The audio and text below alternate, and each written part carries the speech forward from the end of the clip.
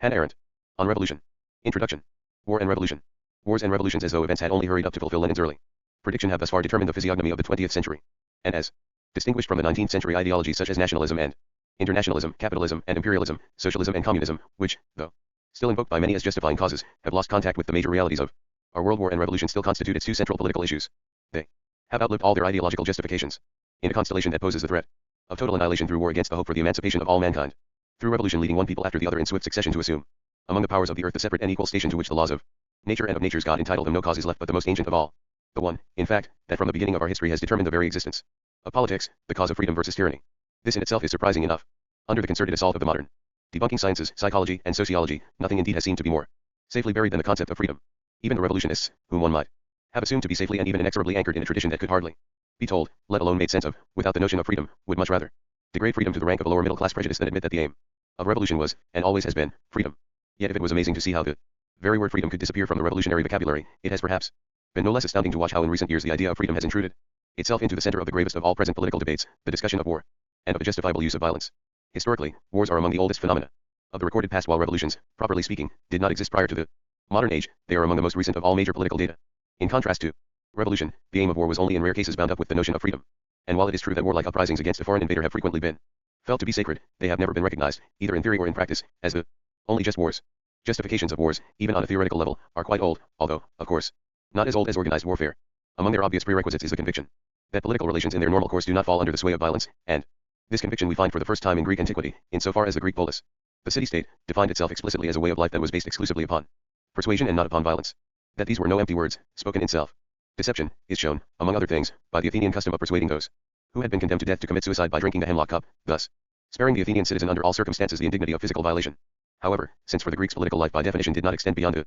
walls of the polis, the use of violence seemed to them beyond the need for justification. In the realm of what we today call foreign affairs or international relations, even though their foreign affairs, with the one exception of the Persian Wars, which saw all Hellas united, concerned hardly more than relations between Greek cities. Outside the walls of the polis, that is, outside the realm of politics in the Greek sense of the word, the strong did what they could, and the weak suffered what they must, Thucydides. Hence we must turn to Roman antiquity to find the first justification of war, together with the first notion that there are just and unjust wars. Yet the Roman distinctions and justifications were not concerned with freedom and drew no line between aggressive and defensive warfare. The war that is necessary is just, said Livy, and hallowed are the arms where no hope exists but in them. Iustum enim est bellum quibus necessarium, et arma ubi nisi in armis specie est. Necessity, since the time of Livy and through the centuries, has meant many things that we today would find quite sufficient to dub a war unjust rather than just. Conquest, expansion, defense of vested interests, conservation of power in view of the rise of new and threatening powers, or support of a given power equilibrium. All these well-known realities of power politics were not only actually the causes of the outbreak of most wars in history, they were also recognized as necessities, that is, as legitimate motives to invoke a decision by arms. The notion that aggression is a crime and that wars can be justified only if they ward off aggression or prevent it acquired its practical and even theoretical significance only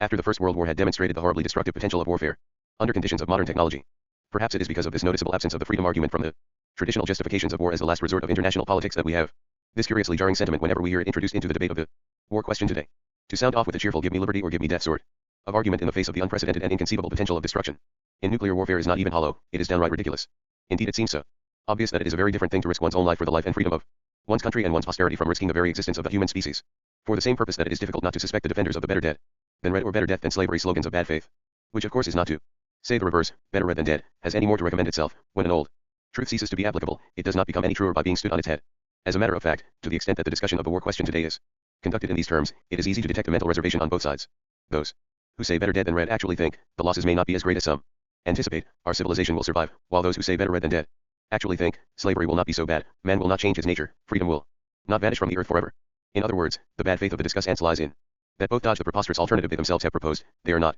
serious. 1. It is important to remember that the idea of freedom was introduced into the debate of the war question after it had become quite obvious that we had reached a stage of technical development where the means of destruction were such as to exclude their rational use. In other words, freedom has appeared in this debate like a deus ex machina to justify what on rational grounds has become unjustifiable. Is it too much to read into the current rather hopeless confusion of issues and arguments a hopeful indication that a profound change in international relations may be about to occur? Namely, the disappearance of war from the scene of politics even without a radical transformation of international relations and without an interchange of men's hearts and minds. Could it not be that our present perplexity in this matter indicates our lack of preparedness for a disappearance of war, our inability to think in terms of foreign policy without having in mind this continuation with other means as its last resort? Quite apart from the threat of total annihilation, which conceivably could be eliminated by new technical discoveries such as a clean bomb or an anti-missile missile, there are a few signs pointing in this direction. There is first the fact that the seeds of total war developed as early as the First World War, when the distinction between soldiers and civilians was no longer respected because it was inconsistent with the new weapons then used. To be sure, this distinction itself had been a relatively Modern achievement, and its practical abolition meant no more than the reversion of warfare to the days when the Romans wiped Carthage off the face of the earth. Under modern circumstances, however, this appearance or reappearance of total war has a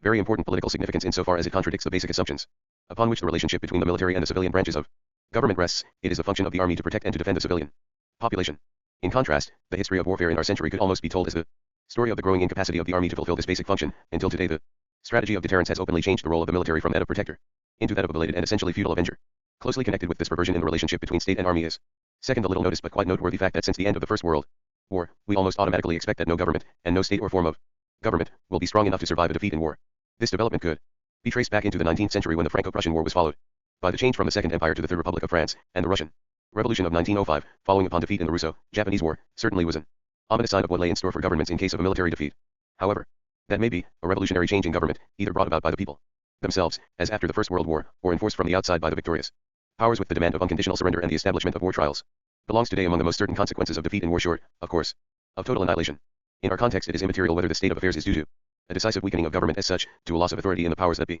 or whether no state and no government, no matter how well established and trusted by its citizens, could withstand the unparalleled terror of violence unleashed by modern warfare upon the whole population. The truth is that even prior to the horror of nuclear warfare, wars had become politically, though not yet biologically, a matter of life and death. And this means that under conditions of modern warfare, that is since the First World War, all governments have lived on borrowed time. The third fact seems to indicate a radical change in the very nature of war through the introduction of the deterrent as the guiding principle in the armament race. For it is indeed true that the strategy of deterrence aims in effect at avoiding rather than winning the war it pretends to be preparing. It tends to achieve its goal by a menace which is never put into execution, rather than by the act itself. To be sure, the insight that peace is the end of war, and that therefore war is the preparation for peace, is at least as old as Aristotle, and the credence that the aim of an armament race is to safeguard the peace is even older, namely as old as the discovery of propaganda lies. But the point of the matter is that today the avoidance of war is not only the true or pretended goal of an overall policy but has become the guiding principle of the military preparations themselves. In other words, the military are no longer preparing for a war which the statesmen hope will never break out. Their own goal has become to develop weapons that will make war impossible. Moreover, it is quite in line with these, as it were, paradoxical efforts that a possible serious substitution of cold wars for hot wars becomes clearly perceptible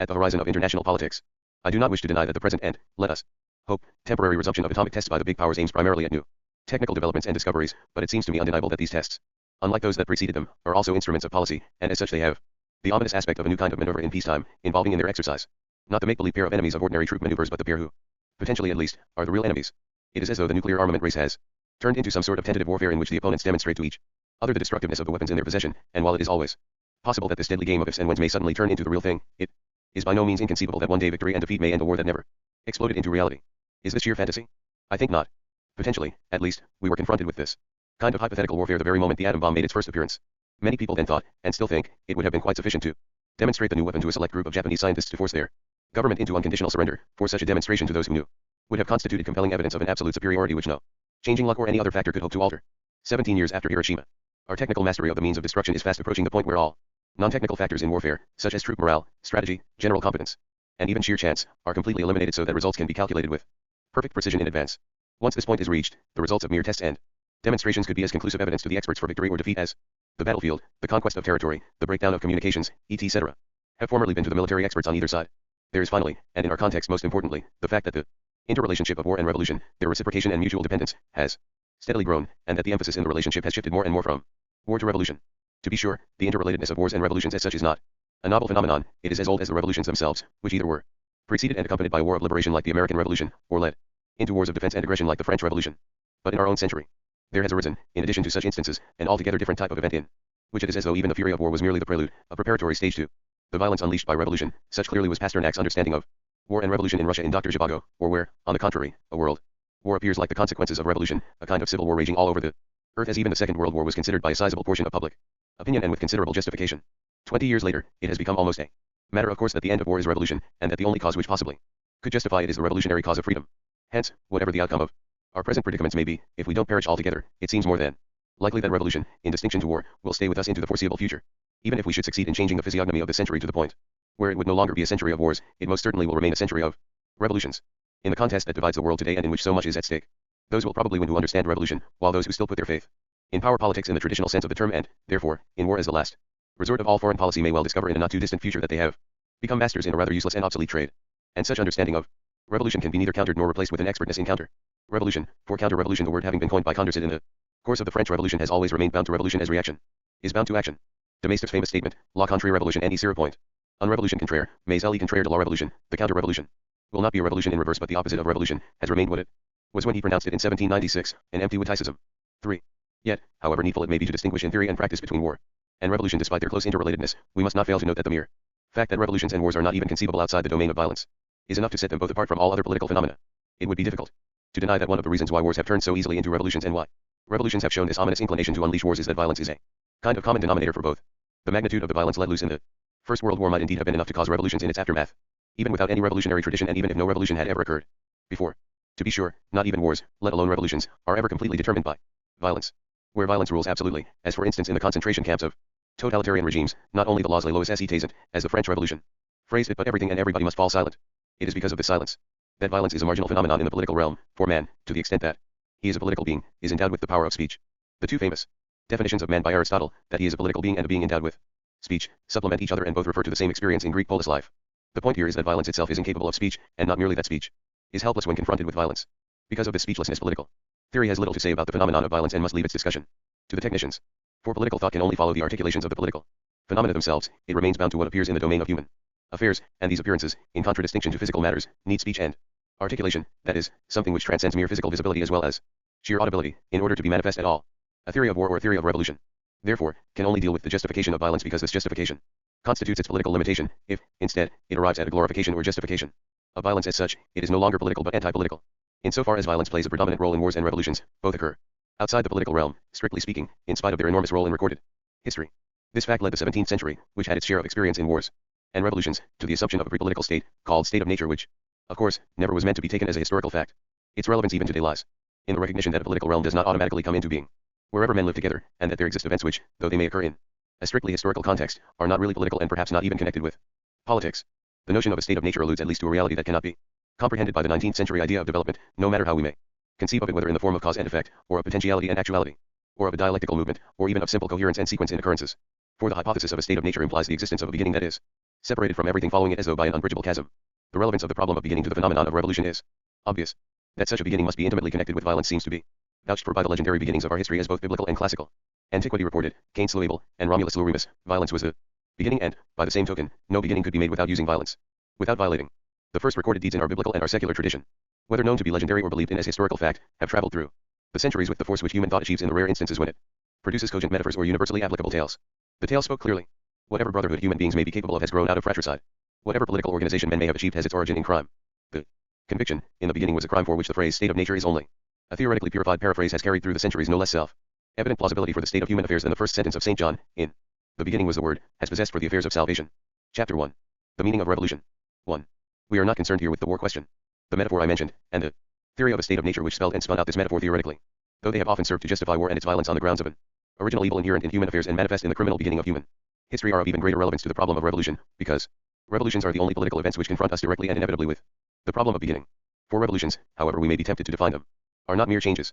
Modern revolutions have little in common with the mutatio rerum of Roman history or the civil strife which disturbed the Greek polis. We cannot equate them with Plato's the quasi-natural transformation of one form of government into another, or with Polybius's, the appointed recurring cycle into which human affairs are bound by reason of their always being driven to extremes. 1. Antiquity was well acquainted with political change and the violence that went with change, but neither of them appeared to it to bring about something altogether new. Changes did not interrupt the course of what the modern age has called history, which, far from starting with a new beginning, was seen as falling back into a different stage of its cycle, prescribing a course which was preordained by the very nature of human affairs and which therefore itself was unchangeable. There is, however, another aspect to modern revolutions for which it may be more promising to find precedents prior to the modern age. Who could deny the enormous role the social question has come to play in all revolutions, and who could fail to recall that Aristotle, when he began to interpret and explain Plato's, had already discovered the importance of what we call today economic motivation, the overthrow of government by the rich and the establishment of an oligarchy, or the overthrow of government by the poor and the establishment of a democracy? Equally well known to antiquity was that tyrants rise to power through the support of the plain or the poor people, and that their greatest chance to keep power lies in the people's desire for equality of condition. The connection between wealth and government in any given country and the insight that forms of government are interconnected with the distribution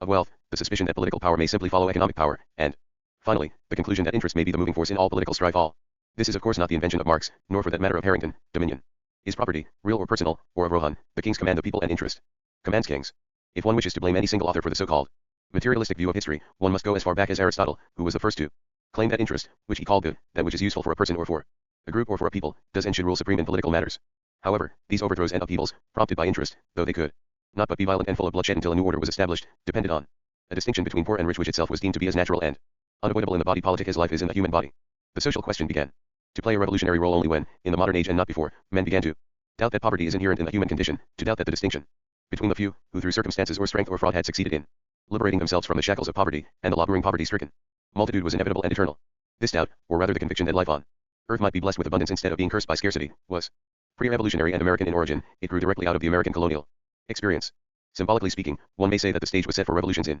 the modern sense of a complete change of society, when John Adams, more than a decade before the actual outbreak of the American Revolution, could state, "I always consider the settlement of America as the opening of a grand scheme and design in providence for the illumination of the ignorant and the emancipation of the slavish heart of mankind all over the earth." Too theoretically speaking, the stage was set when first Locke, probably under the influence of the prosperous conditions of the colonies in the New World, and then Adam Smith held that labor and toil, far from being the appanage of poverty, the activity to which poverty condemned those who were without property, were, on the contrary, the source of all wealth. Under these conditions, the rebellion of the poor, of the slavish part of mankind, could indeed aim at more than liberation of themselves and enslavement of the other part of mankind. America had become the symbol of a society without poverty long before the modern age in its unique technological development had actually discovered the means to abolish that abject misery of sheer want which had always been held to be eternal. And only after this had happened and had become known to European mankind could the social question and the rebellion of the poor come to play a truly revolutionary role. The ancient cycle of sempiternal recurrences had been based upon an assumedly natural distinction of rich and poor. 3. The factual existence of American society prior to the outbreak of the revolution had broken this cycle once and for all. There exists a great body of learned discussion about the influence of the American on the French Revolution, as well as about the decisive influence of European thinkers on the course of the American Revolution itself. Yet, justified and illuminating as these inquiries are bound to be, no demonstrable influence on the course of the French Revolution, such as the fact that it started with the Constituent Assembly, or that the Declaration de Droits de l'Homme was modeled on the example of Virginia's Bill of Rights, can equal the impact of what the Abbé Raynal had already called the surprising prosperity of the lands which still were the English colonies in North America. 4. We shall still have ample opportunity to discuss the influence, or rather the non-influence, of the American Revolution upon the course of modern revolutions. That neither the spirit of this revolution nor the thoughtful and erudite political theories of the founding fathers had much noticeable impact upon the European continent is a fact beyond dispute. What the men of the American Revolution counted among the greatest innovations of the new republican government, the application and elaboration of Montesquieu's theory of a division of powers within the body politic, played a very minor role in the thought of European revolutionists at all times. It was rejected at once, even before the French Revolution broke out, by Turgot, for considerations of national sovereignty. 5. Whose majesty and majesties was Jean Bodin's original word, which he then translated into sovereign, allegedly demanded undivided centralized power. National sovereignty, that is, the majesty of the public realm itself as it had come to be understood in the long centuries of absolute kingship, seemed in contradiction to the establishment of a republic. In other words, it is as though the nation-state, so much older than any revolutions, had defeated the revolution in Europe even before it had made its appearance. What on the other hand posed the most urgent and the politically least solvable problem to all other revolutions, the social question in the form of the terrifying predicament of mass poverty, played hardly any role in the course of the American Revolution. Not the American Revolution, but the existence of conditions in America that had been established and were well known in Europe long before the Declaration of Independence, nourished the revolutionary law in Europe. The new continent had become a refuge, an asylum and a meeting ground of the poor. There had arisen a new race of men, united by the silken bands of mild government and living under conditions of a pleasing uniformity from which absolute poverty worse than death had been banished. Yet Crevecoeur, from whom this is quoted, was radically opposed to the American Revolution, which he saw as a kind of conspiracy of great personages against the common ranks of men. 6. Not the American Revolution and its preoccupation with the establishment of a new body politic, a new form of government, but America, the new continent, the American, a new man, the lovely equality, in Jefferson's words, which the poor enjoy with the rich, revolutionized the spirit of men, first in Europe and then all over the world, and this to such an extent that from the later stages of the French Revolution up to the revolutions of our own time it appeared to revolutionary men more important to change the fabric of society, as it had been changed in America prior to its revolution, than to change the structure of the political realm. If it were true that nothing else was at stake in the revolutions of the modern age than the radical change of social conditions, then indeed one might say that the discovery of America and the colonization of a new continent constituted their origins, as though the lovely equality, which had grown up naturally and, as it were, organically in the New World, could be achieved only through the violence and bloodshed of revolution in the Old World, once word of the New Hope for mankind had spread to it. This view, in many and often quite sophisticated versions, has indeed become rather common among modern historians, who have drawn the logical conclusion that no revolution has ever taken place in America. It is certainly noteworthy that this is somewhat supported by Karl Marx, who seems to have believed that his prophecies for the future of capitalism and the coming proletarian revolutions did not apply to the social developments in the United States. Whatever the merits of Marx's qualifications, and they certainly show more understanding of factual reality than his followers have ever been capable of, these theories themselves are refuted by the simple fact of the American Revolution. For facts are stubborn, they do not disappear when historians or sociologists refuse to learn from them, though they may when everybody has forgotten them. In our case, such oblivion would not be academic. It would quite literally spell the end of the American Republic. A few words need still to be said about the not infrequent claim that all modern revolutions are essentially Christian in origin, and this even when their professed faith is atheism. The argument supporting this claim usually points to the clearly rebellious nature of the early Christian sect, with its stress on the equality of souls before God, its open contempt for all public powers, and its promise of a kingdom of heaven notions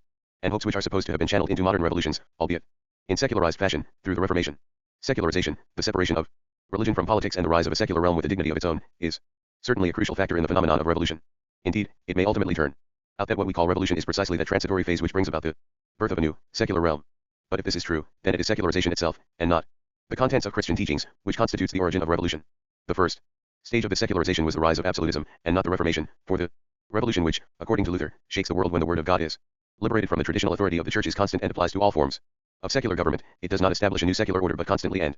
permanently shakes the foundations of all worldly establishment. 7. Luther, it is true, because he eventually became the founder of a new church, could be counted among the great founders in history, but his foundation was not, and never was intended to be, a novice ordo seclorum. On the contrary, it was meant to liberate a truly Christian life, more radically from the considerations and worries of the secular order, whatever it might happen to be. This is not to deny that Luther's dissolution of the bond between authority and tradition, his attempt at basing authority on the divine word itself, instead of deriving it from tradition, has contributed to the loss of authority in the modern age. But this by itself, without the foundation of a new church, would have remained as ineffectual as the eschatological expectations and speculations of the late Middle Ages. From Joachim de Fiori to the Reformatio Sigismundi. The latter, it has been suggested recently, may be considered to be the rather innocent forerunners of modern ideologies. Though undoubted, 8. By the same token, one may see in the eschatological movements of the Middle Ages the forerunners of modern mass hysterias. Yet even a rebellion, let alone a revolution, is considerably more than a mass hysteria. Hence, the rebellious spirit, which seems so manifest in certain strictly religious movements in the modern age, always ended in some great awakening or revivalism which, no matter how much it might revive those who were seized by it, remained politically without consequences and historically futile. Moreover, the theory that Christian teachings are revolutionary in themselves stands no less refuted by fact than the theory of the non-existence of an American Revolution.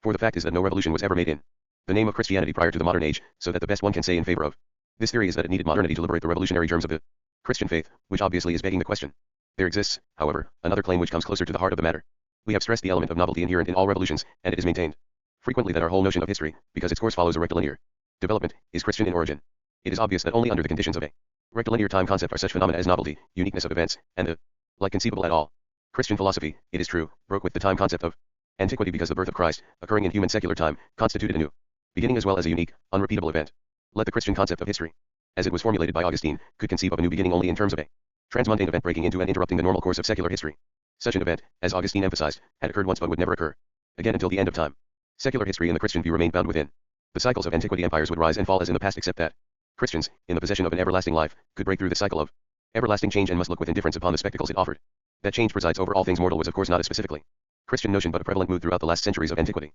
As such, it had a greater affinity with classical Greek philosophical and even pre-philosophical interpretations of human affairs than with the classical spirit of the Roman residential publica. In contradistinction to the Romans, the Greeks were convinced that the changeability occurring in the realm of mortals insofar as they were mortals could not be altered, because it was ultimately based on the fact that the young, who at the same time were new ones, were constantly invading the stability of the status quo. Polybius, who was perhaps the first writer to become aware of the decisive factor of generations following one another through history, looked upon Roman affairs with Greek eyes. When he pointed to this unalterable, constant coming and going in the realm of the political, although he knew it was the business of Roman, as distinguished from Greek education, to bind the new ones to the old, to make the young worthy of their ancestors. 9. The Roman feeling of continuity was unknown in Greece, where the inherent changeability of all things mortal was experienced without any mitigation or consolation, and it was this experience which persuaded Greek philosophers that they need not take the realm of human affairs too seriously, that men should avoid bestowing upon this realm an altogether undeserved dignity. Human affairs changed constantly but never produced anything entirely new. If there existed anything new under the sun, then it was rather men themselves insofar as they were born into the world. But no matter how new the new and young might turn out to be, they were all born throughout the centuries to a natural or historical spectacle that essentially was always the same. 2. The modern concept of revolution, inextricably bound up with the notion that the course of history suddenly begins anew, that an entirely new story, a story never known or told before, is about to unfold, was unknown prior to the two great revolutions at the end of the 18th century. Before they were engaged in what then turned out to be a revolution, none of the actors had the slightest premonition of what the plot of the new drama was going to be. However, once the revolutions had begun to run their course, and long before those who were involved in them could know whether their enterprise would end in victory or disaster, the novelty of the story and the innermost meaning of its plot became manifest to actors and spectators alike. As to the plot, it was unmistakably the emergence of freedom, in 1793, 4 years after the outbreak of the French Revolution, at a time when Robespierre could define his rule as the despotism of liberty without fear of being accused of speaking in paradoxes. Condorcet summed up what everybody knew: the word revolutionary can be applied only to revolutions whose aim is freedom. 10. That revolutions were about to usher in an entirely new era had been attested even earlier with the establishment of the revolutionary calendar, in which the year of the execution of the king and the proclamation of the republic was counted as the year 1. Crucial, then, to any understanding of revolutions in the modern age is that the idea of freedom and the experience of a new beginning should coincide. And since the current notion of the free world is that freedom, and neither justice nor greatness, is the highest criterion for judging the constitutions of political bodies, it is not only our understanding of revolution but our conception of freedom, clearly revolutionary in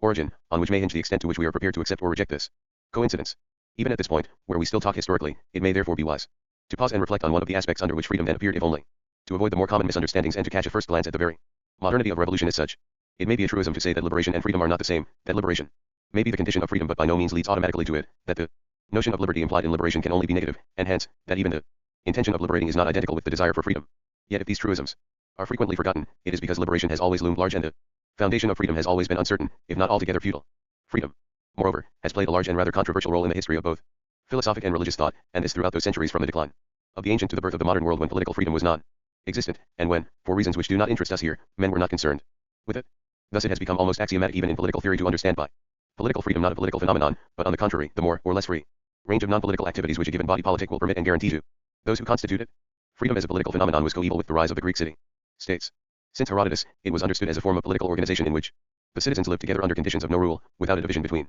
rulers and ruled. 11. This notion of no rule was expressed by the word isonomy, whose outstanding characteristic among the forms of government, as the ancients had enumerated them, was that the notion of rule, the archy from in monarchy and oligarchy, or the cracy from in democracy, was entirely absent from it. The polis was supposed to be an isonomy, not a democracy. The word democracy, expressing even and majority rule, the rule of the many, was originally coined by those who were opposed to isonomy and who meant to say, what you say is no rule is in fact only another kind of rulership, it is the worst form of government, ruled by the demos. 12. Hence, equality, which we, following Tocqueville's insights, frequently see as a danger to freedom, was originally almost identical with it. But this equality within the range of the law, which the word isonomy suggested, was not equality of condition. Though this equality, to an extent, was the condition for all political activity in the ancient world, where the political realm itself was open only to those who owned property and slaves, but the equality of those who form a body of peers. Isonomy. Guaranteed, equality, but not because all men were born or created equal, but, on the contrary, because men were by nature not equal, and needed an artificial institution, the polis, which by virtue of its would make them equal. Equality existed only in this specifically political realm, where men met one another as citizens, and not as private persons. The difference between this ancient concept of equality and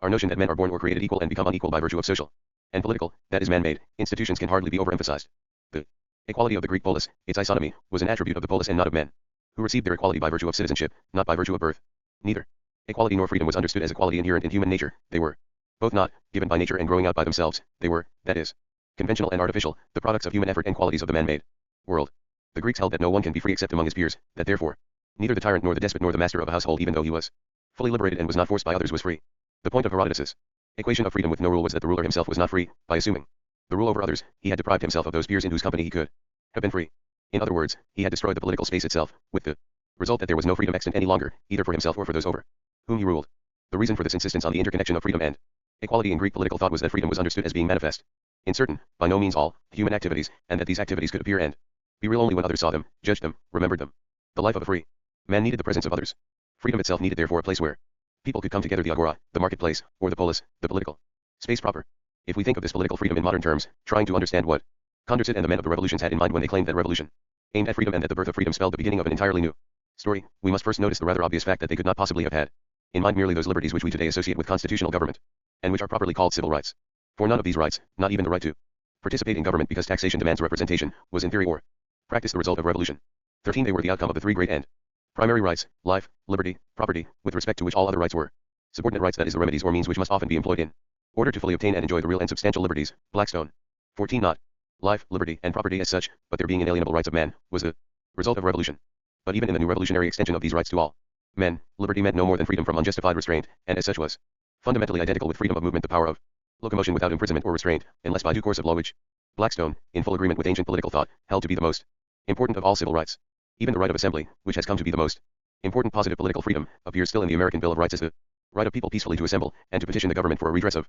grievances. First Amendment, whereby historically the right to petition is the primary right, and the historically correct interpretation must read the right to assemble in order to petition. 15. All these liberties, to which we might add our own claims to be free from want and fear, are of course essentially negative. They are the results of liberation, but they are by no means the actual content of freedom, which, as we shall see later, is participation in public affairs, or admission to the public realm. If revolution had aimed only at the guarantee of civil rights, then it would not have aimed at freedom but at liberation from governments which had overstepped their powers and infringed upon old and well-established rights. The difficulty here is that revolution as we know it in the modern age has always been concerned with both liberation and freedom. And since liberation, whose fruits are absence of restraint and possession of the power of locomotion, is indeed a condition of freedom, nobody would ever be able to arrive at a place where freedom rules if he could not move without restraint. It is frequently very difficult to say where the mere desire for liberation, to be free from oppression, ends, and the desire for freedom as the political way of life begins. The point of the matter is that while the former, the desire to be free from oppression, could have been fulfilled under monarchical though not under tyrannical, let alone despotic rulership, the latter necessitated the formation of a new, or rather rediscovered form of government. It demanded the constitution of a republic. Nothing, indeed, is truer, more clearly borne out by facts which, alas, have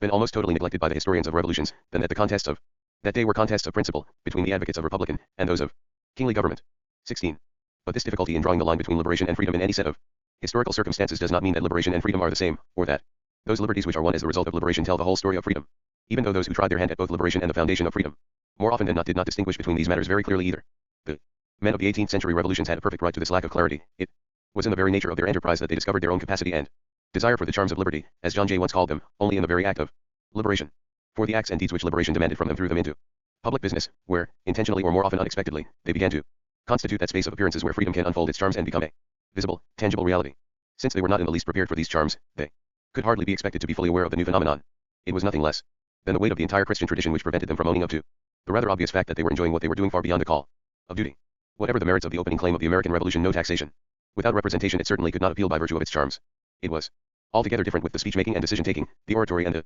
business, the thinking and the persuading, and the actual doing which proved necessary to drive this claim to its logical conclusion, independent government and the foundation of a new body politic. It was through these experiences that those who, in the words of John Adams, had been called without expectation and compelled without previous inclination discovered that it is action, not rest, that constitutes our pleasure. 17. What the revolutions brought to the fore was this experience of being free, and this was a new experience, not, to be sure, in the history of Western mankind it was common enough in both Greek and Roman antiquity, but with regard to the centuries which separate the downfall of the Roman Empire from the rise of the modern age. And this relatively new experience, new to those at any rate who made it, was at the same time the experience of man's faculty to begin something new. These two things together, a new experience which revealed man's capacity for novelty, are at the root of the enormous pathos which we find in both the American and the French revolutions, this ever-repeated insistence that nothing comparable in grandeur and significance had ever happened in the whole recorded history of mankind, and which, if we had to account for it in terms of successful reclamation of civil rights, would sound entirely out of place. Only where this pathos of novelty is present and where novelty is connected with the idea of freedom are we entitled to speak of revolution. This means, of course, that revolutions are more than successful insurrections, and that we are not justified in calling every coup d'état a revolution, or even in detecting one in each civil war. Oppressed people have often risen in rebellion, and much of ancient legislation can be understood only as safeguards against the ever-feared, though rarely occurring, uprising of the slave population. Civil war and factional strife, moreover, seemed to the ancients the greatest dangers to every body politic, and Aristotle's, that curious friendship he demanded for the relationships between the citizens, was conceived as the most reliable safeguard against them. Coups d'état and palace revolutions, where power changes hands from one man to another, from one clique to another, depending on the form of government in which the coup d'état occurs, have been less feared because the change they bring is circumscribed to the sphere of government and carries a minimum of unquiet to the people at large, but they have been equally well known and described. All these phenomena have in common with revolution that they are brought about by violence, and this is the reason why they are so frequently identified with it. But violence is no more adequate to describe the phenomenon of revolution than change. Only where change occurs in the sense of a new beginning, where violence is used to constitute an altogether different form of government, to bring about the formation of a new body politic, where the liberation from oppression aims at least at the constitution of freedom, can we speak of revolution. And the fact is that although history has always known those who, like Alcibiades, wanted power for themselves, or those who, like Catiline, were rerum novarum cupidi, eager for new things, the revolutionary spirit of the last centuries, that is the eagerness to liberate and to build a new house where freedom can dwell, is unprecedented and unequaled in all prior history. 3. One way to date the actual birth of such general historical phenomena as revolutions,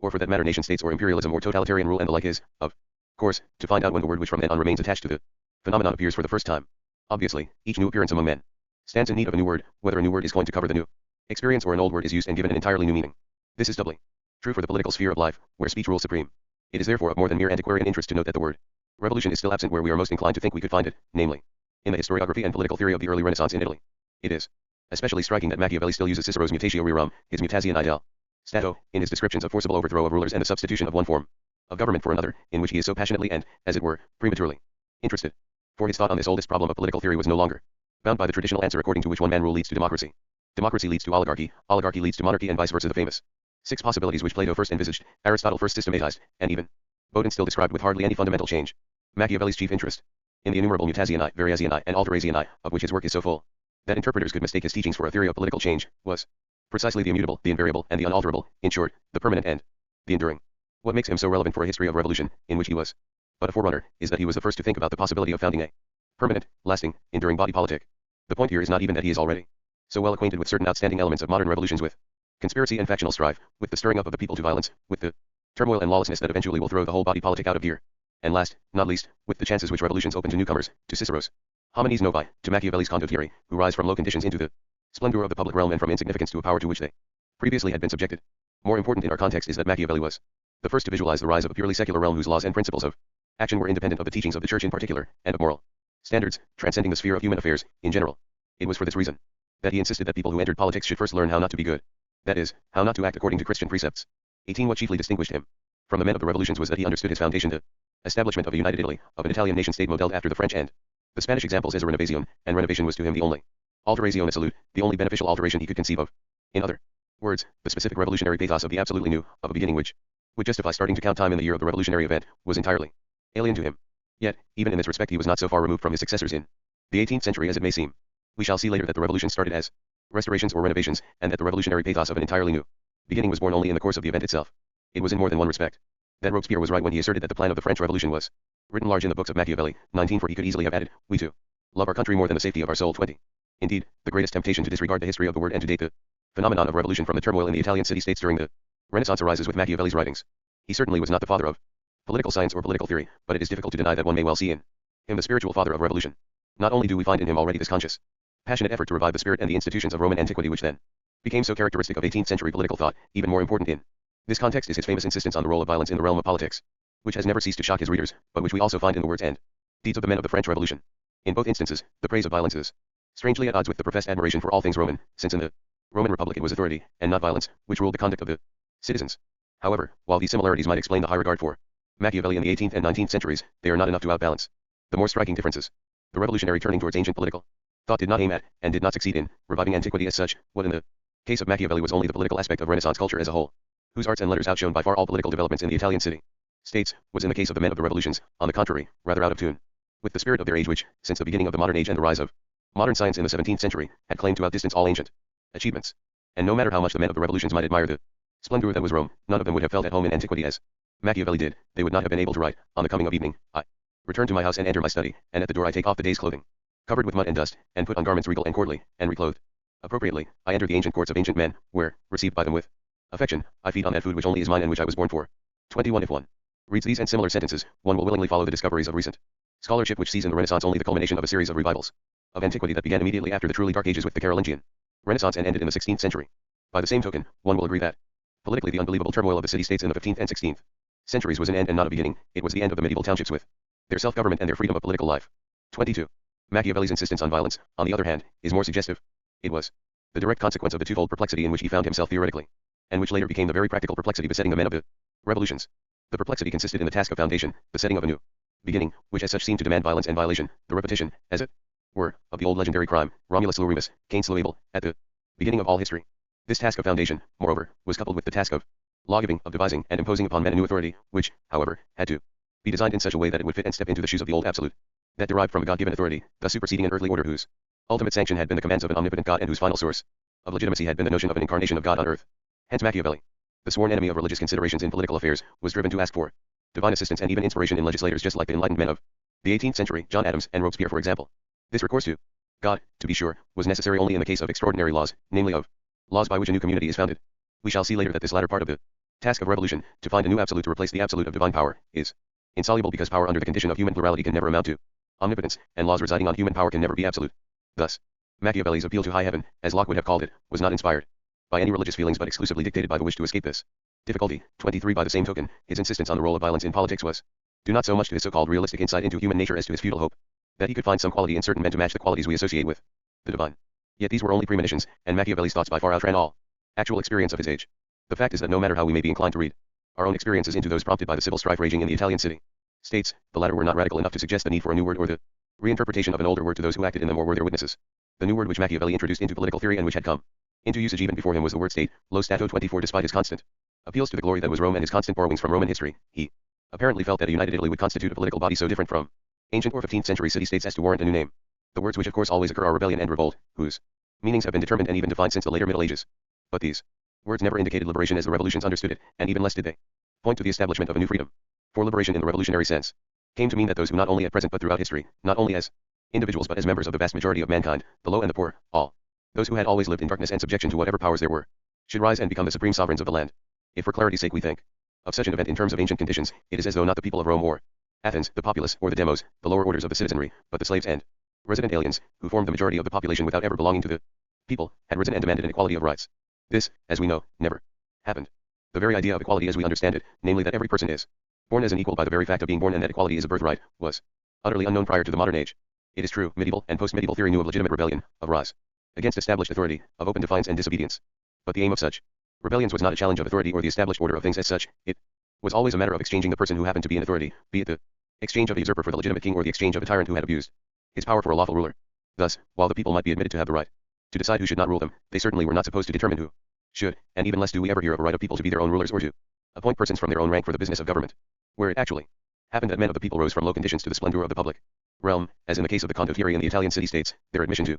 public business and power was due to qualities by which they distinguished themselves from the people, by a virtue which was all the more praised and admired as it could not be accounted for through social origin and birth. Among the rights, the old privileges, and liberties of the people, the right to a share in government was conspicuously absent, and such a right of self-government is not even fully present in the famous right of representation for the purposes of taxation. In order to rule, one had to be a born ruler, a free-born man in antiquity, a member of the nobility in feudal Europe, and although there were enough words in pre-modern political language to describe the uprising of subjects against a ruler, there was none which would describe a change so radical that the subjects became rulers themselves. For That the phenomenon of revolution is unprecedented in pre-modern history is by no means a matter of course. To be sure, many people would agree that eagerness for new things combined with the conviction that novelty as such is desirable are highly characteristic of the world we live in, and to equate this mood of modern society with a so-called revolutionary spirit is very common indeed. However, if we understand by revolutionary spirit the spirit which actually grew out of revolution, then this modern yearning for novelty at any price must be carefully distinguished from it. Psychologically speaking, the experience of foundation combined with the conviction that a new story is about to unfold in history will make men conservative rather than revolutionary, eager to preserve what has been done and to assure its stability rather than open for new things, new developments, new ideas. Historically speaking. Moreover, the men of the first revolutions, that is, those who not only made a revolution but introduced revolutions onto the scene of politics, were not at all eager for new things, for a novice ordo seclorum, and it is this disinclination for novelty which still echoes in the very word revolution, a relatively old term which only slowly acquired its new meaning. In fact, the very usage of this word indicates most clearly the lack of expectation and inclination on the side of the actors, who were no more prepared for anything unprecedented than were the contemporary spectators. The point of the matter is that the enormous pathos of a new era, which we find in almost identical terms and in endless variations uttered by the actors of the American as of the French Revolution, came to the fore only after they had come, much against their will, to a point of no return. The word revolution was originally an astronomical term which gained increasing importance in the natural sciences through Copernicus's de revolutionibus orbium coalescium. 25 In this scientific usage, it retained its precise Latin meaning, designating the regular, lawfully revolving motion of the stars, which, since it was known to be beyond the influence of man and hence irresistible, was certainly characterized neither by newness nor by violence. On the contrary, the word clearly indicates a recurring cyclical movement. It is the perfect Latin translation of polybiuses, a term which also originated in astronomy and was used metaphorically in the realm of politics. If used for the affairs of men on earth, it could only signify that the few known forms of government revolve among the mortals in eternal recurrence and with the same irresistible force which makes the stars follow their preordained paths in the skies. Nothing could be farther removed from the original meaning of the word revolution than the idea of which all revolutionary actors have been possessed and obsessed, namely, that they are agents in a process which spells the definite end of an old order and brings about the birth of a new world. If the case of modern revolutions were as clear-cut as a textbook definition, the choice of the word revolution would be even more puzzling than it actually is. When the word first descended from the skies and was introduced to describe what happened on earth among mortal men, it appeared clearly as a metaphor, carrying over the notion of an eternal, irresistible, ever-recurring motion to the haphazard movements, the UPS, and downs of human destiny, which have been likened to the rising and setting of sun, moon, and stars since times immemorial. In the 17th century, where we find the word for the first time as a political term, the metaphoric content was even closer to the original meaning of the word, for it was used for a movement of revolving back to some pre-established point and, by implication, of swinging back into a preordained order. Thus, the word was first used not when what we call a revolution broke out in England, and Cromwell rose to the first revolutionary dictatorship, but on the contrary, in 1660, after the overthrow of the Rump Parliament and at the occasion of the restoration of the monarchy. In precisely the same sense, the word was used in 1688, when the Stuarts were expelled and the kingly power was transferred to William and Mary. 26. The Glorious Revolution, the event through which very paradoxically the term found its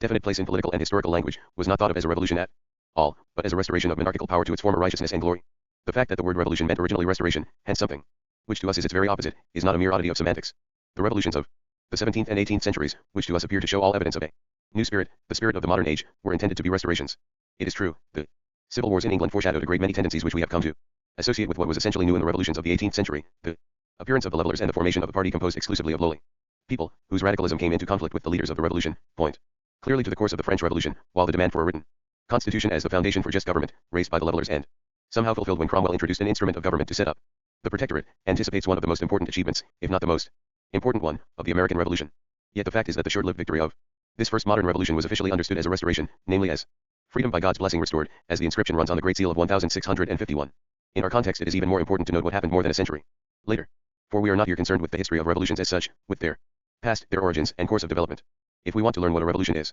its general implications for man as a political being, its political significance for the world we live in, its role in modern history, we must turn to those historical moments when revolution made its full appearance, assumed a kind of definite shape, and began to cast its spell over the minds of men, quite independent of the abuses and cruelties and deprivations of liberty which might have caused them to rebel. We must turn, in other words, to the French and the American revolutions, and we must take into account that both were played in their initial stages by men who were firmly convinced that they would do no more than restore an old order of things that had been disturbed and violated by the despotism of absolute monarchy or the abuses of colonial government. They pleaded in all sincerity that they wanted to revolve back to old times when things had been as they ought to be. This has given rise to a great deal of confusion, especially with respect to the American Revolution, which did not devour its own children and where therefore the men who had started the restoration were the same men who began and finished the revolution and even lived to rise to power and office in the new order of things. What they had thought was a restoration, the retrieving of their ancient liberties, turned into a revolution, and their thoughts and theories about the British Constitution, the rights of Englishmen, and the forms of colonial government ended with the Declaration of Independence. But the movement which led to revolution was not revolutionary except by inadvertence, and Benjamin Franklin, who had more first-hand information about the colonies than any other man, could later write in all sincerity, I never had heard in any conversation from any person drunk or sober, the least expression of a wish for a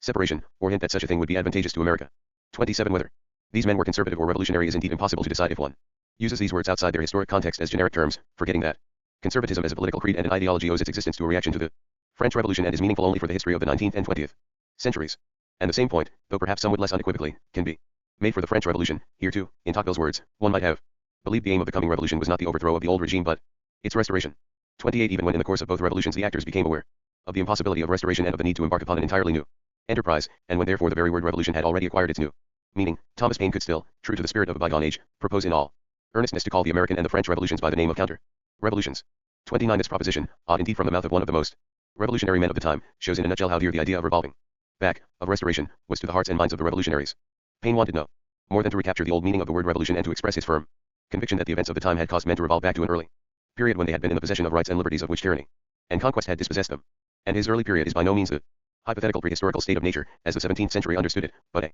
definite, though undefined, period in history. Paine, we should remember, used the term counter-revolution in reply to Burke's forceful defense of the rights of an Englishman, guaranteed by age-old custom and history, against the newfangled idea of the rights of man. But the point is that Paine, no less than Burke, felt absolute novelty would be an argument against, not for, the authenticity and legitimacy of such rights. Needless to add that, historically speaking, Burke was right and Paine was wrong. There is no period in history to which the declaration of the rights of man could have harkened back. Former centuries might have recognized that men were equal with respect to God or the gods, for this recognition is not Christian but Roman in origin. Roman slaves could be full-fledged members of religious corporations and, within the limits of sacred law, their legal status was the same as that of the free man. 30 But inalienable political rights of all men by virtue of birth would have appeared to all ages prior to our own as they appear to Burke a contradiction in terms. And it is interesting to note that the Latin word homo, the equivalent of man, signified originally somebody who was nothing but a man, a rightless person, therefore, and a slave. For our present purpose and especially for our ultimate effort to understand the most elusive and yet the most impressive facet of modern revolutions, namely, the revolutionary spirit, it is of importance to remember that the whole notion of novelty and newness as such existed prior to the revolutions, and yet was essentially absent from their beginnings. In this, as in other respects, one is tempted to argue that the men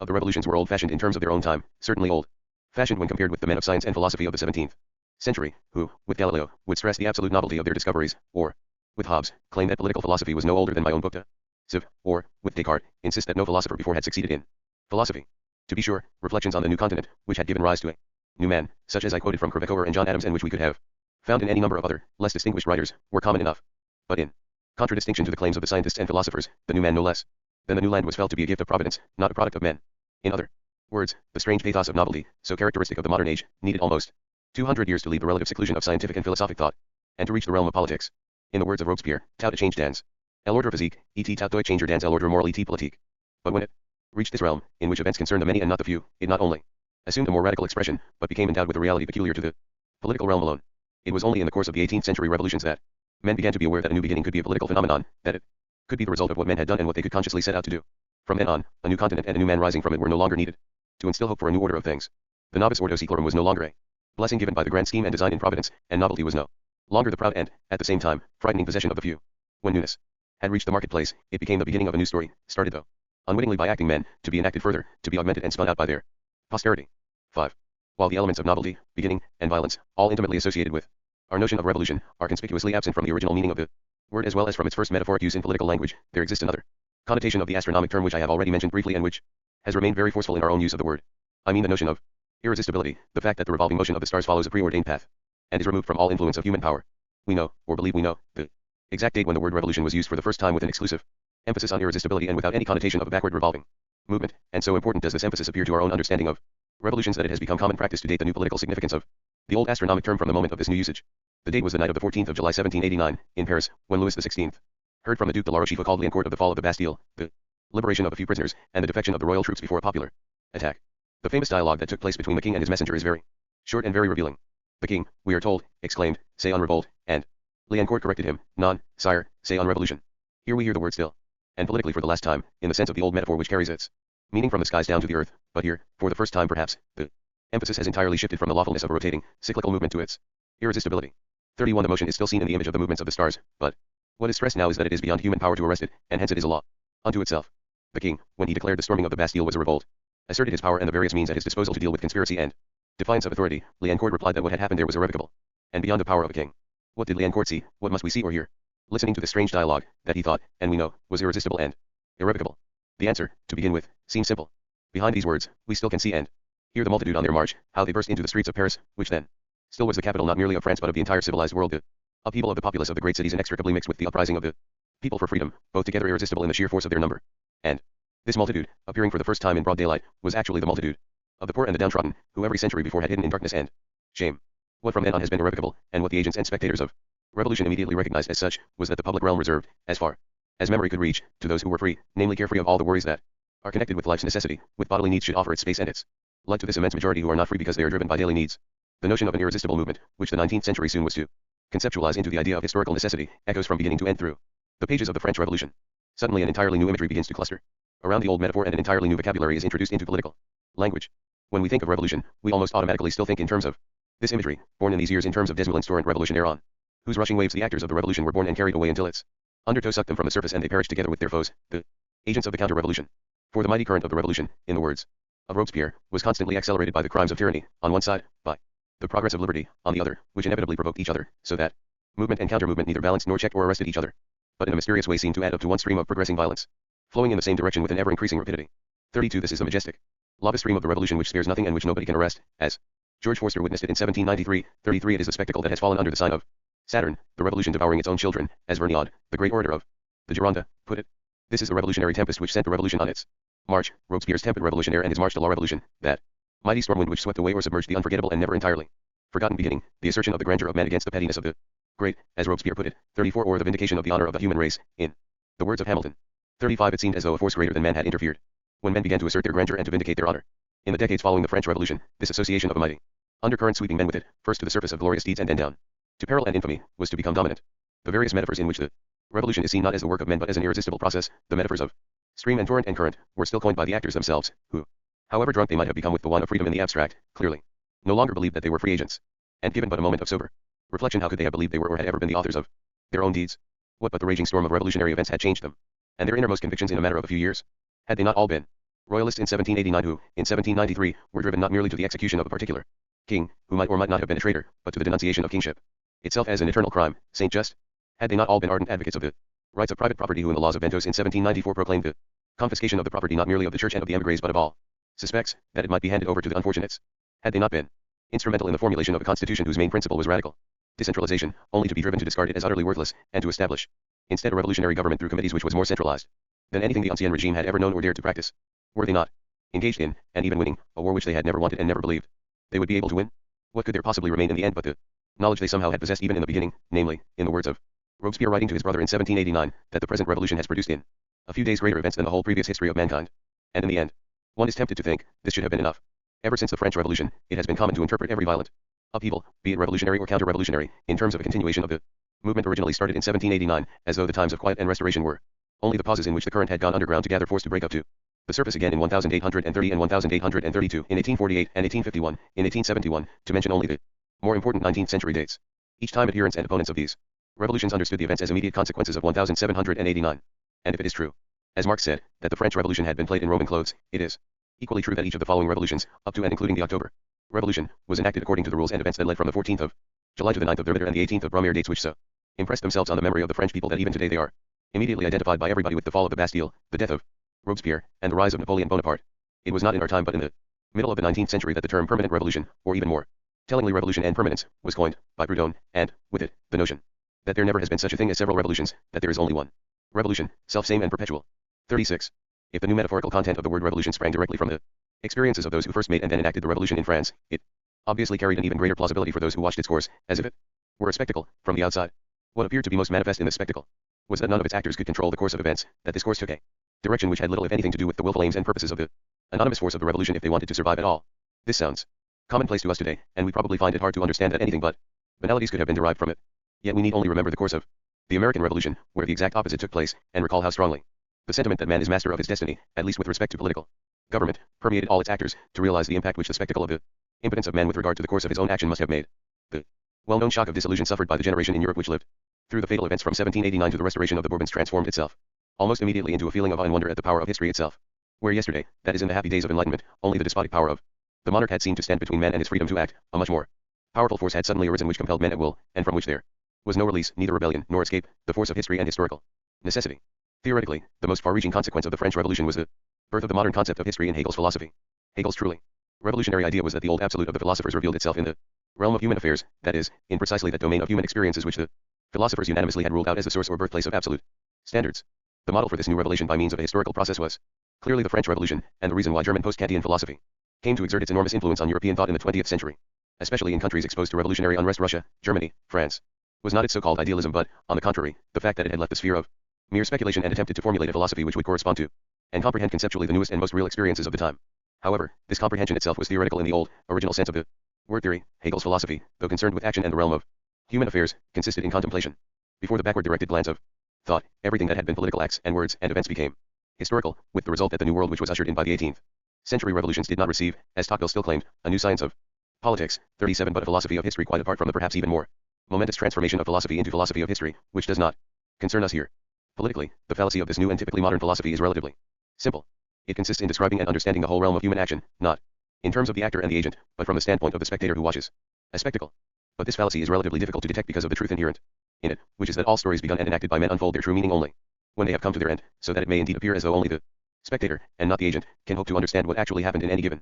chain of deeds and events. It was to the spectator even more forcefully than to the actor that the lesson of the French Revolution appeared to spell out historical necessity, or that Napoleon Bonaparte became a destiny. 38. Yet the point of the matter is that all those who, throughout the 19th century and deep into the 20th, followed in the footsteps of the French Revolution saw themselves not merely as successors of the men of the French Revolution but as agents of history and historical necessity, with the obvious and yet paradoxical result that instead of freedom, necessity became the chief category of political and revolutionary thought. Still, without the French Revolution it may be doubted that philosophy would ever have attempted to concern itself with the realm of human affairs, that is, to discover absolute truth in a domain which is ruled by men's relations and relationships with one another and hence is relative by definition. Truth, even though it was conceived historically, that is, was understood to unfold in time and therefore did not necessarily need to be valid for all times, still had to be valid for all men, regardless of where they happened to dwell and of which country they happened to be citizens. Truth, in other words, was supposed to relate and to correspond not to citizens, in whose midst there could exist only a multitude of opinions, and not to nationals, whose sense for truth was limited by their own history and national experience. Truth had to relate to man qua man, who as a worldly, tangible reality, of course, existed nowhere. History, therefore, if it was to become a medium of the revelation of truth, had to be world history, and the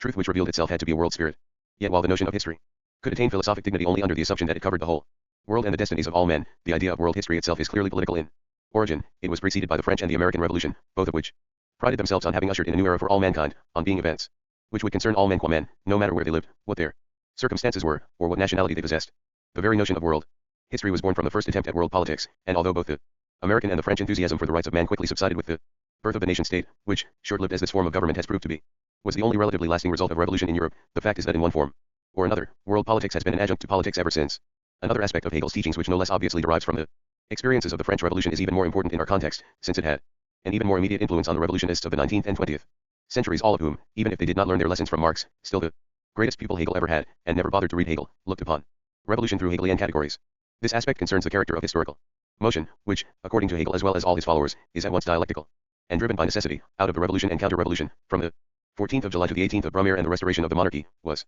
born the dialectical movement and counter-movement of history which bears men on its irresistible flow, like a powerful undercurrent, to which they must surrender the very moment they attempt to establish freedom on earth. This is the meaning of the famous dialectics of freedom and necessity, in which both eventually coincide, perhaps the most terrible and, humanly speaking, least bearable paradox in the whole body of modern thought. And yet, Hegel, who once had seen in the year 1789 the moment when the earth and the heavens had become reconciled, might still have thought in terms of the original metaphorical content of the word revolution, as though in the course of the French Revolution the lawfully irresistible movement of the heavenly bodies had descended upon the earth and the affairs of men, bestowing upon them a necessity and regularity which had seemed beyond the melancholy haphazardness, cant, the sad mixture of violence and meaninglessness, Goethe, which up to then had seemed to be the outstanding quality of history and of the course of the world. Hence, the paradox that freedom is the fruit of necessity, in Hegel's own understanding, was hardly more paradoxical than the reconciliation of heaven and earth. Moreover, there was nothing facetious in Hegel's theory and no empty witticism in his dialectics of freedom and necessity. On the contrary, they must even then have forcefully appealed to those who still stood under the impact of political reality. The unabated strength of their plausibility has resided ever since much less on theoretical evidence than on an experience repeated time and again in the centuries of wars and revolution. The modern concept of history,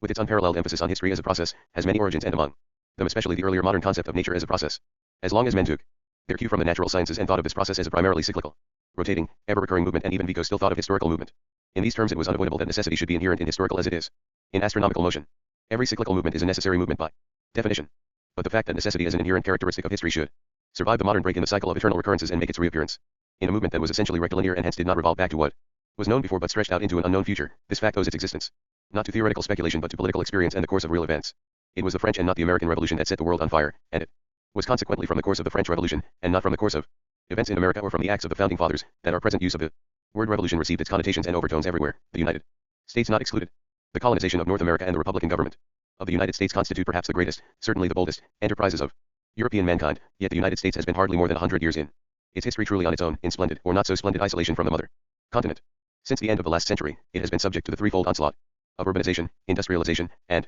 perhaps most important of all, mass immigration. Since then, theories and concepts, though unfortunately not always their underlying experiences, have migrated once more from the old to the new world, and the word revolution, with its associations, is no exception to this rule. It is odd indeed to see that 20th century American, even more than European learned opinion, is often inclined to interpret the American Revolution in the light of the French Revolution, or to criticize it because it so obviously did not conform to lessons learned from the latter. The sad truth of the matter is that the French Revolution, which ended in disaster, has made world history, while the American Revolution, so triumphantly successful, has remained an event of little more than local importance. For whenever in our own century revolutions appeared on the scene of politics, they were seen in images drawn from the course of the French Revolution, comprehended in concepts coined by spectators, and understood in terms of historical necessity. Conspicuous by its absence in the minds of those who made the revolutions as well as of those who watched and tried to come to terms with them, was the deep concern with forms of government so characteristic of the American Revolution, but also very important in the initial stages of the French Revolution. It was the men of the French Revolution who, overawed by the spectacle of the multitude, exclaimed with Robespierre, La République, La Monarchie, J.E.N.E. Condé la question sociale. And they lost, together with the institutions and constitutions which are the soul of the Republic, Saint Just, the Revolution itself. 39 Since then, men swept willy-nilly by revolutionary stormwinds into an uncertain future have taken the place of the proud architects who intended to build their new houses by drawing upon an accumulated wisdom of all past ages as they understood it, and with these architects went the reassuring confidence that a novis ordo seclorum could be built on ideas, according to a conceptual blueprint whose very age vouchsafed its truth. Not thought, only the practice, only the application would be new. The time, in the words of Washington, was auspicious because it had laid open for us the treasures of knowledge acquired by labors of philosophers, sages, and legislators through a long succession of years. With their help, the men of the American Revolution felt they could begin to act after circumstances, and English policy had left them no other alternative than to found an entirely new body politic. And since they had been given the chance to act, history and circumstances could no longer be blamed. If the citizens of the United States should not be completely free and happy, the fault will be entirely their own. 40 It would never have occurred to them that only a few decades later the keenest and most thoughtful observer of what they had done would conclude, I go back from age to age up to the remotest antiquity, but I find no parallel to what is occurring before my eyes, as the past has ceased to throw its light upon the future, the mind of man wanders in obscurity. 41. The magic spell which historical necessity has cast over the minds of men since the beginning of the 19th century gained in potency by the October Revolution, which, for our century, has had the same profound meaningfulness of first crystallizing the best of men's hopes and then realizing the full measure of their despair that the French Revolution had for its contemporaries. Only this time it was not unexpected experiences which hammered the lesson home, but a conscious modeling of a course of action upon the experiences of a bygone age and event. To be sure, only the two-edged compulsion of ideology and terror, one compelling men from within and the other compelling them from without, can fully explain the meekness with which revolutionists in all countries which fell under the influence of the Bolshevik Revolution have gone to their doom. But there the lesson presumably learned from the French Revolution has become an integral part of the self-imposed compulsion of ideological thinking today. The trouble has always been the same. Those who went into the school of revolution learned and knew beforehand the course a revolution must take. It was the course of events, not the men of the revolution, which they imitated. Had they taken the men of the revolution as their models, they would have protested their innocence to their last breath. 42 But they could not do this because they knew that a revolution must devour its own children, just as they knew that a revolution would take its course in a sequence of revolutions, or that the open enemy was followed by the hidden enemy under the mask of the suspects, or that a revolution would split into two extreme factions, the indulgents and the enrages, that actually or objectively worked together in order to undermine the revolutionary government, and that the revolution was saved by the man in the middle, who, far from being more moderate, liquidated the right and the left as Robespierre had liquidated Danton and Hébert. What the men of the Russian Revolution had learned from the French Revolution, and this learning constituted almost their entire preparation, was history and not action. They had acquired the skill to play whatever part the great drama of history was going to assign them, and if no other role was available but that of the villain, they were more than willing to accept their part rather than remain outside the play. There is some grandiose ludicrousness in the spectacle of these men who had dared to defy all powers that be and to challenge all authorities on earth, whose courage was beyond a shadow of a doubt, submitting, often from one day to the other, humbly, and without so much as a cry of outrage, to the call of historical necessity, no matter how foolish and incongruous the outward appearance of this necessity must have appeared to them. They were fooled, not because the words of Danton and Vergniaud, of Robespierre and Saint Just, and of all the others still rang in their ears. They were fooled by history, and they have become the fools of history. Chapter 2. The social question. Les malheureux sont la puissance de la terre. Saint Just. 1. The professional revolutionaries of the early 20th century may have been the fools of history, but they certainly were themselves no fools. As a category of revolutionary thought, the notion of historical necessity had more to recommend itself than the mere spectacle of the French Revolution, more even than the thoughtful remembrance of its course of events and the subsequent condensation of happenings into concepts. Behind the appearances was a reality, and this reality was biological and not historical, though it appeared now perhaps for the first time in the full light of history. The most powerful necessity of which we are aware in self-introspection is the life process which permeates our bodies and keeps them in a constant state of a change whose movements are automatic, independent of our own activities, and irresistible, i.e., of an overwhelming urgency. The less we are doing ourselves, the less active we are, the more forcefully will this biological process assert itself, impose its inherent necessity upon us, and overawe us with the fateful automatism of sheer happening that underlies all human history. The necessity of historical processes, originally seen in the image of the revolving, lawful, and necessary motion of the heavenly bodies, found its powerful counterpart in the recurring necessity to which all human life is subject. When this had happened, and it happened when the poor, driven by the needs of their bodies, burst on to the scene of the French Revolution, the astronomic metaphor so plausibly apposite to the sempiternal change, the ups and downs of human destiny, lost its old connotations, and acquired the biological imagery which underlies and pervades the organic and social theories of history, which all have in common that they see a multitude, the factual plurality of a nation or a people or society in the image of one supernatural body driven by one superhuman, irresistible general will. The reality which corresponds to this modern imagery is what, since the 18th century, we have come to call the social question, and what we may better and more simply call the existence of poverty. Poverty is more than deprivation, it is a state of constant want and acute misery whose ignominy consists in its dehumanizing force. Poverty is abject because it puts men under the absolute dictate of their bodies, that is, under the absolute dictate of necessity as all men know it from their most intimate experience and outside all speculations. It was under the rule of this necessity that the Multitude rushed to the assistance of the French Revolution, inspired it, drove it onward, and eventually sent it to its doom, for this was the multitude of the poor. When they appeared on the scene of politics, necessity appeared with them, and the result was that the power of the old regime became impotent and the new republic was stillborn. Freedom had to be surrendered to necessity, to the urgency of the life process itself. When Robespierre declared that everything which is necessary to maintain life must be common good and only the surplus can be recognized as private property, he was not only reversing pre-modern political theory, which held that it was precisely the citizens' surplus in time and goods that must be given and shared in common, he was, again in his own words, finally subjecting revolutionary government to the most sacred of all laws, the welfare of the people, the most irrefragable of all titles, necessity. One in other words, he had abandoned his own despotism of liberty, his dictatorship for the sake of the foundation of freedom, to the rights of the sans-culottes, which were dress, food and the reproduction of their species. To it was necessity, the urgent needs of the people, that unleashed the terror and sent the revolution to its doom. Robespierre, finally, knew well enough what had happened, though he formulated it, in his last speech, in the form of prophecy: we shall perish because, in the history of mankind, we missed the moment to found freedom. Not the conspiracy of kings and tyrants but the much more powerful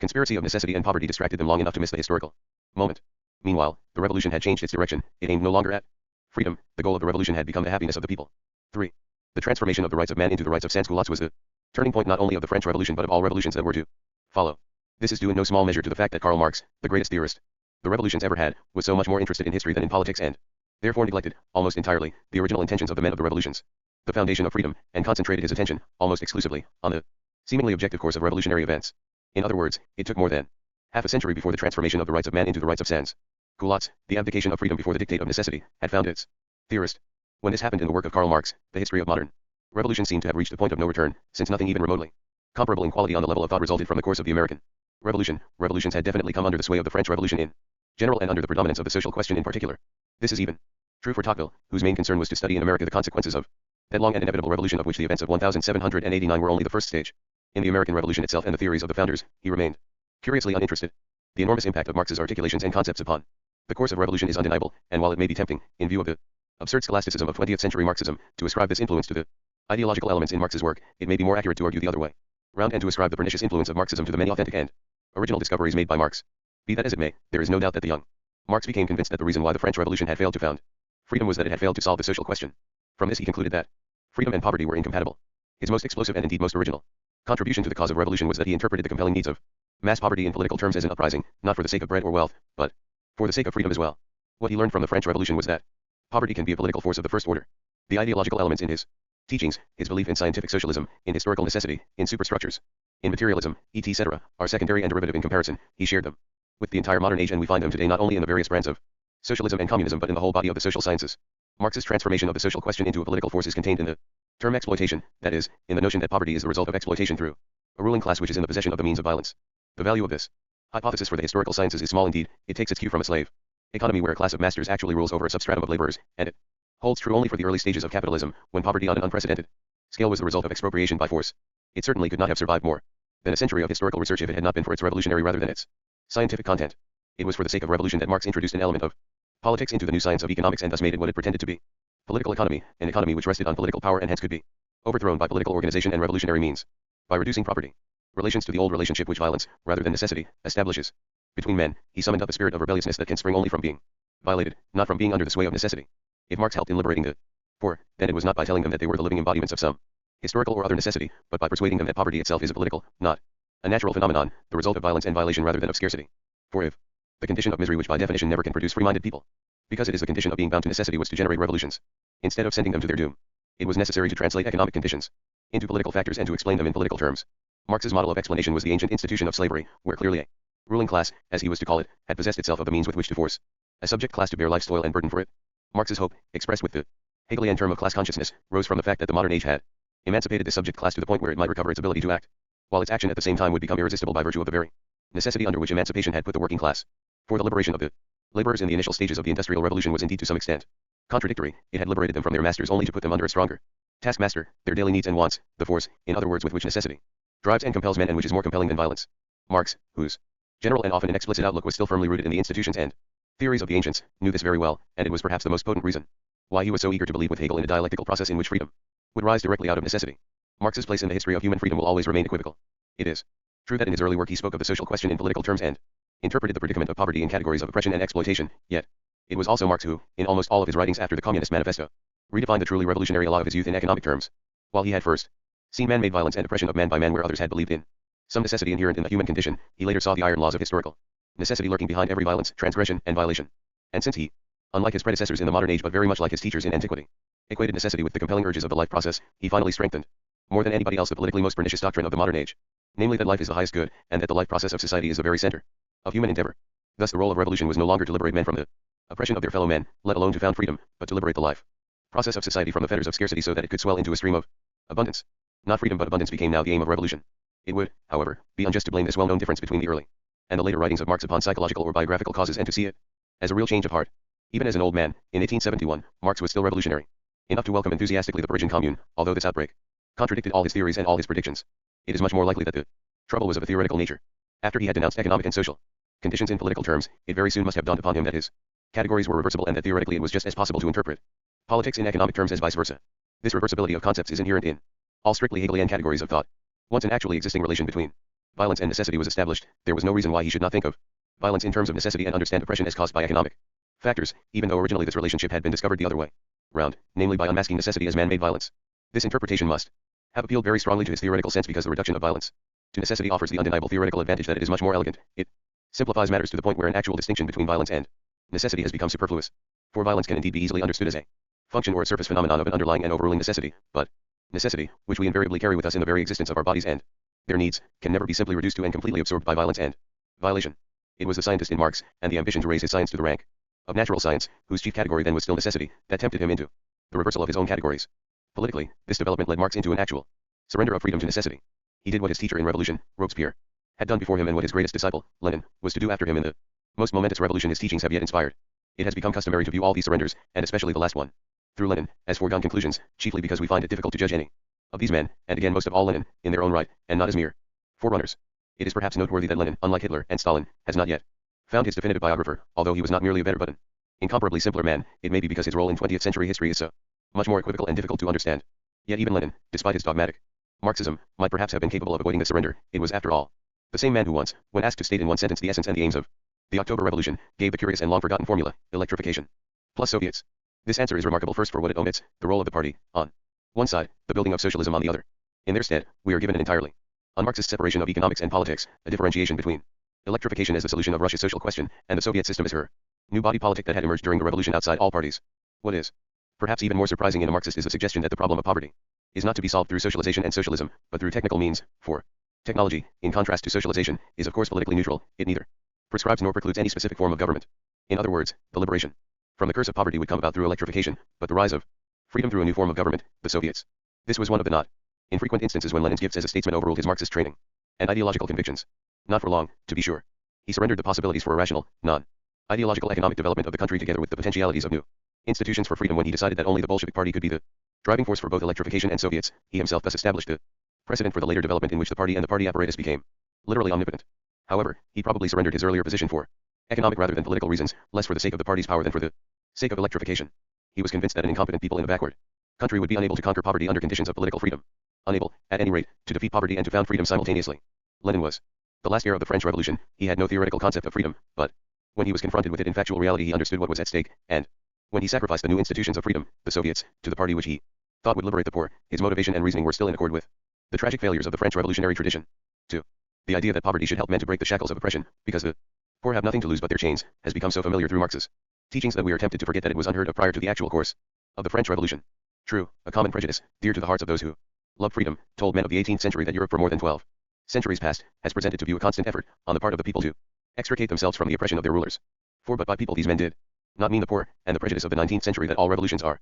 social in origin was still quite absent from 18th century theory or experience. As a matter of fact, when the men of the American Revolution came to France and were actually confronted with the social conditions on the continent, with those of the poor as well as of the rich, they no longer believed with Washington that the American Revolution seems to have opened the eyes of almost every nation in Europe, and that a spirit of equal liberty appears fast to be gaining ground everywhere. Some of them, even before, had warned the French officers, who had fought with them in the War of Independence, lest their hopes be influenced by our triumphs on this virgin soil. You will carry our sentiments with you, but if you try to plant them in a country that has been corrupt for centuries, you will encounter obstacles more formidable than ours. Our liberty has been won with blood, yours will have to be shed in torrents before liberty can take root in the old world. 5. But their chief reason was much more concrete. It was, as Jefferson wrote 2 years before the outbreak of the French Revolution, that of 20 millions of people there are 19 millions more wretched, more accursed, in every circumstance of human existence than the most conspicuously wretched individual of the whole United States. Thus Franklin before him had found himself in Paris thinking often of the happiness of New England, where every man is a freeholder, has a vote in public affairs, lives in a tidy warm house, has plenty of good food and fuel, nor did Jefferson expect any great deeds from the rest of society, from those who lived in comfort and luxury, their conduct in his view was ruled by manners, the adoption of which would be a step to perfect misery everywhere. 6. Not for a moment did it occur to him that people so loaded with misery the twofold misery of poverty and corruption would be able to achieve what had been achieved in America. On the contrary, he warned that these were by no means the free-minded people we suppose them in America, and John Adams was convinced that a free Republican government was as unnatural, irrational, and impracticable as it would be over elephants, lions, tigers, panthers, wolves, and bears in the royal menagerie at Versailles. 7. And when, some 25 years later, events to an extent had proved him right, and Jefferson thought back to the king Isle of the cities of Europe in whose hands any degree of freedom would be instantly perverted to the demolition and destruction of everything private and public. 8. He had in mind both the rich and the poor, corruption and misery. Nothing could be less fair than to take the success of the American Revolution for granted and to sit in judgment over the failure of the men of the French Revolution. The success was not due merely to the wisdom of the founders of the Republic, although this wisdom was of a very high caliber indeed. The point to remember is that the American Revolution succeeded, and still did not usher in the novus ordo seclorum, that the Constitution could be established in fact, as a real existence, in a visible form, and still did not become to liberty what grammar is to language. 9. The reason for success and failure was that the predicament of poverty was absent from the American scene but present everywhere else in the world. This is a sweeping statement and stands in need of a twofold qualification. What were absent from the American scene were misery and want rather than poverty, for the controversy between the rich and the poor, the laborious and the idle, the learned and the ignorant was still very much present on the American scene and preoccupied the minds of the founders, who, despite the prosperity of their country, were convinced that these distinctions as old as the creation and as extensive as the globe were eternal. 10. Yet, since the laborious in America were poor but not miserable, the observations of English and continental travelers are unanimous and unanimously amazed. In a course of 1,200 miles I did not see a single object that solicited charity. Andrew Burnaby. They were not driven by want, and the revolution was not overwhelmed by them. The problem they posed was not social but political. It concerned not the order of society but the form of government. The point was that the continual toil and want of leisure of the majority of the population would automatically exclude them from active participation in government, though, of course, not from being represented and from choosing their representatives. But representation is no more than a matter of self-preservation or self-interest, necessary to protect the lives of the laborers and to shield them against the encroachment of government. These essentially negative safeguards by no means open the political realm to the many, nor can they arouse in them that passion for distinction, the desire not only to equal or resemble, but to excel, which, according to John Adams, next to self-preservation, will forever be the great spring of human actions. 11. Hence the predicament of the poor, after their self-preservation has been assured, is that their lives are without consequence, and that they remain excluded from the light of the public realm where excellence can shine. They stand in darkness wherever they go. As John Adams saw it, the poor man's conscience is clear, yet he is ashamed. He feels himself out of the sight of others, groping in the dark. Mankind takes no notice of him. He rambles and wanders unheeded. In the midst of a crowd, at church, in the market, he is in as much obscurity as he would be in a garret or a cellar. He is not disapproved, censured, or reproached, he is only not seen. To be wholly overlooked, and to know it, are intolerable. If Crusoe on his island had the library of Alexandria, and a certainty that he should never again see the face of man, would he ever open a volume? 12. I have quoted these words at some length because the feeling of injustice they express, the conviction that darkness rather than want is the curse of poverty, is extremely rare in the literature of the modern age, although one may suspect that Marx's effort to rewrite history in terms of class struggle was partially at least inspired by the desire to rehabilitate posthumously those to whose injured lives history had added the insult of oblivion. Obviously, it was the absence of misery which enabled John Adams to discover the political predicament of the poor, but his insight into the crippling consequences of obscurity, in contrast to the more obvious ruin which want brought to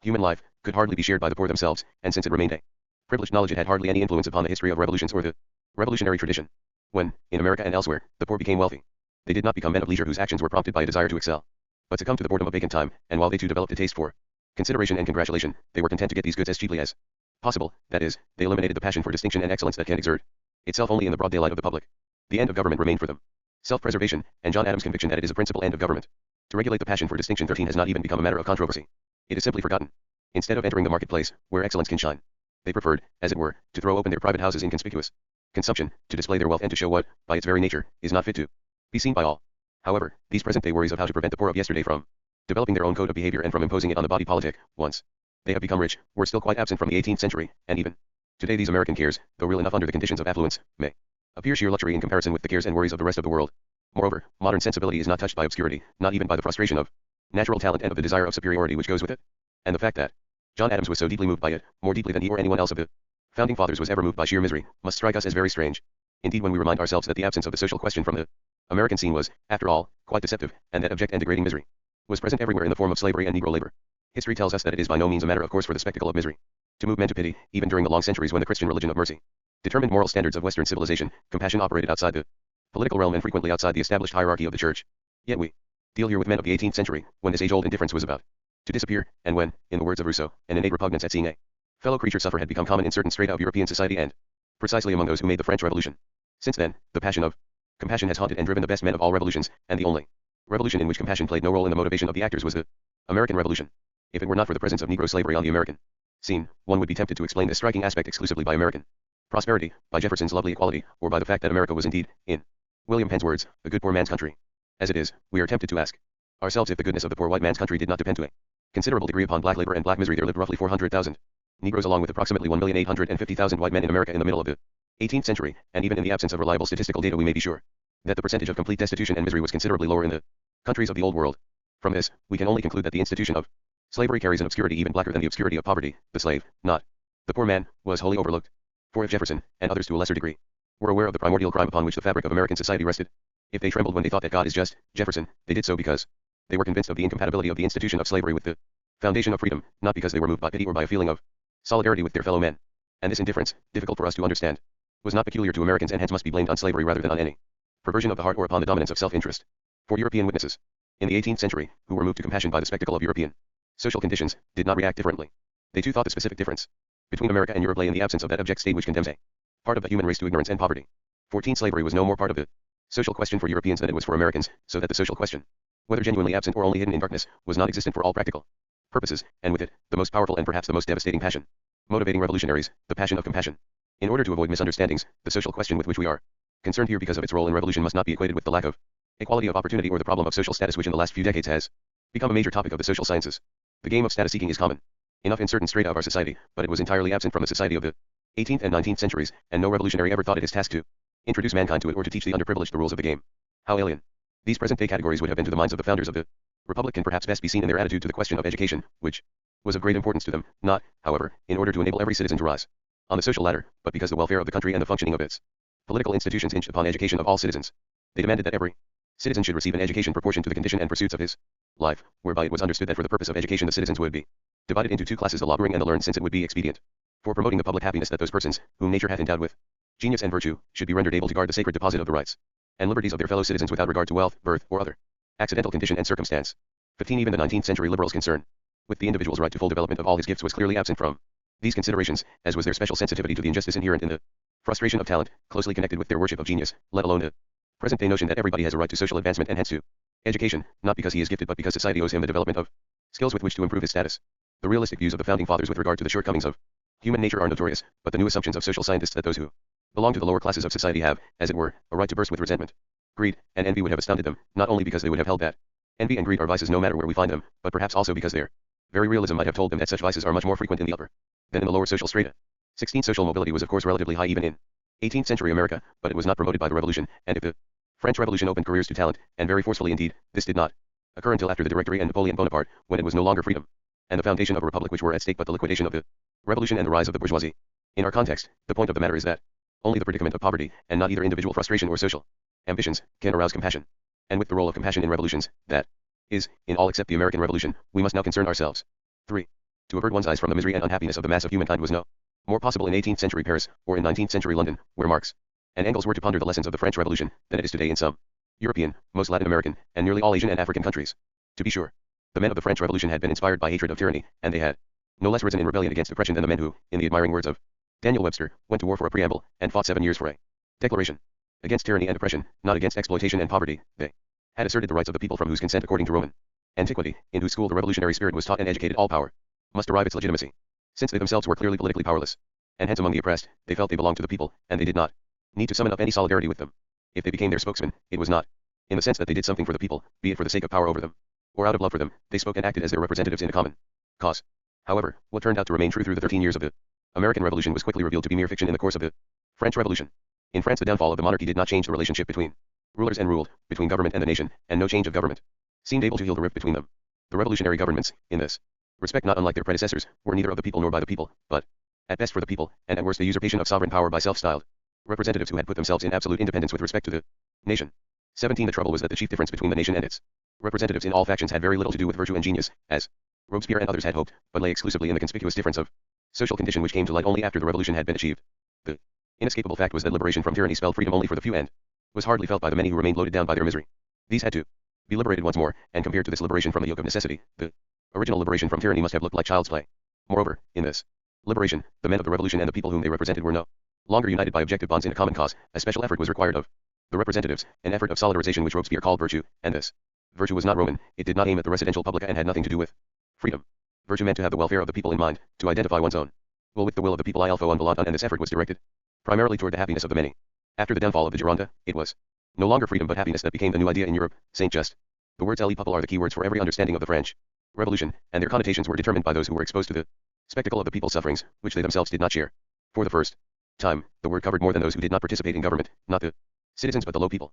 18. The very definition of the word was born out of compassion, and the term became the equivalent for misfortune and unhappiness. Le Peuple, les malheureux aiment applaudissent, as Robespierre was wont to say, Le Peuple. Tutors malheureux, as even C.I.'s, one of the least sentimental and most sober figures of the revolution, would put it. By the same token, the personal legitimacy of those who represented the people and were convinced that all legitimate power must derive from them, could reside only in C.E. zeal compadecent, in that imperious impulse, which attracts us towards les hommes fables. 19. In short, in the capacity to suffer with the immense class of the poor, accompanied by the will to raise compassion to the rank of the supreme political passion and of the highest political virtue. Historically speaking, compassion became the driving force of the revolutionaries. Only after the Girondins had failed to produce a constitution and to establish a republican government, the revolution had come to its turning point when the Jacobins, under the leadership of Robespierre, seized power, not because they were more radical, but because they did not share the Girondins' concern with forms of government, because they believed in the people rather than in the republic, and pinned their faith on the natural goodness of a class rather than on institutions and constitutions. Under the new constitution, Robespierre insisted, laws should be promulgated in the name of the French people instead of the French Republic. 20. This shift of emphasis was caused not by any theory but by the course of the revolution. However, it is obvious that under these circumstances ancient theory, with its emphasis on popular consent as a prerequisite of lawful government, could no longer be adequate, and to the wisdom of hindsight it appears almost as a matter of course that Rousseau's volonté générale should have replaced the ancient notion of consent which, in Rousseau's theory, may be found as the volonté to 21. The latter, the will of all, or consent, was not only not dynamic or revolutionary enough for the constitution of a new body politic, or the establishment of government, it obviously presupposed the very existence of government and hence could be deemed sufficient only for particular decisions and the settling of problems as they arose within a given body politic. These formalistic considerations, however, are of secondary importance. It was of greater relevance that the very word consent, with its overtones of deliberate choice and considered opinion, was replaced by the word will, which essentially excludes all processes of exchange of opinions and an eventual agreement between them. The will, if it is to function at all, must indeed be one and indivisible. A divided will would be inconceivable. There is no possible mediation between wills as there is between opinions. The shift from the republic to the people meant that the enduring unity of the future political body was guaranteed not in the worldly institutions which this people had in common, but in the will of the people themselves. The outstanding quality of this popular will as volonté générale was its unanimity, and when Robespierre constantly referred to public opinion, he meant by it the unanimity of the general will. He did not think of an opinion upon which many publicly were in agreement. This enduring unity of a people inspired by one will must not be mistaken for stability. Rousseau took his metaphor of a general will seriously and literally enough to conceive of the nation as a body driven by one will, like an individual, which also can change direction at any time without losing its identity. It was precisely in this sense that Robespierre demanded, il faut un volant un. Il faut tu also I republicain ou royalist. Rousseau therefore insisted that it would be absurd for the will to bind itself for the future. 22. Thus anticipating the fateful instability and faithlessness of revolutionary governments as well as justifying the old faithful conviction of the nation state that treaties are binding only so long as they serve the so-called national interest. This notion of raison d'etat is older than the French Revolution for the simple reason that the concept of one will, presiding over the destinies and representing the interests of the nation as a whole, was the current interpretation of the national role to be played by an enlightened monarch whom the revolution had abolished. The problem was, indeed, how to bring 25 millions of Frenchmen who had never known or thought of any law but the king's will to rally round any free constitution at all, as John Adams once remarked. Hence, the very attraction of Rousseau's theory for the men of the French Revolution was that he apparently had found a highly ingenious means to put a multitude into the place of a single person, for the general will was nothing more or less than what bound the many into one. For his construction of such a many-headed one, Rousseau relied on a deceptively simple and plausible example. He took his cue from the common experience that two conflicting interests will bind themselves together when they are confronted by a third that equally opposes them both. Politically speaking, he presupposed the existence and relied upon the unifying power of the common national enemy. Only in the presence of the enemy can such a thing as la nation unité indivisible, the ideal of French and of all other nationalism, come to pass. Hence, national unity can assert itself only in foreign affairs, under circumstances of, at least, potential hostility. This conclusion has been the seldom admitted stock in trade of national politics in the 19th and 20th centuries. It is so obviously a consequence of the general will theory that Saint Just was already quite familiar with it. Only foreign affairs, he insisted, can properly be called political, while human relations as such constitute the social soul's lay affairs. Étrangères relevant de la politique, tandis que les rapports humains forment le social. 23. Rousseau himself, however, went one step further. He wished to discover a unifying principle within the nation itself that would be valid for domestic politics as well. Thus, his problem was where to detect a common enemy outside the range of foreign affairs, and his solution was that such an enemy existed within the breast of each citizen. Namely, in his particular will and interest. The point of the matter was that this hidden particular enemy could rise to the rank of a common enemy unifying the nation from within if one only added up all particular wills and interests. The common enemy within the nation is the sum total of the particular interests of all citizens. The agreement of two particular interests, says Rousseau, quoting the Marquis d'Argenson, is formed by opposition to a third. Argenson might have added that the agreement of all interests is formed by opposition to that of each. If there were no different interests, the common interest would be barely felt, as it would encounter no obstacle, all would go on of its own accord, and politics would cease to be an art. 24. My italics. The reader may have noted the curious equation of will and interest on which the whole body of Rousseau's political theory rests. He uses the term synonymously throughout the social contract, and his silent assumption is that the will is some sort of automatic articulation of interest. Hence, the general will is the articulation of a general interest, the interest of the people or the nation as a whole, and because this interest or will is general, its very existence hinges on its being opposed to each interest or will in particular. In Rousseau's construction, the nation need not wait for an enemy to threaten its borders in order to rise like one man and to bring about the union sacrée. The oneness of the nation is guaranteed insofar as each citizen carries within himself the common enemy as well as the general interest which the common enemy brings into existence, for the common enemy is the particular interest or the particular will of each man. If only each particular man rises against himself in his particularity, he will be able to arouse in himself his own antagonist, the general will, and thus he will become a true citizen of the national body politic. For if one takes away from all particular wills the pluses and minuses that cancel one another, the general will remains the sum of the differences. To partake in the body politic of the nation, each national must rise and remain in constant rebellion against himself. To be sure, no national statesman has followed Rousseau to this logical extreme. And while the current nationalist concepts of citizenship depend to a very large extent upon the presence of the common enemy from abroad, we find nowhere the assumption that the common enemy resides in everybody's heart. It is different, however, with the revolutionists and the tradition of revolution. It was not only in the French Revolution, but in all revolutions which its example inspired that the common interest appeared in the guise of the common enemy, and the theory of terror from Robespierre to Lenin and Stalin presupposes that the interest of the whole must automatically, and indeed permanently, be hostile to the particular interest of the citizen. 25. One has often been struck by the peculiar selflessness of the revolutionists, which should not be confused with idealism or heroism. Virtue has indeed been equated with selflessness ever since Robespierre preached a virtue that was borrowed from Rousseau, and it is the equation which has put, as it were, its indelible stamp upon the revolutionary man and his innermost conviction that the value of a policy may be gauged by the extent to which it will contradict all particular interests, and that the value of a man may be judged by the extent to which he acts against his own interest and against his own will. Asterisk, asterisk, asterisk. Whatever theoretically the explanations and consequences of Rousseau's teachings might be, the point of the matter is that the actual experiences underlying Rousseau's selflessness and Robespierre's terror of virtue cannot be understood without taking into account the crucial role compassion had come to play in the minds and hearts of those who prepared and of those who acted in the course of the French Revolution. To Robespierre, it was obvious that the one force which could and must unite the different classes of society into one nation was the compassion of those who did not suffer with those who were malheroes, of the higher classes with the low people. The goodness of man in a state of nature had become axiomatic for Rousseau because he found compassion to be the most natural human reaction to the suffering of others, and therefore the very foundation of all authentic natural human intercourse. Not that Rousseau, or Robespierre for that matter, had ever experienced the innate goodness of natural man outside society. They deduced his existence from the corruption of society, much as one who has intimate knowledge of rotten apples may account for their rottenness by assuming the original existence of healthy ones. What they knew from inner experience was the eternal play between reason and the passions, on one side, the inner dialogue of thought in which man converses with himself, on the other. And since they identified thought with reason, they concluded that reason interfered with passion, and compassion alike, that it turns man's mind back upon itself, and divides him from everything that could disturb or afflict him. Reason makes man selfish, it prevents nature from identifying itself with the unfortunate sufferer, or, in the words of Saint Just, I alpha Romano Tautsley definitions à la conscience, l'esprit est un sophistique. Conduit Tautsley virtus à l'échafaud. 26. We are so used to ascribing the rebellion against reason to the early romanticism of the 19th century and to understanding, in contrast, the 18th century in terms of an enlightened rationalism, with the temple of reason as its somewhat grotesque symbol, that we are likely to overlook or to underestimate the strength of these early pleas for passion, for the heart, for the soul, and especially for the soul torn into two. For Rousseau's aim to Curie, it is as though Rousseau, in his rebellion against reason, had put a soul, torn into two, into the place of the two in one that manifests itself in the silent dialogue of the mind with itself which we call thinking. And since the two in one of the soul is a conflict and not a dialogue, it engenders passion in its twofold sense of intense suffering and of intense passionateness. It was this capacity for suffering that Rousseau had pitted against the selfishness of society on one side, against the undisturbed solitude of the mind, engaged in a dialogue with itself, on the other. And it was to this emphasis on suffering, more than to any other part of his teachings, that he owed the enormous, predominant influence over the minds of the men who were to make the revolution and who found themselves confronted with the overwhelming sufferings of the poor to whom they had opened the doors to the public realm and its life for the first time in history. What counted here, in this great effort of a general human solidarization, was selflessness, the capacity to lose oneself in the sufferings of others, rather than active goodness, and what appeared most odious and even most dangerous was selfishness rather than wickedness. These men, moreover, were much better acquainted with vice than they were with evil. They had seen the vices of the rich and their incredible selfishness, and they concluded that virtue must be the appanage of misfortune and the patrimony of the poor. They had watched how the charms of pleasure were escorted by crime, and they argued that the torments of misery must engender goodness. 27. The magic of compassion was that it opened the heart of the sufferer to the sufferings of others, whereby it established and confirmed the natural bond between men which only the rich had lost. Where passion, the capacity for suffering, and compassion, the capacity for suffering with others, ended, vice began. Selfishness was a kind of natural depravity. If Rousseau had introduced compassion into political theory, it was Robespierre who brought it onto the marketplace with the vehemence of his great revolutionary oratory.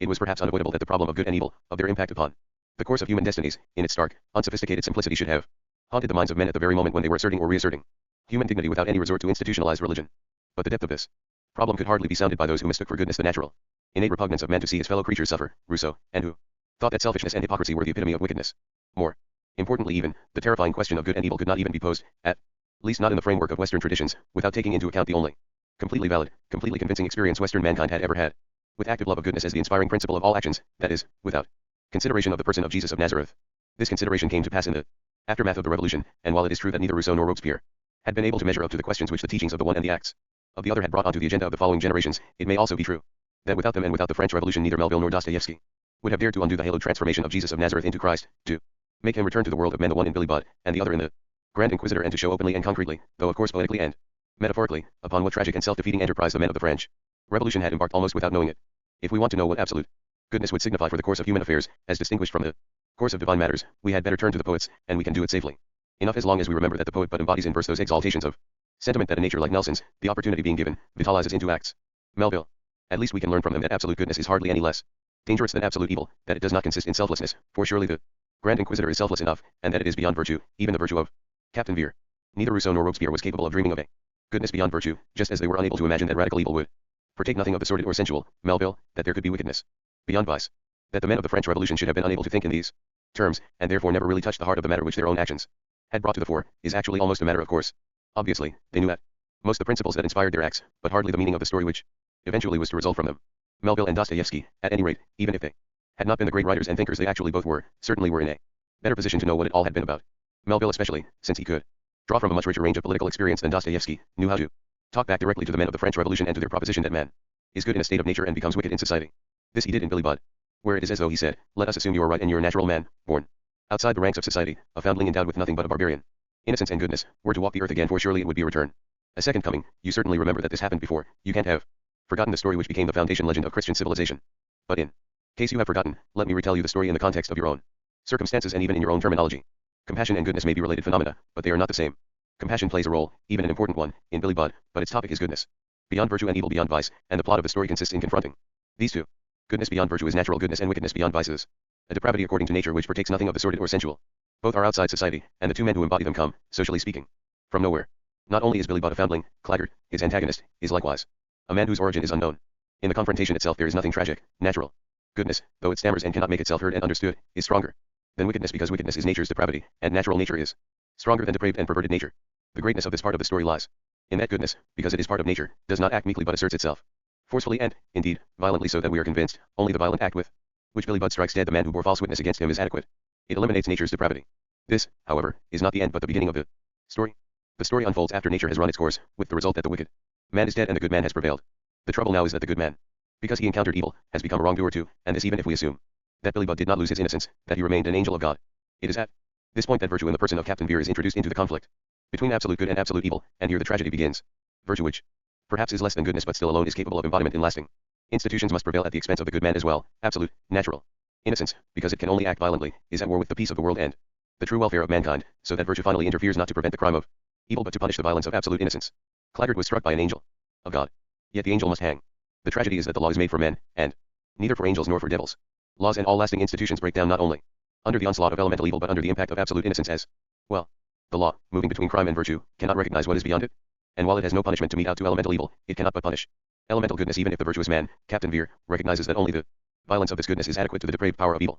The absolute end. To Melville, an absolute was incorporated in the rights of man, spells doom to everyone when it is introduced into the political realm. We noted before that the passion of compassion was singularly absent from the minds and hearts of the men who made the American Revolution. Who would doubt that? John Adams was right when he wrote, the envy and rancor of the multitude against the rich is universal and restrained only by fear or necessity. A beggar can never comprehend the reason why another should ride in a coach while he has no bread. 28. And still no one familiar with misery can fail to be shocked by the peculiar coldness and indifferent objectivity of his judgment. Because he was an American, Melville knew better how to talk back to the theoretical proposition of the men of the French Revolution that man is good by nature than how to take into account the crucial, passionate concern which lay behind their theories, the concern with the suffering multitude. Envy in Billy Budd, characteristically, is not envy of the poor for the rich but of depraved nature for natural integrity. It is Claggart who is envious of Billy Budd. And compassion is not the suffering of the one who is spared with the man who is stricken in the flesh. On the contrary, it is Billy Budd, the victim, who feels compassion for Captain Vere, for the man who sends him to his doom. The classical story of the other, non-theoretical side of the French Revolution, the story of the motivation behind the words and deeds of its main actors, is the Grand Inquisitor, in which Dostoevsky contrasts the mute compassion of Jesus with the eloquent pity of the Inquisitor. For compassion, to be stricken with the suffering of someone else as though it were contagious, and pity, to be sorry without being touched in the flesh, are not only not the same, they may not even be related. Compassion, by its very nature, cannot be touched off by the sufferings of a whole class or a people, or, least of all, mankind as a whole. It cannot reach out farther than what is suffered by one person and still remain what it is supposed to be, co-suffering. Its strength hinges on the strength of passion itself, which, in contrast to reason, can comprehend only the particular, but has no notion of the general and no capacity for generalization. The sin of the Grand Inquisitor was that he, like Robespierre, was attracted toward Lehom's fables, not only because such attraction was indistinguishable from lust for power, but also because he had depersonalized the sufferers, lumped them together into an aggregate, the people tutors malheroes, the suffering masses, etc. To Dostoevsky, the sign of Jesus' divinity clearly was his ability to have compassion with all men in their singularity, that is, without lumping them together into some such entity as one suffering mankind. The greatness of the story, apart from its theological implications, lies in that we are made to feel how false the idealistic, high-flown phrases of the most exquisite pity sound the moment they are confronted with compassion. Closely connected with this inability to generalize is the curious muteness or, at least, awkwardness with words that, in contrast to the eloquence of virtue, is the sign of goodness, as it is the sign of compassion in contrast to the loquacity of pity. Passion and compassion are not speechless, but their language consists in gestures and expressions of countenance rather than in words. It is because he listens to the Grand Inquisitor's speech with compassion, and not for lack of arguments, that Jesus remains silent, struck as it were, by the suffering which lay behind the easy flow of his opponent's great monologue. The intensity of this listening transforms the monologue into a dialogue, but it can be ended only by a gesture, the gesture of a kiss, not by words. It is upon the same note of compassion, this time the compassion of the doomed man, with the compassionate suffering felt for him by the man who doomed him, that Billy Budd ends his life, and, by the same token, the argument over the captain's sentence, and his God bless Captain Veer, is certainly closer to a gesture than to a speech. Compassion, in this respect not unlike love, abolishes the distance, the in-between which always exists in human intercourse, and if virtue will always be ready to assert that it is better to suffer wrong than to do wrong, compassion will transcend this by stating in complete and even naive sincerity that it is easier to suffer than to see others suffer. Because compassion abolishes the distance, the worldly space between men where political matters, the whole realm of human affairs, are located, it remains, politically speaking, irrelevant and without consequence. In the words of Melville, it is incapable of establishing lasting institutions. Jesus' silence in The Grand Inquisitor and Billy Budd's stammer indicate the same, namely their incapacity, or unwillingness, for all kinds of predicative or argumentative speech, in which someone talks to somebody about something that is of interest to both because it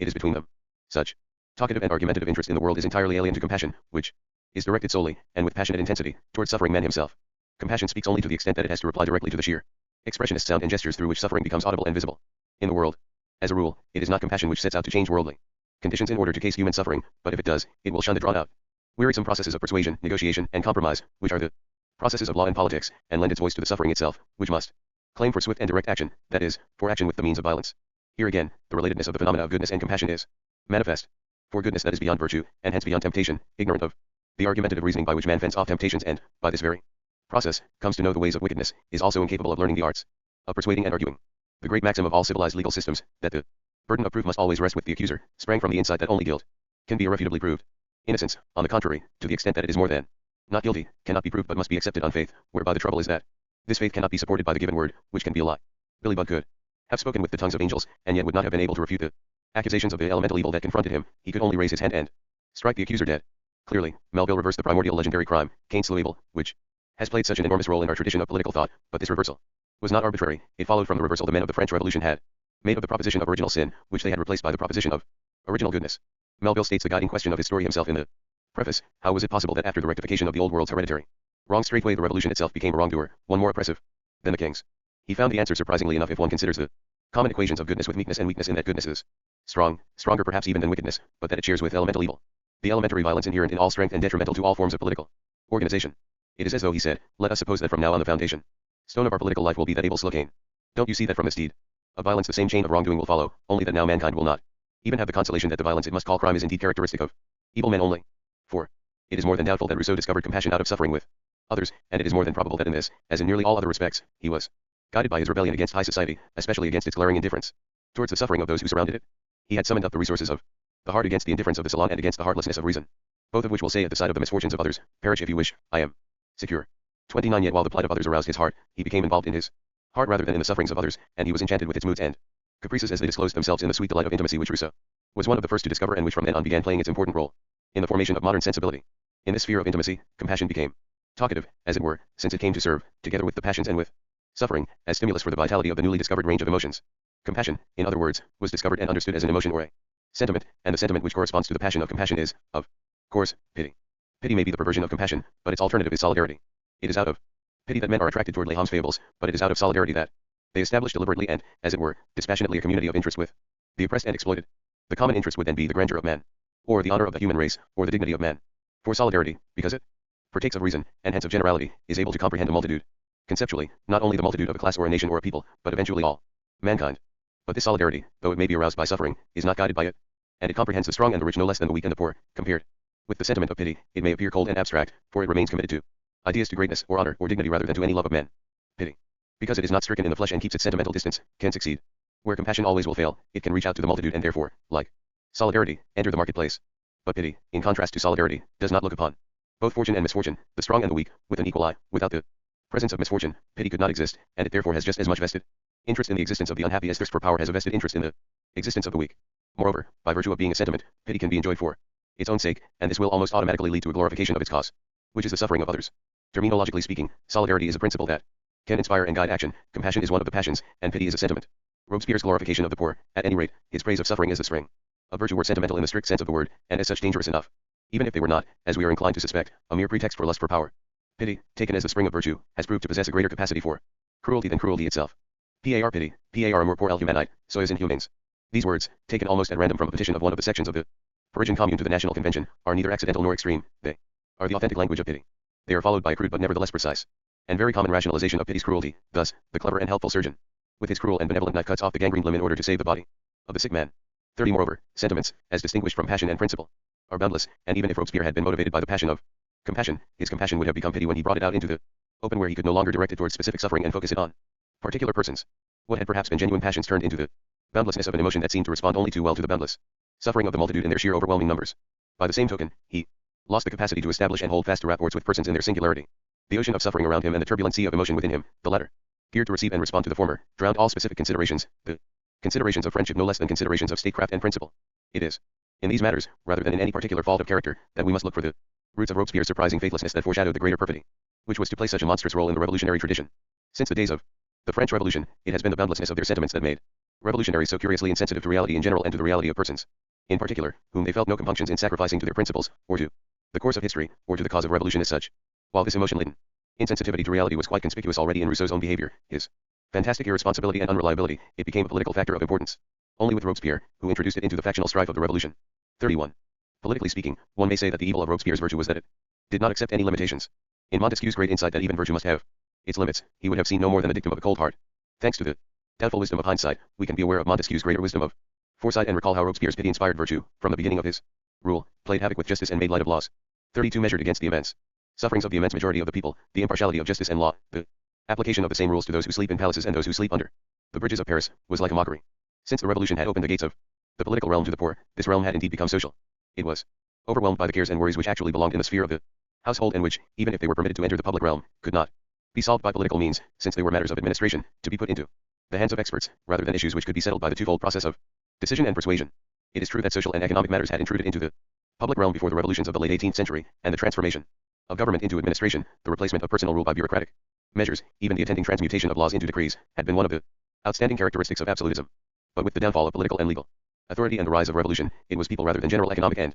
financial problems that were at stake, and they did not merely intrude into but burst upon the political domain. Their need was violent, and, as it were, pre-political. It seemed that only violence could be strong and swift enough to help them. By the same token, the whole question of politics, including the then gravest problem, the problem of form of government, became a matter of foreign affairs. Just as Louis XVI had been beheaded as a traitor rather than as a tyrant, so the whole issue of monarchy versus republic turned into an affair of armed foreign aggression against the French nation. This is the same decisive shift, occurring at the turning point of the revolution, which we identified earlier as the shift from forms of government to the natural goodness of a class, or from the republic to the people. Historically, it was at this point that the revolution disintegrated into war, into civil war within and foreign wars without, and with it the newly won but never duly constituted power of the people disintegrated into a chaos of violence. If the question of the new form of government was to be decided on the battlefield, then it was violence, and not power, that was to turn the scale. If liberation from poverty and the happiness of the people were the true and exclusive aims of the revolution, then Saint Just's youthfully blasphemous witticism, nothing resembles virtue so much as a great crime, was no more than an everyday observation, for then it followed indeed that all must be permitted to those who act in the revolutionary direction. 33. It would be difficult to find, in the whole body of revolutionary oratory, a sentence that pointed with greater precision to the issues about which the founders and the liberators, the men of the American Revolution and the men in France, parted company. The direction of the American Revolution remained committed to the foundation of freedom and the establishment of lasting institutions, and to those who acted in this direction nothing was permitted that would have been outside the range of civil law. The direction of the French Revolution was deflected almost from its beginning from this course of foundation through the immediacy of suffering. It was determined by the exigencies of liberation, not from tyranny but from necessity, and it was actuated by the limitless immensity of both the people's misery and the pity this misery inspired. The lawlessness of the all is permitted sprang here still from the sentiments of the heart, whose very boundlessness helped in the unleashing of a stream of boundless violence. Not that the men of the American Revolution could have been ignorant of the great force which violence, the purposeful violation of all laws of civil society, could release. On the contrary, the fact that the horror and repulsion at the news of the reign of terror in France were clearly greater and more unanimous in the United States than in Europe can best be explained by the greater familiarity with violence and lawlessness. In a colonial country, the first paths through the unstoried wilderness of the continent had been opened then, as they were to be opened for 100 more years, in general, by the most vicious elements, as though the first steps could not be trod, the first trees not be felled without shocking violations and sudden devastations. 34. But although those who, for whatever reasons, rushed out of society into the wilderness, acted as if all was permitted to them who had left the range of enforceable law, neither they themselves nor those who watched them, and not even those who admired them, ever thought that a new law and a new world could spring from such conduct. However criminal and even beastly the deeds might have been that helped colonize the American continent, they remained acts of single men, and if they gave cause for generalization and reflection, these reflections were perhaps upon some beastly potentialities inherent in man's nature, but hardly upon the political behavior of organized groups, and certainly not upon the historical necessity that could progress only by crimes and criminals. To be sure, the men living on the American frontier also belonged to the people for whom the new body politic was devised and constituted, but neither they nor those who were populating the settled regions ever became a singular to the founders. The word people retained for them the meaning of manyness, of the endless variety of a multitude whose majesty resided in its very plurality. Opposition to public opinion, namely to the potential unanimity of all, was therefore one of the many things upon which the men of the American Revolution were in complete agreement. They knew that the public realm in a republic was constituted by an exchange of opinion between equals, and that this realm would simply disappear the very moment an exchange became superfluous because all equals happened to be of the same opinion. They never referred to public opinion in their argument, as Robespierre and the men of the French Revolution invariably did to add force to their own opinions. In their eyes, the rule of public opinion was a form of tyranny. To such an extent indeed was the American concept of people identified with a multitude of voices and interests that Jefferson could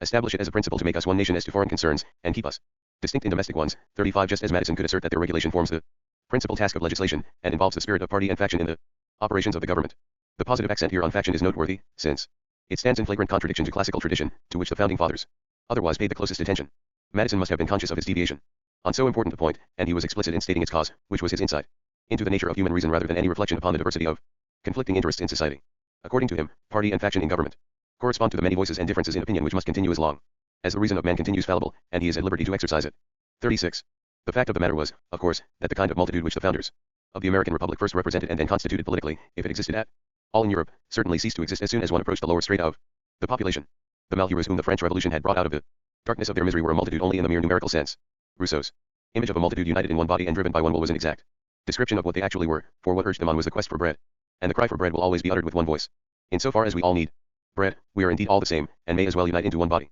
It is by no means merely a matter of misguided theory that the French concept of le peuple has carried, from its beginning, the connotation of a multi-headed monster, a mass that moves as one body and acts as though possessed by one will, and if this notion has spread to the four corners of the earth, it is not because of any influence of abstract ideas but because of its obvious plausibility under conditions of abject poverty. The political trouble which misery of the people holds in store is that manyness can in fact assume the guise of oneness, that suffering indeed breeds moods and emotions and attitudes that resemble solidarity to the point of confusion, and that last, not least pity for the many, is easily confounded with compassion for one person when the compassionate zeal,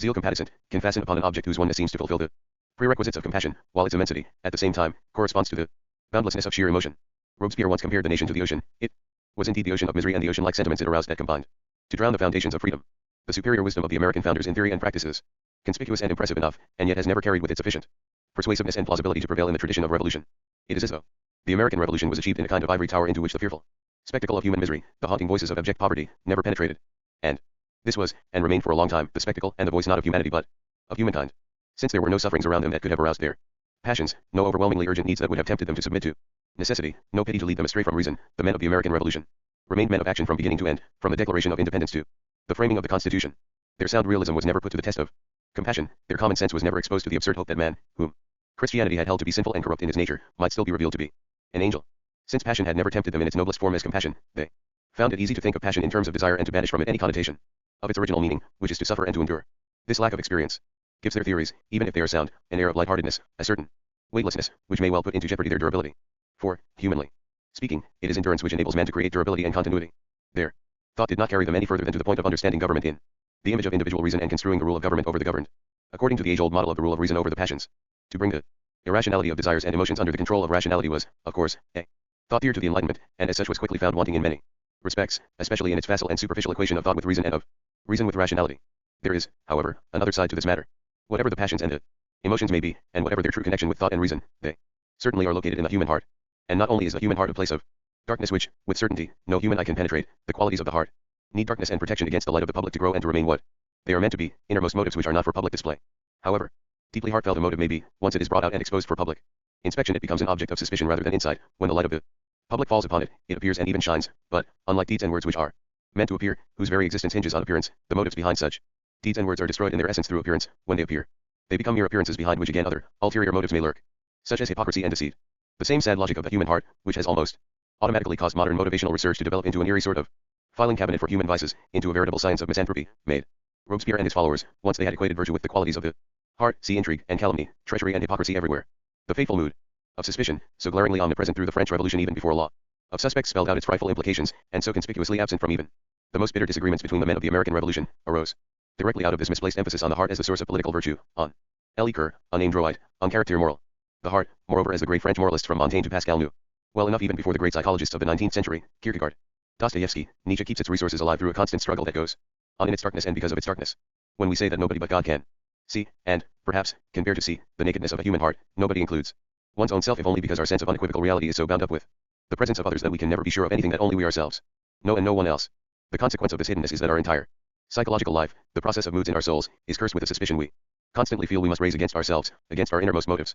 Robespierre's insane lack of trust in others, even in his close friends, sprang ultimately from his not so insane but quite normal suspicion of himself, since his very credo forced him to play the incorruptible in public every day and to display his virtue, to open his heart as he understood it, at least once a week, how could he be sure that he was not the one thing he probably feared most in his life, a hypocrite? The heart knows many such intimate struggles, and it knows too that what was straight when it was hidden must appear crooked when it is displayed. It knows how to deal with these problems of darkness according to its own logic, although it has no solution for them. Since a solution demands light, and it is precisely the light of the world that distorts the life of the heart. The truth of Rousseau's aim de Curie, apart from its function in the formation of the Balade General, is that the heart begins to beat properly only when it has been broken or is being torn in conflict, but this is a truth which cannot prevail outside the life of the soul and within the realm of human affairs. Robespierre carried the conflicts of the soul, Rousseau's aim de Curie, into politics, where they became murderous because they were insoluble. The hunt for hypocrites is boundless and can produce nothing but demoralization. 37 If, in the words of Robespierre, patriotism was a thing of the heart, then the reign of virtue was bound to be at worst the rule of hypocrisy, and at best the never-ending fight to ferret out the hypocrites, a fight which could only end in defeat because of the simple fact that it was impossible to distinguish between true and false patriots. When his heartfelt patriotism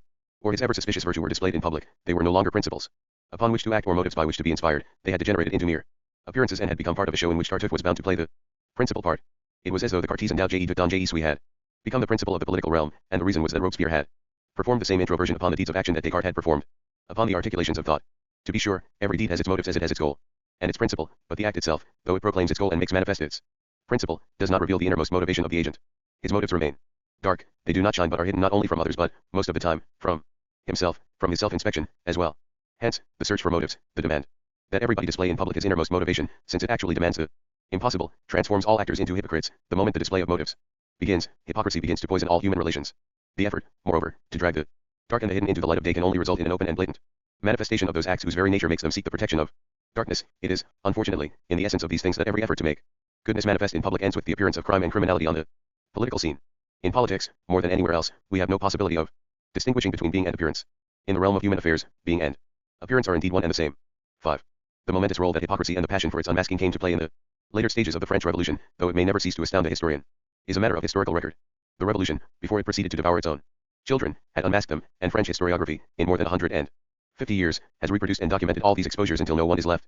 among the chief actors who does not stand accused, or at least suspected, of corruption, duplicity, and mendacity. No matter how much we may owe to the historians' learned controversies and passionate rhetorics from Michelet and Louis Blanc to Allard and Mathies, if they did not fall under the spell of historical necessity, they wrote as though they were still hunting for hypocrites. In the words of Michelet, at their touch the hollow idols were shattered and exposed, the carrion kings appeared, unsheeted and unmasked. 38 They were still engaged in the war which Robespierre's virtue had declared upon hypocrisy, just as the French people even today remember so well the treacherous cabals of those who once ruled them that they will respond to every defeat, in war or peace, with new songsters. But the relevance of these experiences has by no means remained restricted to the national history of the French people. We need only remember how, until very recently, the historiography of the American Revolution, under the towering influence of Charles Beard's economic interpretation of the Constitution of the United States, 1913, was obsessed by the unmasking of the Founding Fathers and by the hunt for ulterior motives in the making of the Constitution. This effort was all the more significant as there were hardly any facts to back up the foregone conclusions. 39 It was a matter of sheer history of ideas, as though America's scholars and intellectuals, when in the beginning of the century she emerged from her isolation, felt they must at least repeat in ink and print what in other countries had been written with blood. It was the war upon hypocrisy that transformed Robespierre's dictatorship into the reign of terror, and the outstanding characteristic of this period was the self-purging of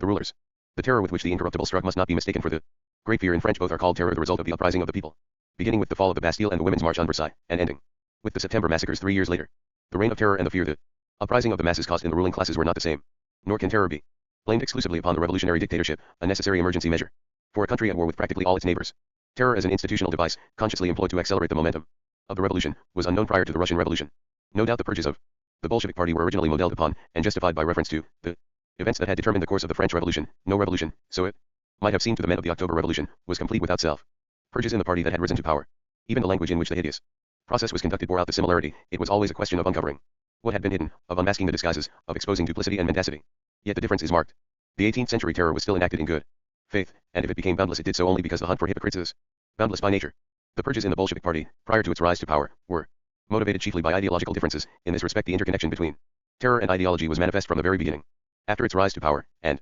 still under the guidance of Lenin, the party then institutionalized purges as a means of checking abuses and incompetence in the ruling bureaucracy. These two types of purges were different, and yet they had one thing in common: they were both guided by the concept of historical necessity, whose course was determined by movement and counter-movement, by revolution and counter-revolution, so that certain crimes against the revolution had to be detected even if there were no known criminals who could have committed them. The concept of objective enemies, so all important for purges and show trials in the Bolshevik world, was entirely absent from the French Revolution. And so was the concept of historical necessity, which, as we have seen, did not so much spring from the experiences and thoughts of those who made the revolution as it arose from the efforts of those who desired to understand and to come to terms with the chain of events they had watched as a spectacle from the outside. Robespierre's terror of virtue was terrible enough, but it remained directed against a hidden enemy and a hidden vice. It was not directed against people who, even from the viewpoint of the revolutionary ruler, were innocent. It was a question of stripping the mask off the disguised traitor, not of putting the mask of the traitor on arbitrarily selected people in order to create the required impersonators in the bloody masquerade of a dialectical movement. It must seem strange that hypocrisy, one of the minor vices, we are inclined to think, should have been hated more than all the other vices taken together, was not. Hypocrisy, since it paid its complement to virtue, almost the vice to undo the vices, at least to prevent them from appearing and to shame them into hiding. Why should the vice that covered up vices become the vice of vices? Is hypocrisy then such a monster? We are tempted to ask, as Melville asked, is envy then such a monster? Theoretically, the answers to these questions may ultimately lie within the range of one of the oldest metaphysical problems in our tradition, the problem of the relationship between being and appearance, whose implications and perplexities with respect to the political realm have been manifest and caused reflection at least from Socrates to Machiavelli. The core of the problem can be stated briefly and, for our purpose, exhaustively by recalling the two diametrically opposed positions which we connect with these two thinkers. Socrates, in the tradition of Greek thought, took his point of departure from an unquestioned belief in the truth of appearance, and taught, be as you would wish to appear to others, by which he means, appear to yourself as you wish to appear to others. Machiavelli, on the contrary, and in the tradition of Christian thought, took for granted the existence of a transcendent being behind and beyond the world of appearances, and therefore taught, appear as you may wish to be, by which he meant, never mind how you are, this is of no relevance in the world and in politics, where only appearances, not true being, count. If you can manage to appear to others as you would wish to be, that is all that can possibly be required by the judges of this world. His advice sounds to our ears like the counsel of hypocrisy, and the hypocrisy on which Robespierre declared his futile and pernicious war indeed involves the problems of Machiavelli's teaching. Robespierre was modern enough to go hunting for truth, though he did not yet believe, as some of his late disciples did, that he could fabricate it. He no longer thought, as Machiavelli did, that truth appeared of its own accord either in this world or in the world to come. And without a faith in the revelatory capacity of truth, lying and make-believe in all their forms changed their character. They had not been considered crimes in antiquity unless they involved willful deception and bearing false witness. Politically, both Socrates and Machiavelli were disturbed not by lying but by the problem of a hidden crime, that is, by the possibility of a criminal act witnessed by nobody and remaining unknown to all but its agent. In Plato's early Socratic dialogues, where this question forms a recurring topic of discussion, it is always carefully added that the problem consists in an action unknown to men and gods. The addition is crucial, because in this form the question could not exist for Machiavelli, whose whole so-called moral teachings presuppose the existence of a God who knows all and eventually will judge everybody. For Socrates, on the contrary, it was an authentic problem whether something that appeared to no one except the agent did exist at all. The Socratic solution consisted in the extraordinary discovery that the agent and the onlooker, the one who does and the one to whom the deed must appear in order to become real, the latter, in Greek terms, is the one who can say, it appears to me, and then can form his opinion, accordingly were contained in the self-same person. The identity of this person, in contrast to the identity of the modern individual, was formed not by oneness but by a constant hither and thither of two in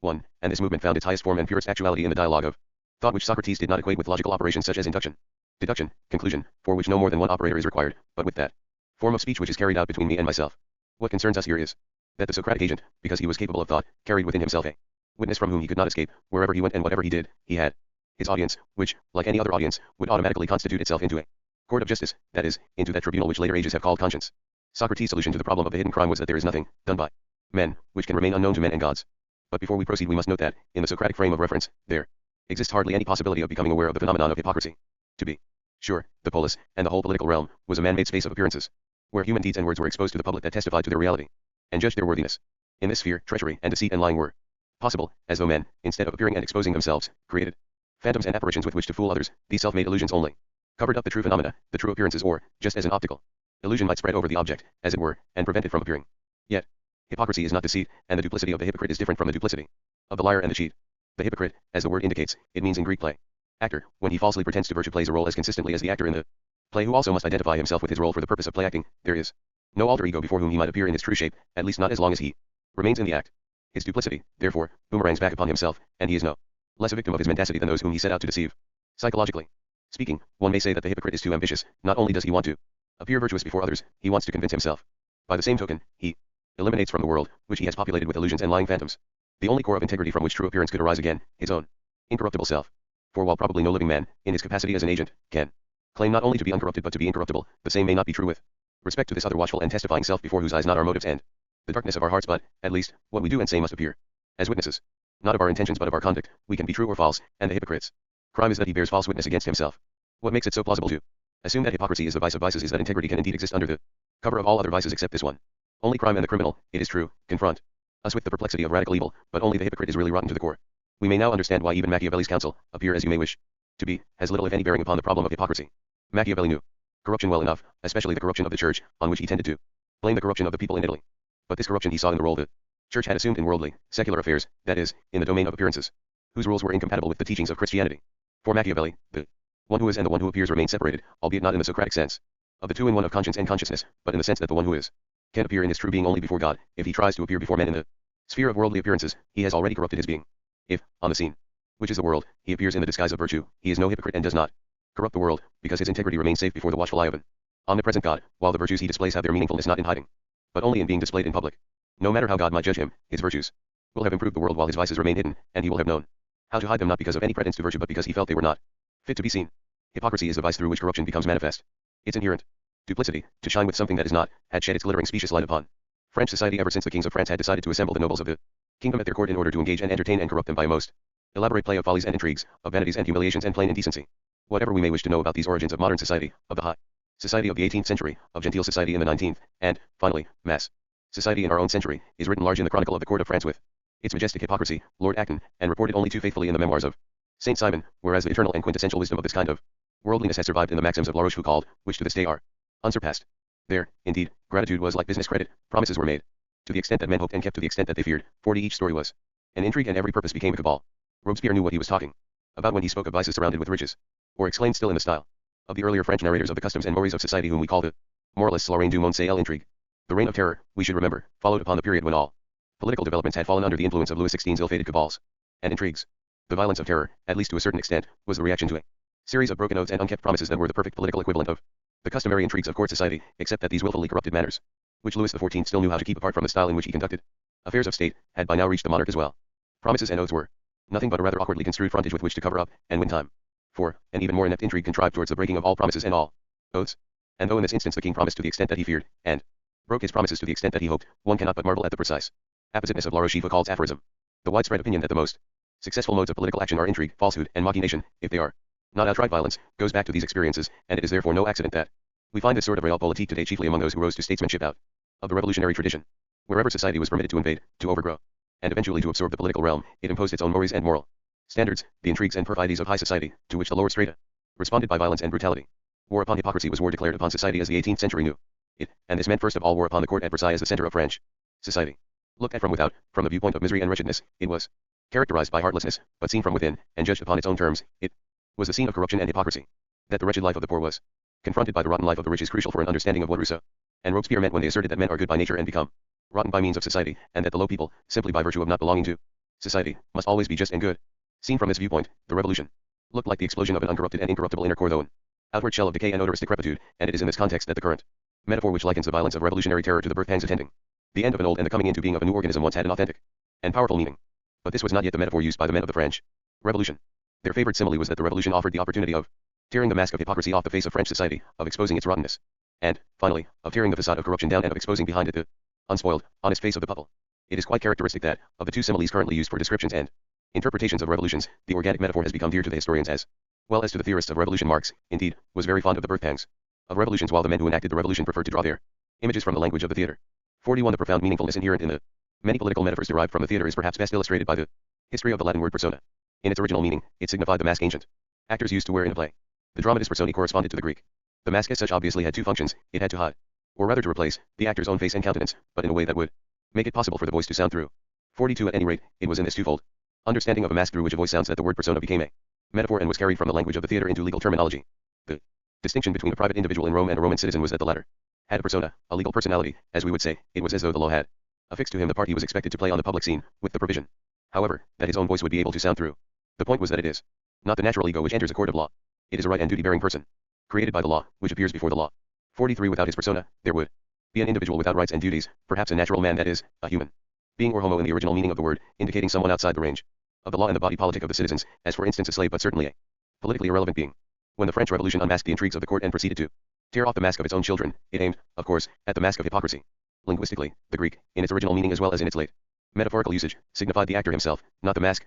he wore. In contrast, the persona, in its original theatrical sense, was the mask affixed to the actors face by the exigencies of the play. Hence, it meant metaphorically the person, which the law of the land can affix to individuals as well as to groups and corporations, and even to a common and continuing purpose, as in the instance of the person which owns the property of an Oxford or Cambridge college and which is neither the founder, now gone, nor the body of his living successors. 44. The point of this distinction and the appositeness of the metaphor lie in that the unmasking of the person, the deprivation of legal personality, would leave behind a natural human being, while the unmasking of the hypocrite would leave nothing behind a mask, because the hypocrite is the actor himself in so far as he wears no mask. He pretends to be the assumed role, and when he enters the game of society it is without any play acting whatsoever. In other words, what made the hypocrite so odious was that he claimed not only sincerity but naturalness, and what made him so dangerous outside the social realm, whose corruption he represented and, as it were, enacted, was that he instinctively could help himself to every mask in the political theater, that he could assume every role among its dramatis personae, but that he would not use this mask, as the rules of the political game demand, as a sounding board for the truth, but, on the contrary, as a contraption for deception. However, the men of the French Revolution had no conception of the persona, and no respect for the legal personality which is given and guaranteed by the body politic.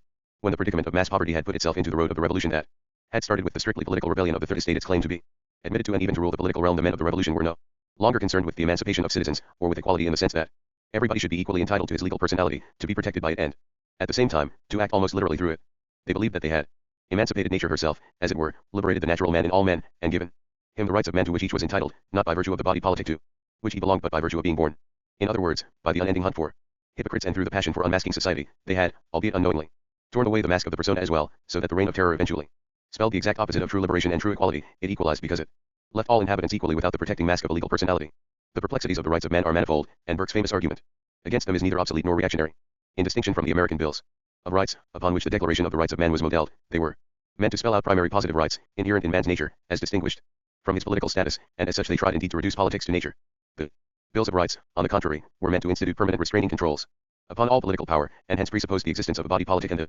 functioning of political power. The French Declaration of the Rights of Man, as the Revolution came to understand it, was meant to constitute the source of all political power, to establish not the control but the foundation stone of the body politic. The new body politic was supposed to rest upon man's natural rights, upon his rights insofar as he is nothing but a natural being, upon his right to food, dress, and the reproduction of the species, that is, upon his right to the necessities of life. And these rights were not understood as free political rights that no government and no political power has the right to touch and to violate, but as the very content as well as the ultimate end of government and power. The ancien regime stood accused of having deprived its subjects of these rights, the rights of life and nature rather than the rights of freedom and citizenship. 6. When the Malheureux appeared on the streets of Paris, it must have seemed as if Rousseau's natural man with his real wants in his original state had suddenly materialized, and as though the revolution had in fact been nothing but that experiment which would have to be made to discover him. 45. For the people who now appeared were not artificially hidden behind any mask, since they stood just as much outside the body politic as they stood outside society. No hypocrisy distorted their faces and no legal personality protected them. Seen from their standpoint, the social and the political were equally artificial, spurious devices with which to hide original men either in the nakedness of their selfish interests or in the nakedness of their unbearable misery. From then on, the real wants determined the course of the revolution, with the result,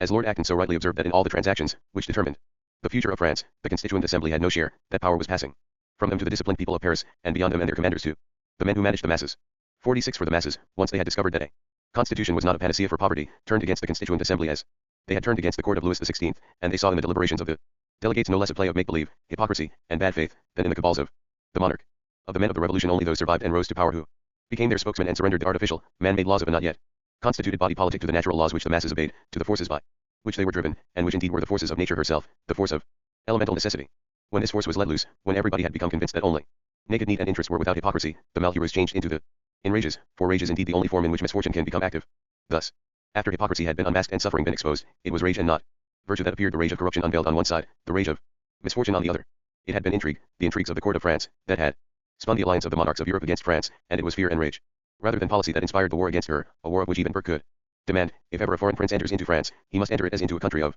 assassins. The mode of civilized war will not be practiced, nor are the French, who act on the present system, entitled to expect it. One could argue that it was this threat of terror inherent in the revolutionary wars that suggested the use to which terror may be put in revolutions. 47. At any rate, it was answered with rare precision by those who called themselves lay enrages and who avowed openly that vengeance was the inspiring principle of their actions. Vengeance is the only source of liberty, the only goddess we ought to bring sacrifices to, as Alexander Roussellin, a member of Hébert's faction, put it. This was perhaps not the true voice of the people, but certainly the very real voice of those whom even Robespierre had identified with the people. And those who heard these voices, both the voice of the great from whose faces the revolution had torn the mask of hypocrisy and the voice of nature, of original man, Rousseau, represented in the raging masses of Paris, must have found it hard to believe in the goodness of unmasked human nature and in the infallibility of the people. It was the unequal contest of these rages, the rage of naked misfortune pitted against the rage of unmasked corruption, that produced the continuous reaction of progressive violence of which Robespierre spoke. Together they swept away rather than achieved in a few years the work of several centuries. 48. For rage is not only impotent by definition, it is the mode in which impotence becomes active in its last stage of final despair. The enrages, inside or outside the sections of the Parisian Commune, were those who refused to bear and endure their suffering any longer, without, however, being able to rid themselves of it or even to alleviate it. And in the contest of devastation they proved to be the stronger part, because their rage was connected with and rose directly out of their suffering. Suffering, whose strength and virtue lie in endurance, explodes into rage when it can no longer endure. This rage, to be sure, is powerless to achieve, but it carries with it the momentum of true suffering, whose devastating force is superior, and, as it were, more enduring than the raging frenzy of mere frustration. It is true that the masses of the suffering people had taken to the street unbidden and uninvited by those who then became their organizers and their spokesmen. But the suffering they exposed transformed the Malheureux into the enrages only when the compassionate zeal of the revolutionaries of Robespierre, probably, more than of anybody else, began to glorify the suffering, hailing the exposed misery as the best and even only guarantee of virtue, so that albeit without realizing it the men of the revolution set out to emancipate the people not qua prospective citizens but qua Malheureux. Yet, if it was a question of liberating the suffering masses instead of emancipating the people, there was no doubt that the course of the revolution depended upon the release of the force inherent in suffering, upon the force of delirious rage. And though the rage of Impotence eventually sent the revolution to its doom. It is true that suffering, once it is transformed into rage, can release overwhelming forces. The revolution, when it turned from the foundation of freedom to the liberation of man from suffering, broke down the barriers of endurance and liberated, as it were, the devastating forces of misfortune and misery instead. Human life has been stricken with poverty since times immemorial, and mankind continues to labor under this curse in all countries outside the Western Hemisphere. No revolution has ever solved the social question and liberated men from the predicament of want, but all revolutions, with the exception of the Hungarian Revolution in 1956-49, have followed the example of the French Revolution and used and misused the mighty forces of misery and destitution in their struggle against tyranny or oppression. And, although the whole record of past revolutions demonstrates beyond doubt that every attempt to solve the social question with political means leads into terror, and that it is terror which sends revolutions to their doom, it can hardly be denied that to avoid this fatal mistake is almost impossible when a revolution breaks out under conditions of mass poverty. What has always made it so terribly tempting to follow the French Revolution on its foredoomed path is not only the fact that liberation from necessity, because of its urgency, will always take precedence over the building of freedom, but the even more important and more dangerous fact that the uprising of the poor against the rich carries with it an altogether different and much greater momentum of force than the rebellion of the oppressed against their oppressors. This raging force may well not appear irresistible because it lives from and is nourished by the necessity of biological life itself. The rebellions of the belly are the worst, as Francis Bacon put it, discussing discontentment and poverty as causes for sedition. No doubt the women, on their march to Versailles, played the genuine part of mothers whose children were starving in squalid homes, and they thereby afforded to motives which they neither shared nor understood the aid of a diamond point that nothing could withstand. 50 And when Saint just out of these experiences exclaimed, Les malheureux sunt la puissance de la terre, we might as well hear these grand and prophetic words in their literal meaning. It is indeed as though the forces of the earth were allied in benevolent conspiracy with this uprising, whose end is impotence, whose principle is rage, and whose conscious aim is not freedom but life and happiness. Where the breakdown of traditional authority set the poor of the earth on the march, where they left the obscurity of their misfortunes and streamed upon the marketplace, their furor seemed as irresistible as the motion of the stars, a torrent rushing forward with elemental force and engulfing a whole world. Tocqueville, in a famous passage, written decades before Marx and probably without knowledge of Hegel's philosophy of history, was the first to wonder why the doctrine of necessity is so attractive to those who write history in democratic ages. The reason, he believed, lay in the anonymity of an egalitarian society, where the traces of individual action upon nations are lost, so that men are led to believe that some superior force is ruling over them. Suggestive as this theory may appear, it will be found wanting upon closer reflection. The powerlessness of the individual in an egalitarian society may explain the experience of a superior force determining his destiny. It hardly accounts for the element of motion inherent in the doctrine of necessity, and without it the doctrine would have been useless to historians. Necessity in motion, the close enormous chain which girds and binds the human race and can be traced back to the origin of the world. 51 was entirely absent from the range of experiences of either the American Revolution or American egalitarian society. Here Tocqueville read something into American society which he knew from the French Revolution, where already Robespierre had substituted an irresistible and anonymous stream of violence for the free and deliberate actions of men, although he still believed, in contrast to Hegel's interpretation of the French Revolution, that this free-flowing stream could be directed by the strength of human virtue. But the image behind Robespierre's belief in the irresistibility of violence, as well as behind Hegel's belief in the irresistibility of necessity, both violence and necessity being in motion and dragging everything and everybody into their streaming movements, was a familiar view of the streets of Paris during the Revolution, the view of the poor who came streaming out into the street. In this stream of the poor, the element of irresistibility, which we found so intimately connected with the original meaning of the word revolution, was embodied, and in its metaphoric usage it became all the more plausible as irresistibility again was connected with the necessity which we ascribe to natural processes, not because natural science used to describe the processes in terms of necessary laws, but because we experience necessity to the extent that we find ourselves, as organic bodies, subject to necessary and irresistible processes. All rulership has its original and its most legitimate source in man's wish to emancipate himself from life's necessity, and men achieved such liberation by means of violence, by forcing others to bear the burden of life for them. This was the core of slavery, and it is only the rise of technology, and not the rise of modern political ideas as such, which has refuted the old and terrible truth that only violence and rule over others could make some men free. Nothing, we might say today, could be more obsolete than to attempt to liberate mankind from poverty by political means. Nothing could be more futile and more dangerous. For the violence which occurs between men who are emancipated from necessity is different from, less terrifying, though often not less cruel, than the primordial violence with which man pits himself against necessity, and which appeared in the full daylight of political, historically recorded events for the first time in the modern age. The result was that necessity invaded the political realm, the only realm where men can be truly free.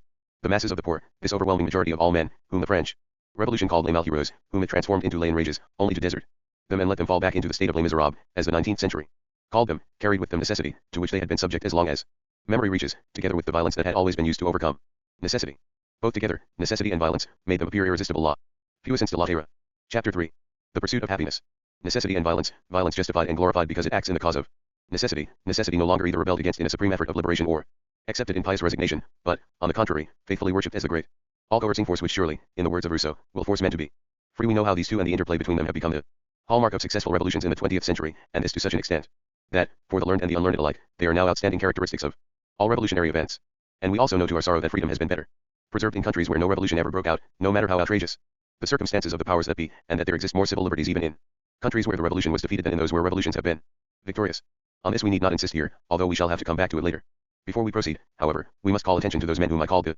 men of the revolutions, as distinct from the later professional revolutionists, in order to catch a first glimpse of the principles which might have inspired and prepared them for the role they were to play. For no revolution, no matter how wide it may have opened the gates to the masses of the poor, was ever started by them, just as no revolution, no matter how widespread discontent and even conspiracy may have been in a given country, was ever the result of sedition. Generally speaking, we may say that no revolution is even possible where the authority of the body politic is truly intact, and this means, under modern conditions, where the armed forces can be trusted to obey the civil authorities. Revolutions always appear to succeed with amazing ease in their initial stage, and the reason is that the men who make them first only pick up the power of a regime in plain disintegration. They are the consequences but never the causes of the downfall of political authority. From this, however, we are not entitled to conclude that revolutions always occur where government is incapable of commanding authority and the respect that goes with it. On the contrary, the curious and sometimes even weird longevity of obsolete bodies politic is a matter of historical record and was indeed an outstanding phenomenon of Western political history prior to the First World War. Even where the loss of authority is quite manifest, revolutions can break out and succeed only if there exists a sufficient number of men who are prepared for its collapse and, at the same time, willing to assume power, eager to organize and to act together for a common purpose. The number of such men need not be great. 10 men acting together, as Mirabeau once said, can make 100,000 tremble apart from each other. In contrast to the appearance of the poor on the political scene during the French Revolution, which nobody had foreseen, this loss of authority of the body politic had been a well-known phenomenon in Europe and the colonies ever since the 17th century. Montesquieu, more than 40 years before the outbreak of the Revolution, knew well enough that ruin was slowly eating away the foundations on which political structures rested in the West, and he feared a return of despotism because Europe's peoples, though they were still ruled by habit and custom, no longer felt at home politically, no longer trusted the laws under which they lived, and no longer believed in the authority of those who ruled them. He did not look forward to a new age of freedom, but, on the contrary, feared lest freedom die out in the only stronghold it had ever found, since he was convinced that customs, habits, and manners, in short mores and morality, which are so important for the life of society and so irrelevant for the body politic, would give way quickly in any case of emergency. One and such estimates were by no means restricted to France, where the corruption of the ancien regime constituted the fabric of the social as well as the political body. At about the same time, Hume observed in England that the mere name of king commands little respect, and to talk of a king as God's vice-regent upon earth, or to give him any of these magnificent titles, which formerly dazzled mankind, would but excite laughter in everyone. He does not trust the tranquility in the country but believes, using almost the same words as Montesquieu, that with the least shock of convulsion the kingly power being no longer supported by the settled principles and opinions of men, will immediately dissolve. It was essentially for the same reasons of insecurity and diffidence about things as they then were in Europe that Burke so enthusiastically greeted the American Revolution. Nothing less than a convulsion that will shake the globe to its center can ever restore the European nations to that liberty by which they were once so much distinguished. The Western world was the seat of freedom until another, more Western, was discovered, and that other will be probably its asylum when it is hunted down in every other part, too. Hence, what could be foreseen, what Montesquieu was only the first to predict explicitly, was the incredible ease with which governments would be overthrown, and the progressive loss of authority of all inherited political structures which he had in mind became plain to an increasing number of people everywhere throughout the 18th century. What also must have been plain even then was that this political development was part and parcel of the more general development of the modern age. In its broadest terms, one can describe this process as the breakdown of the old Roman trinity of religion, tradition, and authority, whose innermost principle had survived the change of the Roman Republic into the Roman Empire, as it was to survive the change of the Roman Empire into the Holy Roman Empire. It was the Roman principle that now was falling to pieces before the onslaught of the modern age. The downfall of political authority was preceded by the loss of tradition and the weakening of institutionalized religious beliefs. It was the decrease of traditional and religious authority that perhaps undermined political authority as well, and certainly forecast its ruin. Of the three elements which together, in mutual accord, had ruled the secular and spiritual affairs of men since the beginnings of Roman history, political authority was the last to vanish. It had depended upon tradition, it could not be secure without a past to throw its light upon the future, Tocqueville, and it was unable to survive the lost sanction of religion. The enormous difficulties which especially the loss of religious sanction held in store for the establishment of a new authority, the perplexities which caused so many of the men of the revolutions to fall back upon or at least to invoke beliefs which they had discarded prior to the revolutions, we shall have to discuss later. If the men who, on both sides of the Atlantic, were prepared for the revolution had anything in common prior to the events which were to determine their lives, to shape their convictions, and eventually to draw them apart, it was a passionate concern for public freedom, much in the way Montesquieu or Burke spoke about it, and this concern was probably even then, in the century of mercantilism and an undoubtedly very progressive absolutism, something rather old-fashioned. Moreover, they were by no means bent upon revolution, but, as John Adams put it, called without expectation and compelled without previous inclination. As Tocqueville testifies for France, the very notion of a violent revolution had no place in their mind. It was not discussed because it was not conceived. 3. Yet, against Adams' word stands his own testimony that the revolution was effected before the war commenced, for not because of any specifically revolutionary or rebellious spirit, but because the inhabitants of the colonies were formed by law into corporations, or bodies politic, and possessed the right to assemble in their town halls, there to deliberate upon the public affairs. It was in these assemblies of towns or districts that the sentiments of the people were formed in the first place. 5. And against Tocqueville's remark stands his own insistence on the taste or the passion for public freedom which he found widespread in France prior to the outbreak of the revolution, predominant in fact in the minds of those who had no conception whatsoever of revolution and no premonition of their own role in it. Even at this point, the difference between the Europeans and the Americans, whose minds were still formed and influenced by an almost identical tradition, is conspicuous and important. What was a passion and a taste in France clearly was an experience in America, and the American usage which, especially in the 18th century, spoke of public happiness, where the French spoke of public freedom, suggests this difference quite appropriately. The point is that the Americans knew that public freedom consisted in having a share in public business, and that the activities connected with this business by no means constituted a burden but gave those who discharged them in public a feeling of happiness they could acquire nowhere else. They knew very well, and John Adams was bold enough to formulate this knowledge time and again, that the people went to the town assemblies, as their representatives later were to go to the famous conventions, neither exclusively because of duty nor, and even less, to serve their own interests, but most of all because they enjoyed the discussions, the deliberations, and the making of decisions. What brought them together was the world, and the public interest of liberty, Harrington, and what moved them was the passion for distinction which John Adams held to be more essential and remarkable than any other human faculty, wherever men, women, or children are to be found, whether they Be old or young, rich or poor, high or low, wise or foolish, ignorant or learned, every individual is seen to be strongly actuated by a desire to be seen, heard, talked of, approved and respected by the people about him, and within his knowledge. The virtue of this passion he called emulation, the desire to excel another, and its vice he called ambition because it aims at power as a means of distinction. 6 And, psychologically speaking, these are in fact the chief virtues and vices of political man. For the thirst and will to power as such, regardless of any passion for distinction, though characteristic of the tyrannical man, is no longer a typically political vice, but rather that quality which tends to destroy all political life, its vices no less than its virtues. It is precisely because the tyrant has no desire to excel and lacks all passion for distinction that he finds it so pleasant to rise above the company of all men. Conversely, it is the desire to excel which makes men love the world and enjoy the company of their peers, and drives them into public business. Compared to this American experience, the preparation of the French hommes de lettres who were to make the revolution was theoretical in the extreme. 7 No doubt the play actors of the French Assembly also enjoyed themselves, although they would hardly have admitted it and certainly had no time to reflect upon this side of an otherwise grim business. They had no experiences to fall back upon, only ideas and principles untested by reality to guide and inspire them, and these had all been conceived, formulated, and discussed prior to the revolution. Hence they depended even more on memories from antiquity, and they filled the ancient Roman words with suggestions that arose from language and literature rather than from experience and concrete observation. Thus the very word residential public law shows public, suggested to them that there existed no such thing as public business under the rule of a monarch. But when these words, and the dreams behind them, began to manifest themselves in the early months of the revolution, the manifestation was not in the form of deliberations, discussions, and decisions. It was, on the contrary, an intoxication whose chief element was the crowd, the mass whose applause and patriotic delight added as much charm as brilliance to the oath of the tennis court as experienced by Robespierre. No doubt, the historian is right to add, Robespierre had experienced a revelation of Rousseauism manifest in the flesh. He had heard the voice of the people, and thought it was the voice of God. From this moment dates his mission. 8 And yet, however strongly the emotions of Robespierre and his colleagues may have been swayed by experiences for which there were hardly any ancient precedents, their conscious thoughts and words would stubbornly return to Roman language. If we wish to draw the line in purely linguistic terms, we might insist on the relatively late date of the word democracy, which stresses the people's rule and role, as opposed to the word republic, with its strong emphasis on objective institutions.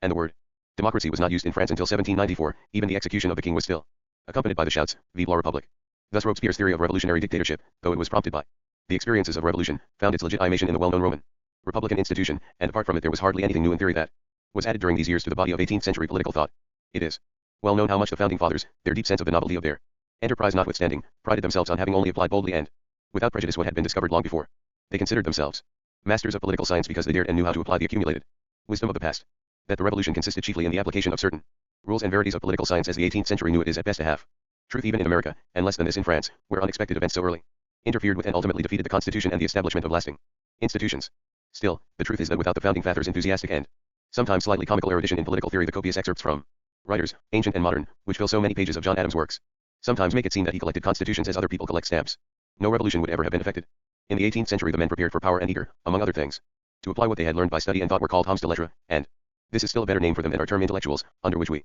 habitually subsume a class of professional scribes and writers whose labors are needed by the ever-expanding bureaucracies of modern government and business administration, as well as by the almost equally fast-growing needs for entertainment in mass society. The growth of this class in modern times was inevitable and automatic. It would have come about under all circumstances, and it might be argued if one takes into account the unsurpassed conditions for its development in the political tyrannies of the East that its chances were even better under the rule of despotism and absolutism than under the constitutional rule of free countries. The distinction between the hommes de lettres and the intellectuals by no means rests on an obvious difference in quality. More important in our context is the fundamentally different attitudes these two groups have shown, ever since the 18th century, toward society, that is, toward that curious and somewhat hybrid realm which the modern age interjected between the older and more genuine realms of the public or political on one side and the private on the other. Indeed, the intellectuals are and always have been part and parcel of society, to which as a group they even owe their existence and prominence. All pre-revolutionary governments in 18th century Europe needed and used them for the building up of a body of specialized knowledge and procedures indispensable for the growing operation of their governments on all levels, a process which stresses the esoteric character of governmental activities. 9 The men of letters, on the contrary, resented nothing more than the secrecy of public affairs. They had started their career by refusing this sort of governmental service and by withdrawing from society, first from the society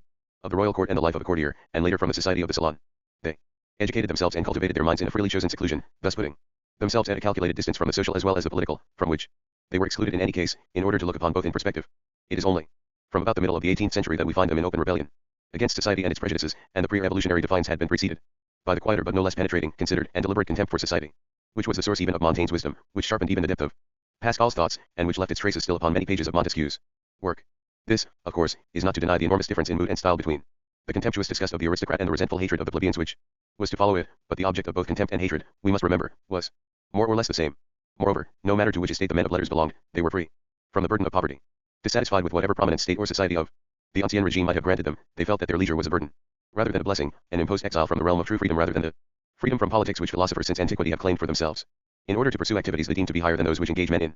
public business. In other words, their leisure was the Roman odium and not the Greek. It was an enforced inactivity, a languishing in idle retirement, where philosophy was supposed to deliver some cure for grief, a dolorus medicinum. 10 And They were still quite in the Roman style when they began to employ this leisure in the interest of the residential public law shows Public American Samoa the 18th century, translating literally from the Latin, called the realm of public affairs. Hence they turned to the study of Greek and Roman authors, not and this is decisive for the sake of whatever eternal wisdom or immortal beauty the books themselves might contain, but almost exclusively in order to learn about the political institutions to which they bore witness. It was their search for political freedom, not their quest for truth, that led them back to antiquity, and their reading served to give them the concrete elements with which to think and dream of such freedom. In the words of Tocqueville, choc passion, public sedicus and philosophy. Had they known in actual experience what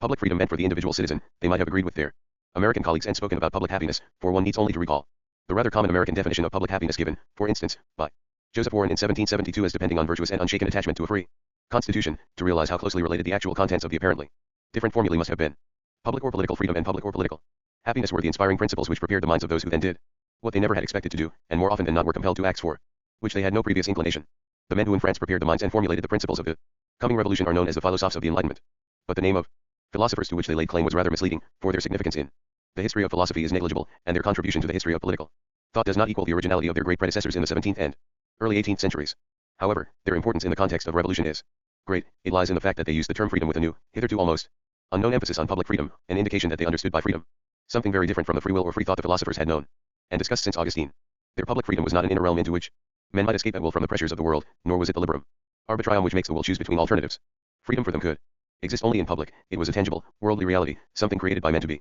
enjoyed by men rather than a gift or a capacity. It was the man-made public space or marketplace which antiquity had known as the area where freedom appears and becomes visible to all. For the absence of political freedom under the rule of the enlightened absolutism in the 18th century did not consist so much in the denial of specific personal liberties, certainly not for the members of the upper classes, as in the fact that the world of public affairs was not only hardly known to them but was invisible. 11. What the hommes de lettres shared with the poor, quite apart from, and also prior to, any compassion with their suffering, was precisely obscurity, namely, that the public realm was invisible to them and that they lacked the public space where they themselves could become visible and be of significance. What distinguished them from the poor was that they had been offered, by virtue of birth and circumstances, the social substitute for political significance which is consideration, and their personal distinction lay precisely in the fact that they had refused to settle in the land of consideration, as Henry James calls the domain of society, opting rather for the secluded obscurity of privacy where they could at least entertain and nourish their passion for significance and freedom. To be sure, this passion for freedom for its own sake, for the soul pleasure to be able to speak, to act, to breathe, Tocqueville, can arise only where men are already free in the sense that they do not have a master. And the trouble is that this passion for public or political freedom can so easily be mistaken for the perhaps much more vehement, but politically essentially sterile, passionate hatred of masters,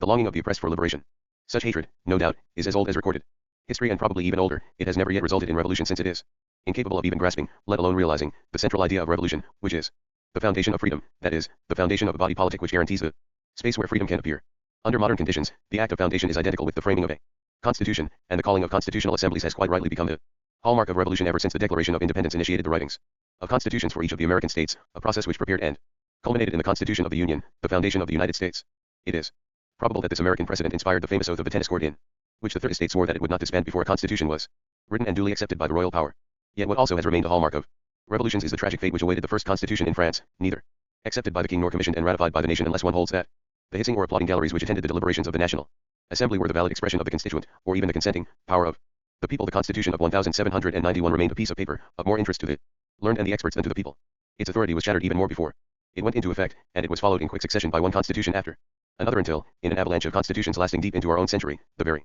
notion of constitution disintegrated beyond recognition. The deputies of the French Assembly who had declared themselves a permanent body and then, instead of taking their resolutions and deliberations back to the people, cut themselves adrift from their constituent powers, did not become founders or founding fathers, but they certainly were the ancestors of generations of experts and politicians to whom constitution making was to become a favorite pastime because they had neither power nor a share in the shaping of events. It was in this process that the act of constitution making lost its significance, and that the very notion of constitution came to be associated with a lack of reality and realism, with an overemphasis on legalism and formalities. We today are still under the spell of this historical development, and so we may find it difficult to understand that revolution on the one hand, and constitution and foundation on the other, are like correlative conjunctions to the men of the 18th century. However, it was still a matter of course that they needed a constitution to lay down the boundaries of the new political realm and to define the rules within it, that they had to found and build a new political space within which the passion for public freedom or the pursuit of public happiness would receive free play for generations to come, so that their own revolutionary spirit could survive the actual end of the revolution. However, even in America where the foundation of a new body politic succeeded and where therefore, in a sense, the revolution achieved its actual end, the second task of revolution, to assure the survival of the spirit out of which the act of foundation sprang, to realize the principle which inspired it, a task which, as we shall see, Jefferson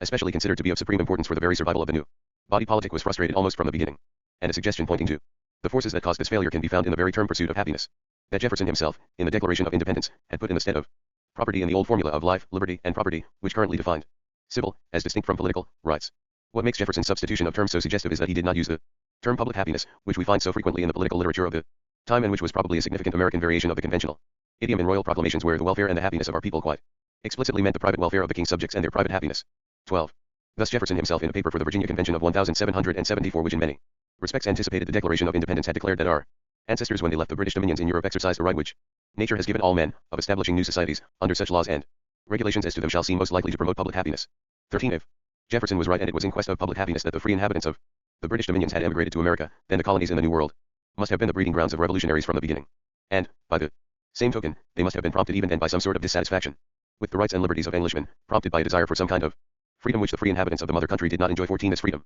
they called later, when they had come to taste it, public happiness, and it consisted in the citizen's right of access to the public realm, in his share in public power to be a participator in the government of affairs. In Jefferson's telling phrase 15 as distinct from the generally recognized rights of subjects to be protected by the government in the pursuit of private happiness even against public power, that is, distinct from rights which only tyrannical power would abolish. The very fact that the word happiness was chosen in laying claim to a share in public power indicates strongly that there existed in the country, prior to the revolution, such a thing as public happiness, and that men knew they could not be altogether happy if their happiness was located and enjoyed only in private life. However, the historical fact is that the Declaration of Independence speaks of pursuit of happiness, not of public happiness, and the chances are that Jefferson himself was not very sure in his own mind which kind of happiness he meant when he made its pursuit one of the inalienable rights of man. His famous felicity of pen blurred the distinction between private rights and public happiness. 16 with the result that the importance of his alteration was not even noticed in the debates of the Assembly. To be sure, none of the delegates would have suspected the astonishing career of this pursuit of happiness, which was to contribute more than anything else to a specifically American ideology, to the terrible misunderstanding that, in the words of Howard Mumford Jones, holds that men are entitled to the ghastly privilege of pursuing a phantom and embracing a delusion. 17 In the 18th century setting, the term, as we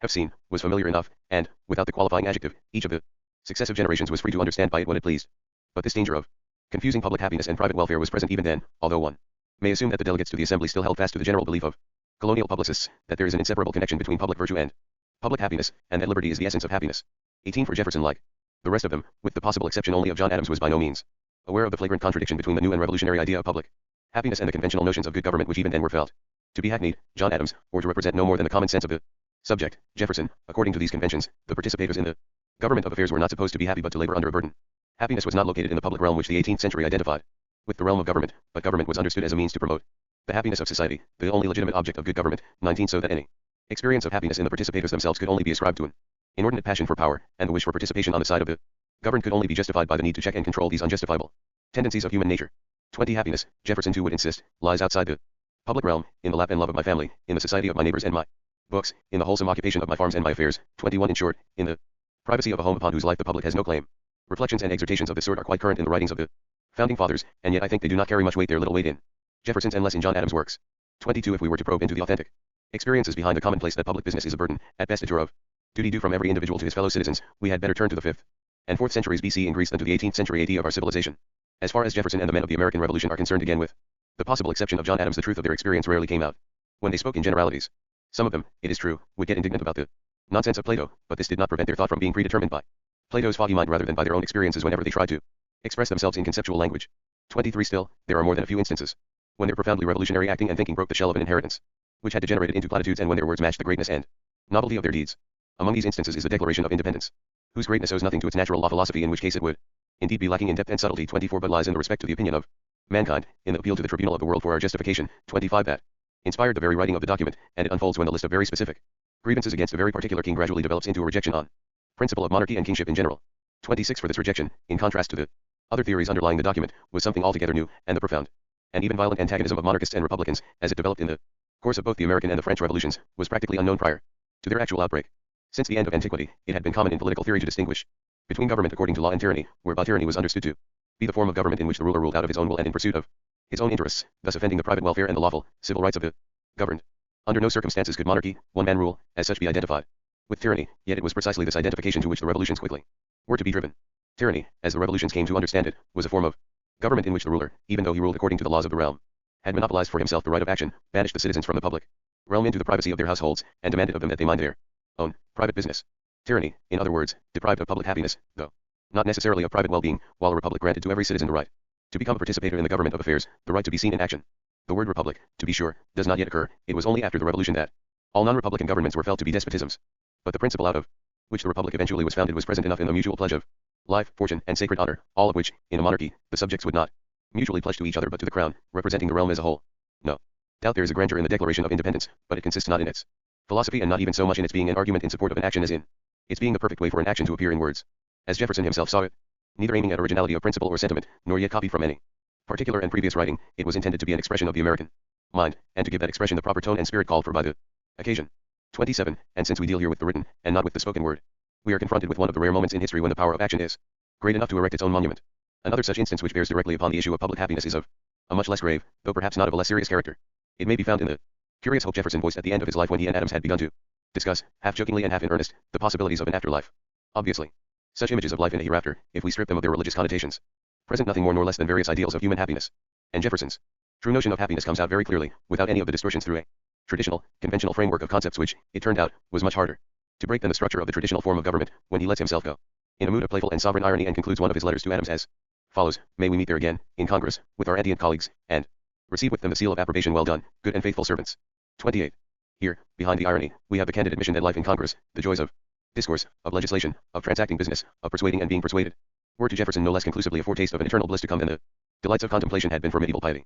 For even the seal of approbation is not at all the common reward for virtue in a future state, it is the applause, the demonstration of acclaim, the esteem of the world, in which Jefferson in another context says that there had been a time when it was of higher value in my eye than everything in it. 29. In order to understand how truly extraordinary it was, within the context of our tradition, to see in public political happiness an image of eternal bliss, it may be well to recall that for Thomas Aquinas, for example, the perfecta beatitudo consisted entirely in a vision, the vision of God, and that for this vision the presence of no friends was required, amici non recurruntur ad perfectam beatitudinem, 30, all of which, incidentally, is still in perfect accord with Platonic notions of the life of an immortal soul. Jefferson, on the contrary, could think of a possible improvement on the best and happiest moments of his life only by enlarging the circle of his friends so that he could sit in congresses with the most illustrious of his colleagues. To find a similar image of the quintessence of human happiness reflected in the playful anticipation of an afterlife, we would have to go back to Socrates, who, in a famous passage in the Apology, frankly and smilingly confessed that all he could ask for was, so to speak, more of the same, namely, no island of the blessed and no life of an immortal soul, utterly unlike the life of mortal man, but the enlargement of the circle of Socrates' friends in Hades by those illustrious men of the Greek past, Orpheus and Musaeus, Hesiod and Homer, whom he had not been able to meet on earth and with whom he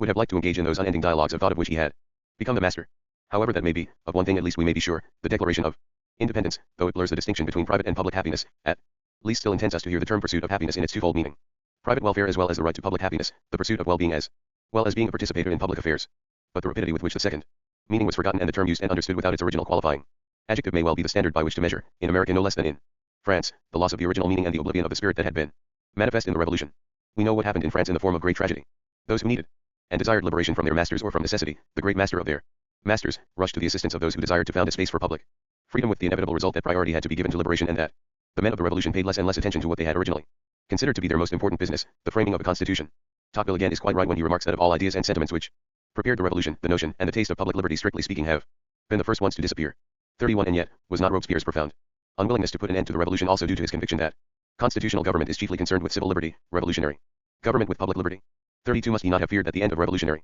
power and the beginning of constitutional government would spell the end of public liberty? That the new public space would wither away after it had suddenly burst into life and intoxicated them all with the wine of action which, as a matter of fact, is the same as the wine of freedom? Whatever the answers to these questions may be, Robespierre's clear-cut distinction between civil and public liberty bears an obvious resemblance to the vague, conceptually ambiguous American use of the term happiness. Prior to both revolutions, it had been in terms of civil liberties and public freedom, or of the people's welfare and public happiness, that the hommes de lettres on either side of the Atlantic had tried to answer the old question, what is the end of government? That, under the impact of revolution, the question now became, what is the end of revolution and revolutionary government? Was natural enough, although it happened only in France. In order to understand the answers given to this question, it is important not to overlook the fact that the men of the revolutions, preoccupied as they had been with the phenomenon of tyranny which deprives its subjects of both civil liberties and public freedom, of private welfare as well as public happiness, and therefore tends to obliterate the distinguishing line between them, were able to discover the sharpness of the distinction between the private and the public, between private interests and the common will, only in the course of the revolutions, during which the two principles came into conflict with each other. This conflict was the same in the American and the French revolutions, though it assumed very different expressions. For the American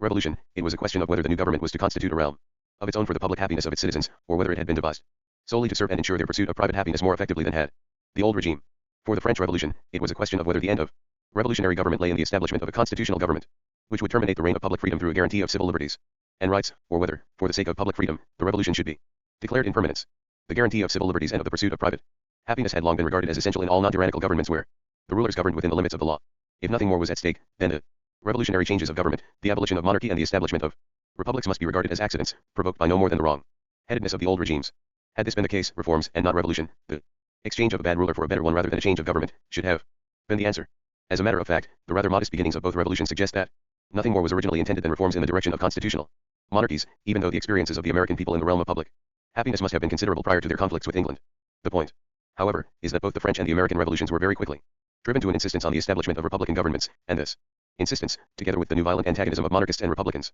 grew directly out of the revolutions themselves. The men of the revolutions, at any rate, had made their acquaintance with public happiness, and the impact of this experience had been sufficiently profound for them to prefer under almost any circumstances, should the alternatives unhappily be put to them in such terms, public freedom to civil liberties or public happiness to private welfare. Behind Robespierre's theories, which foreshadow the revolution declared in permanence, one can discern the uneasy, alarmed, and alarming question that was to disturb almost every revolutionary after him. Who was worth his salt, if the end of revolution and the introduction of constitutional government spelled the end of public freedom? Was it then desirable to end the revolution? Had Robespierre lived to watch the development of the new government of the United States, where the revolution had never seriously curtailed civil rights and, perhaps for this reason, succeeded precisely where the French Revolution failed, namely in the task of foundation, where, moreover, and in this context most importantly, the founders had become rulers so that the end of revolution did not spell the end of their public happiness, his doubts might still conceivably have been confirmed. For the emphasis shifted almost at once from the contents of the Constitution, that is, the creation and partition of power, and the rise of a new realm where, in the words of Madison, ambition would be checked by ambition. 33 The ambition, of course, to excel and be of significance, not the ambition to make a career to the Bill of Rights, which contained the necessary constitutional restraints upon government. It shifted, in other words, from public freedom to civil liberty, or from a share in public affairs for the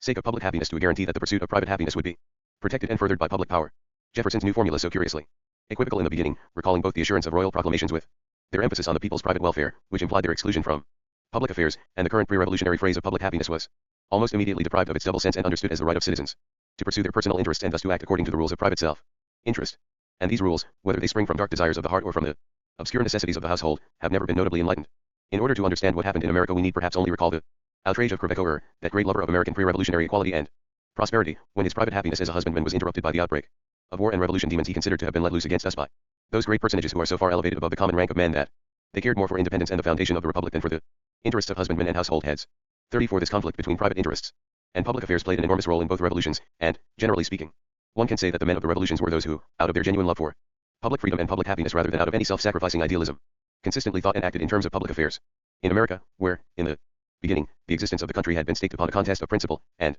where the people had risen in rebellion over measures whose economic significance was trivial, the Constitution was ratified even by those who in debt to British merchants to whose suits the Constitution would open. The federal courts had much to lose in terms of private interest, indicating that the founders had a majority of the people on their side at least throughout the war and the revolution. 35 Yet even during this period, one can clearly see how, from start to finish, Jefferson's drive for a place of public happiness and John Adams' passion for emulation, his spectator agenda, let us be seen in action, let us have a space where we are seen and can act, came into conflict with ruthless and fundamentally anti-political desires to be rid of all public cares and duties, to establish a mechanism of government administration through which men could control their rulers and still enjoy the advantages of monarchical government, to be ruled without their own agency, to have time not required for the supervision or choice of the public agents, or the enactment of laws, so that their attention may be exclusively given to their personal interests. 36. The outcome of the American Revolution, as distinct from the purposes which started it, has always been ambiguous, and the question of whether the end of government was to be prosperity or freedom has never been settled. Side by side with those who came to this continent for the sake of a new world, or rather for the sake of building a new world on a newly discovered continent, there had always been those who hoped for nothing more than a new way of life. It is not surprising that the latter should have outnumbered the former. As for the 18th century, the decisive factor might well have been that after the glorious revolution the migration to America of important English elements ceased. 37 In the language of the founders, the question was whether the supreme object to be pursued was the real welfare of the great body of the people, 38 the greatest happiness of the greatest number, or if it was rather the principal end of government to regulate the passion to excel and to be seen, which in its turn becomes a principal means of government. 39 This alternative between freedom and prosperity, as we see it today, was by no means a clear-cut issue in the minds of either the American founders or the French revolutionaries, but from this it does not follow that it was not present. There has always been not only a difference but an antagonism between those who, in the words of Tocqueville, seem to love liberty and only hate their masters, and those who know, qui cherchent la liberté autre chose. Tu elle m'est fait pour serveur. 40. The extent to which the ambiguous character of the revolutions derived from an equivocally in the minds of the men who made them is perhaps best illustrated by the oddly self-contradicting formulations which Robespierre enunciated as the principles of revolutionary government. He started by defining the aim of constitutional government as the preservation of the republic which revolutionary government had founded for the purpose of establishing public freedom. Yet, no sooner had he defined the chief aim of constitutional government as the preservation of public freedom than he turned about, as it were, and corrected himself. Under constitutional rule it is almost enough to protect the individuals against the abuses of public power. 41 With the second sentence, power is still public and in the hands of government, but the individual has become powerless and must be protected against it. Freedom, on the other hand, has shifted places. It resides no longer in the public realm but in the private life of the citizens, and so must be defended against the public and its power. Freedom and power have parted company, and the fateful equating of power with violence, of the political with government, and of government with the necessary evil has begun. We could have drawn similar, though less succinct, illustrations from American authors, and this, of course, is only another way of saying that the social question interfered with the course of the American Revolution no less sharply, though far less dramatically, than it did with the course of the French Revolution. Yet the difference is still profound. Since the country was never overwhelmed by poverty, it was a fatal passion for sudden riches rather than necessity that stood in the way of the founders of the Republic. And this particular pursuit of happiness which, in the words of Judge Pendleton, has always tended to extinguish every sentiment of political and moral duty. 42 Could be held in abeyance at least long enough to throw the foundations and to erect the new building, though not long enough to change the minds of those who were to inhabit it. The result, in contradistinction to the European development, has been that the revolutionary notions of public happiness and political freedom have never altogether vanished from the American scene. They have become part and parcel of the very structure of the political body of the republic. Whether this structure has a granite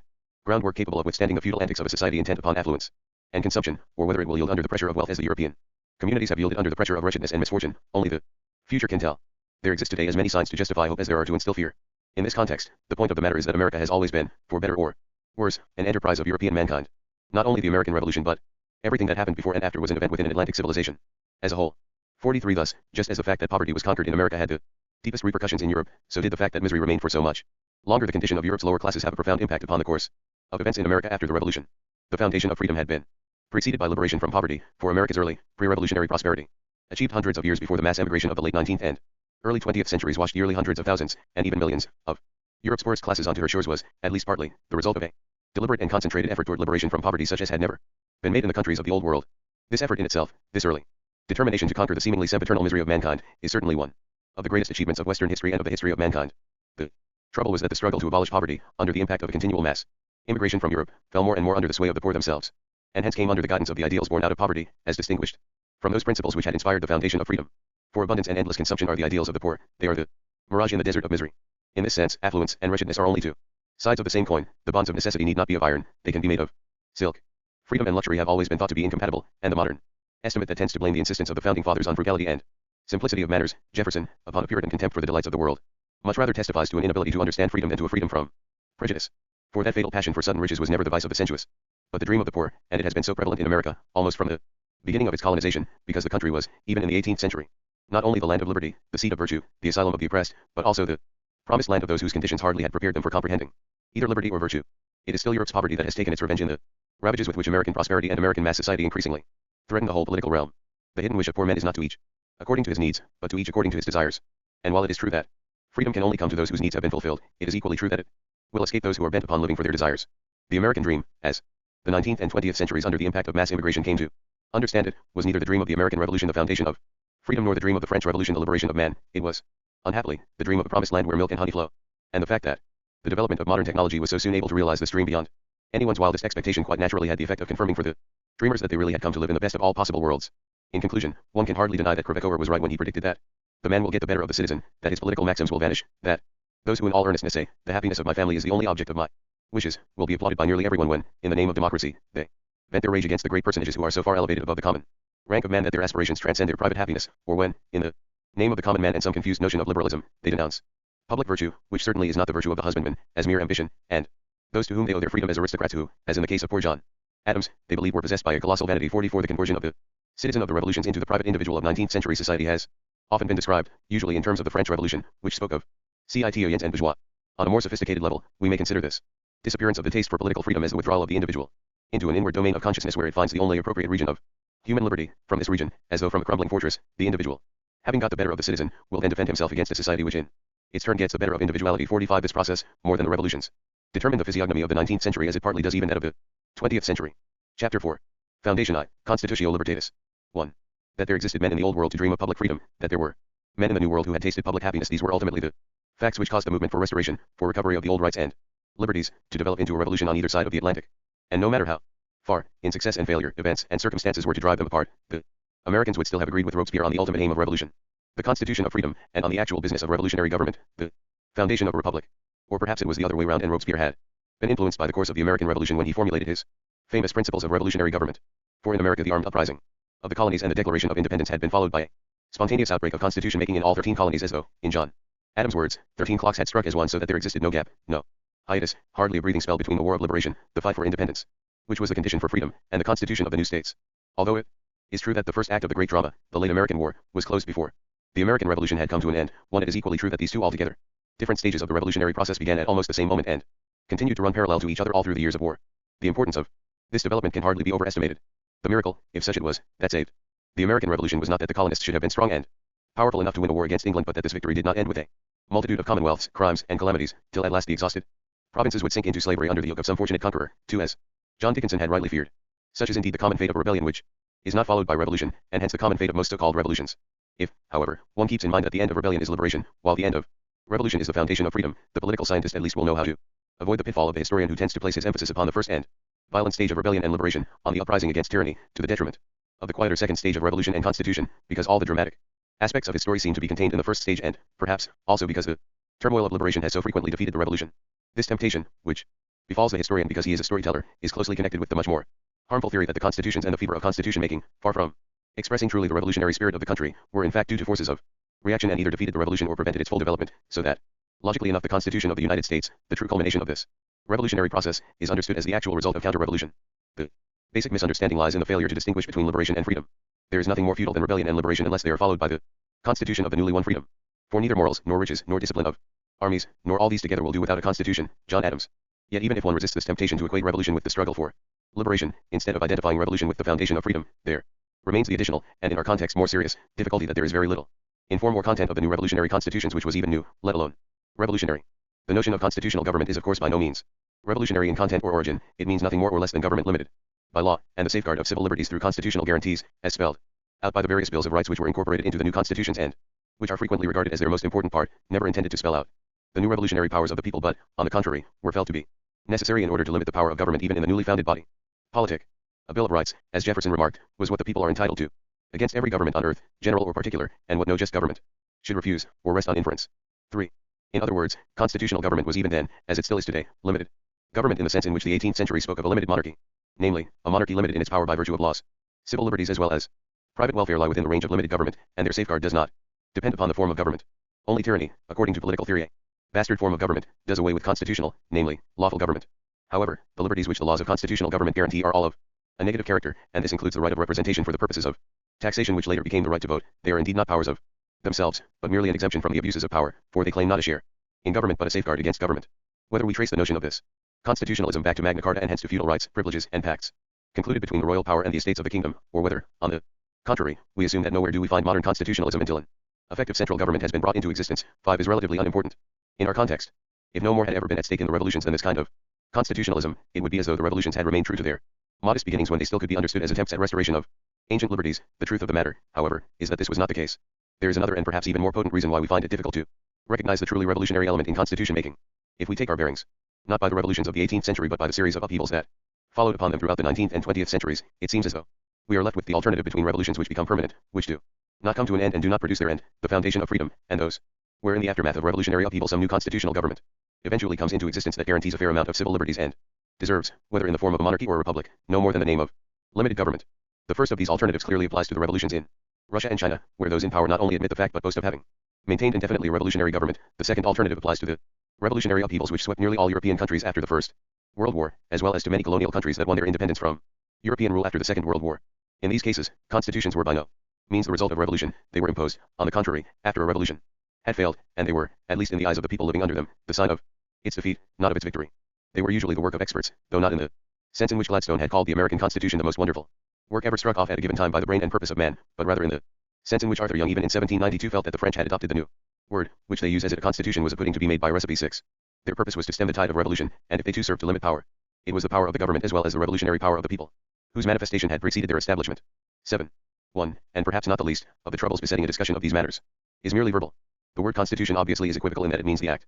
of constituting as well as the law or rules of government that are constituted, be these embodied in written documents or, as in the case of the British Constitution, implied in institutions, customs, and precedents. It is clearly impossible to call by the same name, and to expect the same results from those constitutions which a non-revolutionary government adopts because the people and their revolution had been unable to constitute their own government, and those other constitutions which either, in Gladstone's phrase, had proceeded from progressive history of a nation or were the result of a deliberate attempt by a whole people at founding a new body politic. The distinction as well as the confusion are perfectly apparent in the famous definition of the word by Thomas Paine, a definition in which he only summed up and reasoned out what the fever of American constitution making must have taught him. A constitution is not the act of a government, but of a people constituting a government. 8. Hence the need in France as in America for constituent assemblies and special conventions whose sole task it was to draft a constitution, hence also the need to bring the draft home and back to the people, and have the Articles of Confederacy debated, clause by clause, in the town hall meetings and, later, the Articles of the Constitution in the state congresses. For the point of the matter was not at all that the provincial congresses of the 13 colonies could not be trusted to establish state governments whose powers were properly and sufficiently limited, but that it had become a principle with the constituents that the people should endow the government with a constitution and not vice versa. 9. A brief glance at the various destinies of constitutional government outside the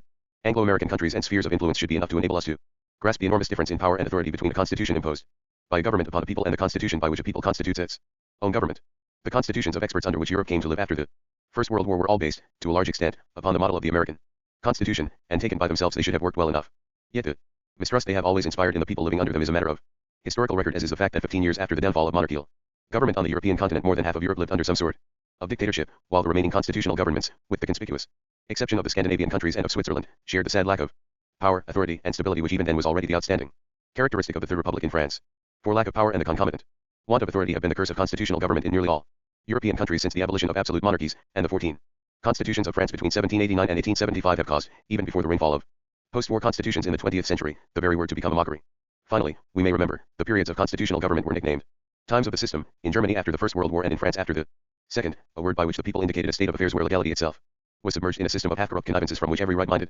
person should be permitted to excuse himself, since it hardly seemed worthwhile even to rise and revolt against it. In short, and in the words of John Adams, a constitution is a standard, a pillar, and a bond when it is understood, approved, and beloved. But without this intelligence and attachment, it might as well be a kite or balloon, flying in the air. 10. The difference between a constitution that is the act of government and the constitution by which people constitute a government is obvious enough. To it must be added another difference which, though closely connected with it, is much more difficult to perceive. If there was anything which the constitution makers of the 19th and 20th centuries had in common with their American ancestors in the 18th century, it was a mistrust in power as such, and this mistrust was perhaps even more pronounced in the New World than it ever had been in the old countries. That man by his very nature is unfit to be trusted with unlimited power, that those who wield power are likely to turn into ravenous beasts of prey, that government is necessary in order to restrain man and his drive for power, and, therefore, is, as Madison put it, a reflection upon human nature. These were commonplaces in the 18th century no less than in the 19th, and they were deeply ingrained in the minds of the founding fathers. All this stands behind the Bills of Rights, and it formed the general agreement on the absolute necessity of constitutional government in the sense of limited government, and yet, for the American development it was not decisive. The founders' fear of too much power in government was checked by their great awareness of the enormous dangers of the rights and liberties of the citizen that would arise from within society. Hence, according to Madison, it is of great importance in a republic, not only to guard the society against the oppression of its rulers, but to guard one part of the society against the injustice of the other part, to save the rights of individuals, or of the minority from interested combinations of the majority. 11. This, if nothing else, required the constitution of public governmental power whose very essence could never be derived from something which is a mere negative, i.e., constitutional limited government, although European constitution makers and constitutionalists saw in it the quintessence of the blessings of the American Constitution. What they admired, and from the viewpoint of continental history rightly, was in fact the blessings of mild government as it had developed organically out of British history, and since these blessings were not only incorporated into all constitutions of the New World but most emphatically spelled out as the inalienable rights of all men, they failed to understand, on one hand, the enormous overriding importance of the foundation of a republic, and, on the other, the fact that the actual content of the Constitution was by no means the safeguard of civil liberties but the establishment of an entirely new system of power. In this respect, the record of the American Revolution speaks an entirely clear, unambiguous language. It was not constitutionalism in the sense of limited, lawful government that preoccupied the minds of the founders. On this they were agreed. Beyond the need for discussion or even clarification, and even in the days when feeling against England's king and parliament ran highest in the country, they remained somehow conscious of the fact that they still dealt with a limited monarchy and not with an absolute prince. When they declared their independence from this government, and after they had forsworn their allegiance to the crown, the main question for them certainly was not how to limit power but how to establish it, not how to limit government but how to found a new one. The fever of constitution making which gripped the country immediately after the Declaration of Independence prevented the development of a power vacuum, and the establishment of new power could not be based upon what had always been essentially a negative on power, that is, the Bills of Rights. This whole matter is so easily and frequently confused because of the important part the Declaration of the Rights of Man and the Citizen came to play in the course of the French Revolution, where these rights indeed were assumed not to indicate the limitations of all lawful government, but on the contrary to be its very foundation. Quite apart from the fact that the Declaration all men are born equal, fraught with truly revolutionary implications in a country which still was feudal in social and political organization, had no such implication in the New World, there is the even more important difference in emphasis with regard to the only absolutely new aspect in the enumeration of civil rights, and that is that these rights were now declared solemnly to be rights of all men, no matter who they were or where they lived. This difference in emphasis came about when the Americans, though quite sure that what they claimed from England were the rights of Englishmen, could no longer think of themselves in terms of a nation in whose veins the blood of freedom circulates. Burke, even a trickle of non-English and non-British stock in their midst was enough to remind them, whether you be English, Irish, Germans, or Swedes, you are entitled to all the liberties of Englishmen and the freedom of this Constitution. 12. What they were saying and proclaiming was in fact that those rights which up to now had been enjoyed only by Englishmen should be enjoyed in the future by all men. 13. In other words, all men should live under constitutional, limited government. The proclamation of human rights through the French Revolution, on the contrary, meant quite literally that every man by virtue of being born had become the owner of certain rights. The consequences of this shifted emphasis are enormous, in practice no less than in theory. The American version actually proclaims no more than the necessity of civilized government for all mankind. The French version, however, proclaims the existence of rights independent of and outside the body politic, and then goes on to equate these so-called rights, namely, the rights of man qua man, with the rights of citizens. In our context, we do not need to insist on the perplexities inherent in the very concept of human rights, nor on the sad inefficacy of all declarations, proclamations, or enumerations of human rights that were not immediately incorporated into positive law, the law of the land, and applied to those who happen to live there. The trouble with these rights has always been that they could not but be less than the rights of nationals, and that they were invoked only as a last resort by those who had lost their normal rights as citizens. 14. We need only to ward off from our considerations of fateful misunderstanding, suggested by the course of the French Revolution, that the proclamation of human rights or the guarantee of civil rights could possibly become the aim or content of revolution. The aim of the state constitutions which preceded the Constitution of the Union, whether drafted by provincial congresses or by constitutional assemblies, as in the case of Massachusetts, was to create new centers of power after the Declaration of Independence had abolished the authority and power of crown and parliament. On this task, the creation of new power, the founders and men of the revolution brought to bear the whole arsenal of what they themselves called their political science, for political science, in their own words, consisted in trying to discover the forms and combinations of power in republics. 15. Highly aware of their own ignorance on the subject, they turned to history, collecting with a care amounting to pedantry all examples, ancient and modern, real and fictitious, of republican constitutions. What they tried to learn in order to dispel their ignorance was by no means the safeguards of civil liberties, a subject on which they certainly knew much more than any previous republic, but the constitution of power. This was also the reason for the enormous fascination exerted by Montesquieu, whose role in the American Revolution almost equals Rousseau's influence on the course of the French Revolution, for the main subject of Montesquieu's great work, studied and quoted as an authority on government at least a decade before the outbreak of the Revolution, was indeed the Constitution of Political Freedom, 16. But the word constitution in this context has lost all connotations of being a negative, a limitation and negation of power. The word means, on the contrary, that the grand temple of federal liberty must be based on the foundation and correct distribution of power. It was precisely because Montesquieu, unique in this respect among the sources from which the founders drew their political wisdom, had maintained that power and freedom belong together, that, conceptually speaking, political freedom did not reside in the I will but in the I can, and that therefore the political realm must be construed and constituted in a way in which power and freedom would be combined. That we find his name invoked in practically all debates on constitution. 17. Montesquieu confirmed what the founders, from the experience of the colonies, knew to be right, namely, that liberty was a natural power of doing or not doing whatever we have a mind, and when we read in the earliest documents of colonial times that deputies thus chosen shall have power and liberty to appoint, we can still hear how natural it was for these people to use the two words almost as synonyms. 18. It is well known that no question played a greater role in these debates than did the problem of the separation or the balance of powers, and it is perfectly true that the notion of such a separation was by no means Montesquieu's exclusive discovery. As a matter of fact, the idea itself, far from being the outgrowth of a mechanical, Newtonian worldview, as has recently been suggested, is very old. It occurs, at least implicitly, in the traditional discussion of mixed forms of government, and thus can be traced back to Aristotle, or at least to Polybius, who was perhaps the first to be aware of some of the advantages inherent in mutual checks and balances. Montesquieu seems to have been unaware of this historical background. He had taken his bearings by what he believed to be the unique structure of the English Constitution, and whether or not he interpreted this Constitution correctly is of no relevance today, and was of no great importance even in the 18th century. For Montesquieu's discovery actually concerned the nature of power, and this discovery stands in so flagrant a contradiction to all conventional notions on this matter that it has almost been forgotten, despite the fact that the foundation of the Republic in America was largely inspired by it. The discovery, contained in one sentence, spells out the forgotten principle underlying the whole structure of separated powers, that only power arrests power, that is, we must add, without destroying it, without putting impotence in the place of power. 19. For power can, of course, be destroyed by violence. This is what happens in tyrannies, where the violence of one destroys the power of the many, and which therefore, according to Montesquieu, are destroyed from within. They perish because they engender impotence instead of power. But power, contrary to what we are inclined to think, cannot be checked, at least not reliably, by laws, for the so-called power of the ruler, which is checked in constitutional, limited, lawful government, is in fact not power but violence. It is the multiplied strength of the one who has monopolized the power of the many. Laws, on the other hand, are always in danger of being abolished by the power of the many, and in a conflict between law and power it is seldom the law which will emerge as victor. Yet even if we assume that law is capable of checking power, and on this assumption all truly democratic forms of government must rest if they are not to degenerate into the worst and most arbitrary tyranny, the limitation which law set upon power can only result in a decrease of its potency. Power can be stopped and still be kept intact only by power, so that the principle of the separation of power not only provides a guarantee against the monopolization of power by one part of the government, but actually provides a kind of mechanism, built into the very heart of government, through which new power is constantly generated, without, however, being able to overgrow and expand to the detriment of other centers or sources of power. Montesquieu's famous insight that even virtue stands in need of limitation, and that even an excess of reason is undesirable, occurs in his discussion of the nature of power. 22. Virtue and reason were powers rather than mere faculties, so that their preservation and increase had to be subject to the same conditions which rule over the preservation and increase of power. Certainly it was not because he wanted less virtue and less reason that Montesquieu demanded their limitation. This side of the matter is usually overlooked because we think of the division of power only in terms of its separation in the three branches of government. The chief problem of the founders, however, was how to establish union out of 13 sovereign, duly constituted republics. Their task was the foundation of a confederate republic which, in the language of the time, borrowed from Montesquieu, would reconcile the advantages of monarchy in foreign affairs with those of republicanism in domestic policy. 21. And in this task of the Constitution there was no longer any question of constitutionalism in the sense of civil rights, even though a Bill of Rights was then incorporated into the Constitution as amendments, as a necessary supplement to it, but of erecting a system of powers that would check and balance in such a way that the power neither of the Union nor of its parts, the duly constituted states, would decrease or destroy one another. How well this part of Montesquieu's teaching was understood in the days of the foundation of the Republic. On the level of theory, its greatest defender was John Adams, whose entire political thought turned about the balance of powers. And when he wrote, power must be opposed to power, force to force, strength to strength, interest to interest, as well as reason to reason, eloquence to eloquence, and passion to passion, he obviously believed he had found in this very opposition an instrument to generate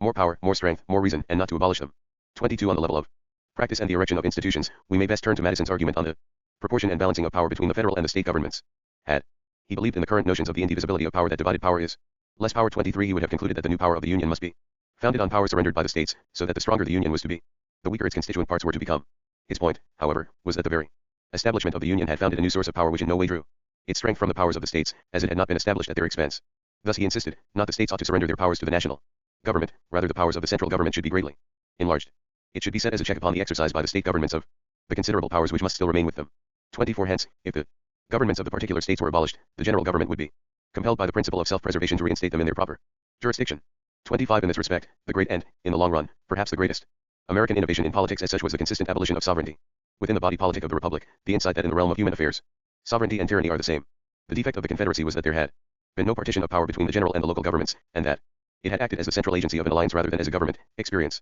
had shown that in this alliance of powers there was a dangerous tendency for the allied powers not to act as checks upon one another but to cancel one another out, that is, to breed impotence. 26. What the founders were afraid of in practice was not power but impotence, and their fears were intensified by the view of Montesquieu, quoted throughout these discussions, that republican government was effective only in relatively small territories. Hence, the discussion turned about the very viability of the republican form of government, and both Hamilton and Madison called attention to another view of Montesquieu, according to which a confederacy of republics could solve the problems of larger countries under the condition that the constituted bodies, small republics, were capable of constituting a new body politic, the Confederate Republic, instead of resigning themselves to a mere alliance. 27. Clearly, the true objective of the American Constitution was not to limit power but to create more power, actually to establish and duly constitute an entirely new power center, destined to compensate the Confederate Republic, whose authority was to be exerted over a large, expanding territory, for the power lost through the separation of the colonies from the English crown. This complicated and delicate system, deliberately designed to keep the power potential of the Republic intact and prevent any of the multiple power sources from drying up in the event of further expansion, of being increased by the addition of other members, was entirely the child of revolution. 28. The American Constitution finally consolidated the power of the revolution, and since the aim of revolution was freedom, it indeed came to be what Bracton had called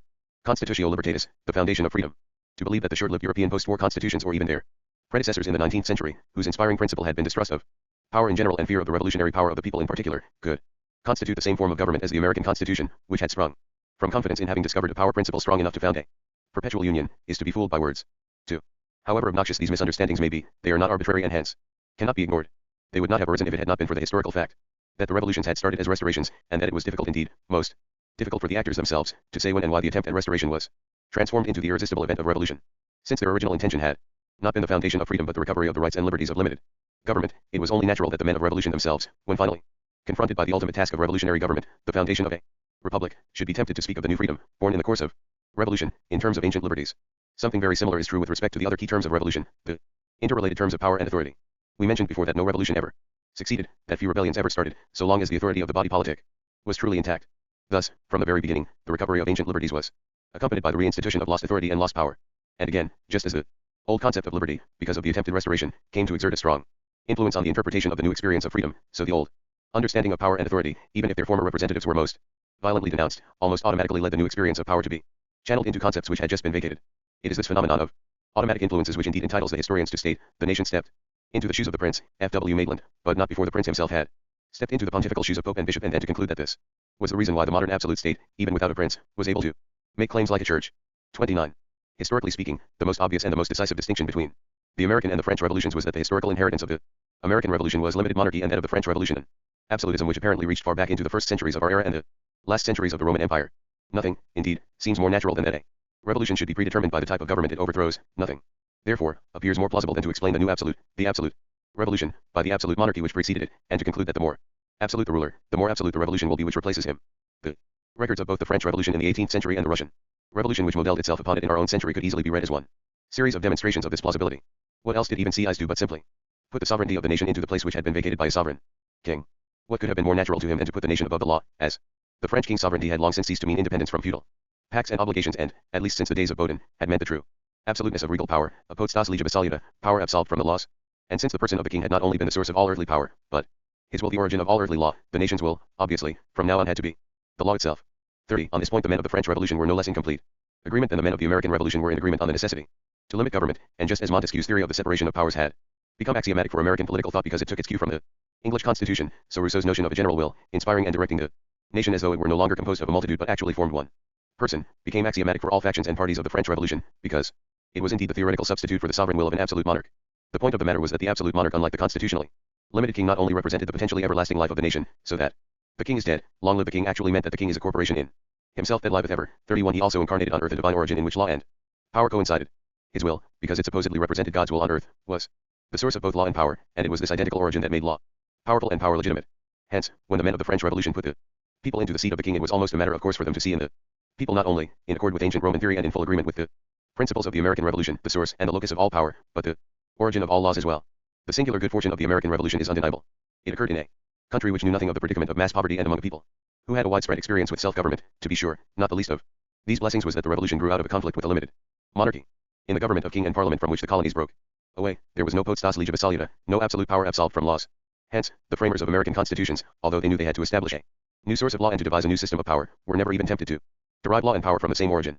The seat of power to them was the people. But the source of law was to become the Constitution, a written document, an endurable, objective thing, which, to be sure, one could approach from many different angles and upon which one could impose many different interpretations, which one could change and amend in accordance with circumstances, but which nevertheless was never a subjective state of mind, like the will. It has remained a tangible worldly entity of greater durability than elections or public opinion polls. Even when, at a comparatively late date and, presumably, under the influence of continental constitutional theory, the supremacy of the Constitution was argued on the ground solely of its rootage in popular will, it was felt that, once the decision was taken, it remained binding for the body politic to which it gave birth. 32 And even if there were people who reasoned that in a free government the people must retain the power at any time, for any cause, or for no cause, but their own sovereign pleasure, to alter or annihilate both the mode and the essence of any former government, and adopt a new one in its stead, 33 They remained rather lonely figures in the assembly. In this, as in other cases, what appeared in France as a genuine political or even philosophic problem came to the fore during the American Revolution in such an unequivocally vulgar form that it was discredited even before anybody had bothered to make a theory out of it. For, of course, those who expected from the Declaration of Independence a form of government in which, by being independent of the rich man, every man would then be able to do as he pleased, were never lacking.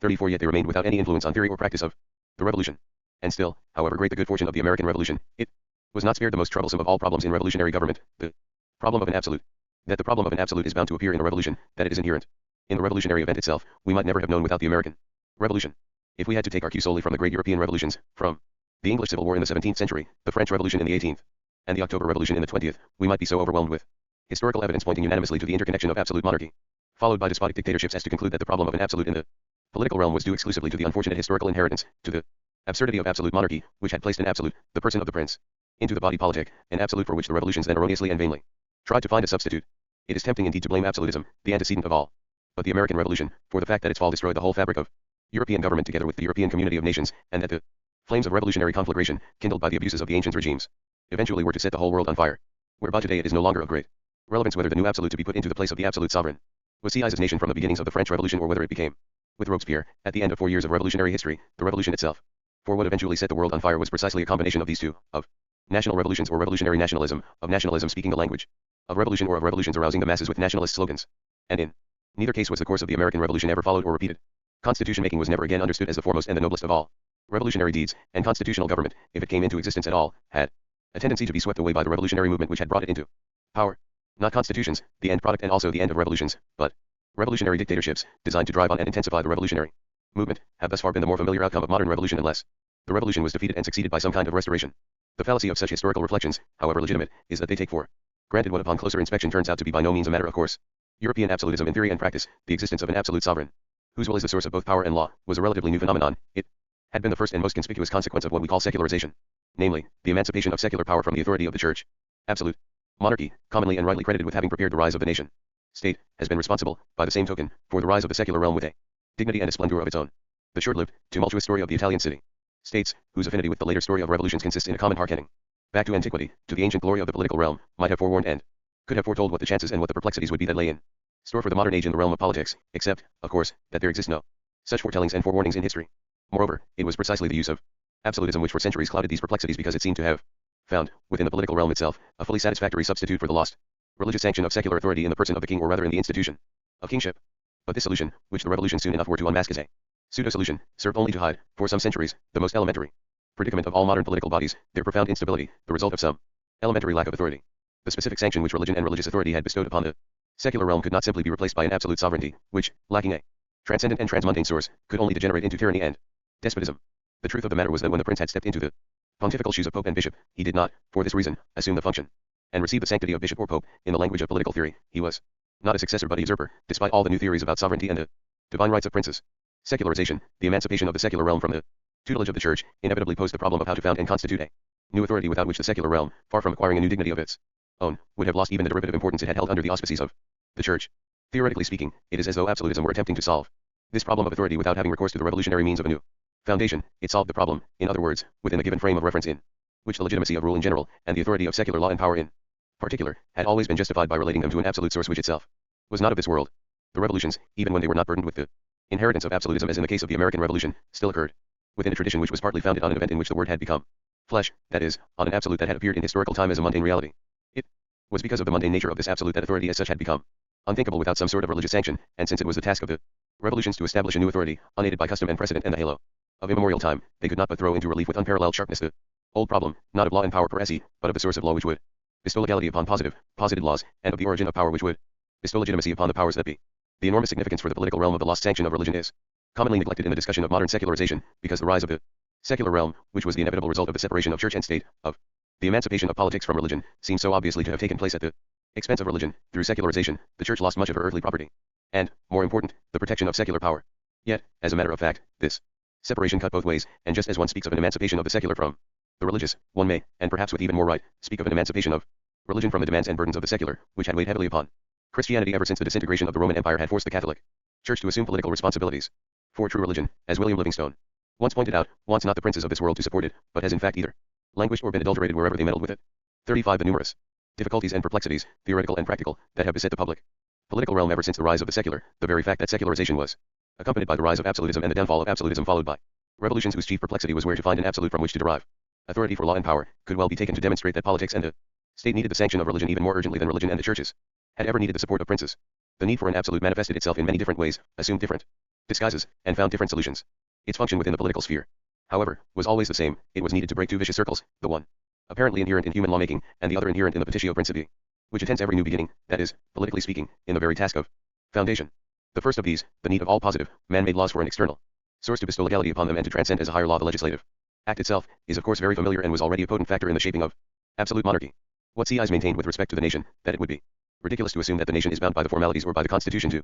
which it has subjected its mandatories. 36 is equally true with respect to the absolute prince, who indeed, like C.I.'s nation had to be the origin of all legality, the fountain of justice, and thus could not be subject to any positive laws. This was the reason why even Blackstone had maintained that an absolute despotic power must in all governments reside somewhere. 37 Whereby it is obvious that this absolute power becomes despotic once it has lost its connection with a higher power than itself. That Blackstone calls this power despotic is a clear indication of the extent to which the absolute monarch had cut himself loose, not from the political order over which he ruled, but from the divine or natural law order to which he had remained subject prior to the modern age. Yet, if it is true that the revolutions did not invent the perplexities of a secular political realm, it is a fact that with their arrival, that is, with the necessity of making new laws and of founding a new body politic, former solutions such as the hope that custom would function as a higher law because of a transcendental quality ascribed to its vast antiquity. 38 Or the belief that the exalted position of the monarch as such would surround the whole governmental sphere with an aura of sanctity, as in the often quoted appraisal of the British monarchy by Bagehot, the English monarchy strengthens our government with the strength of religion stood now revealed as facile expedients and subterfuges. This exposure of the dubious nature of government in the modern age occurred in bitter earnest only when and where revolutions eventually broke out.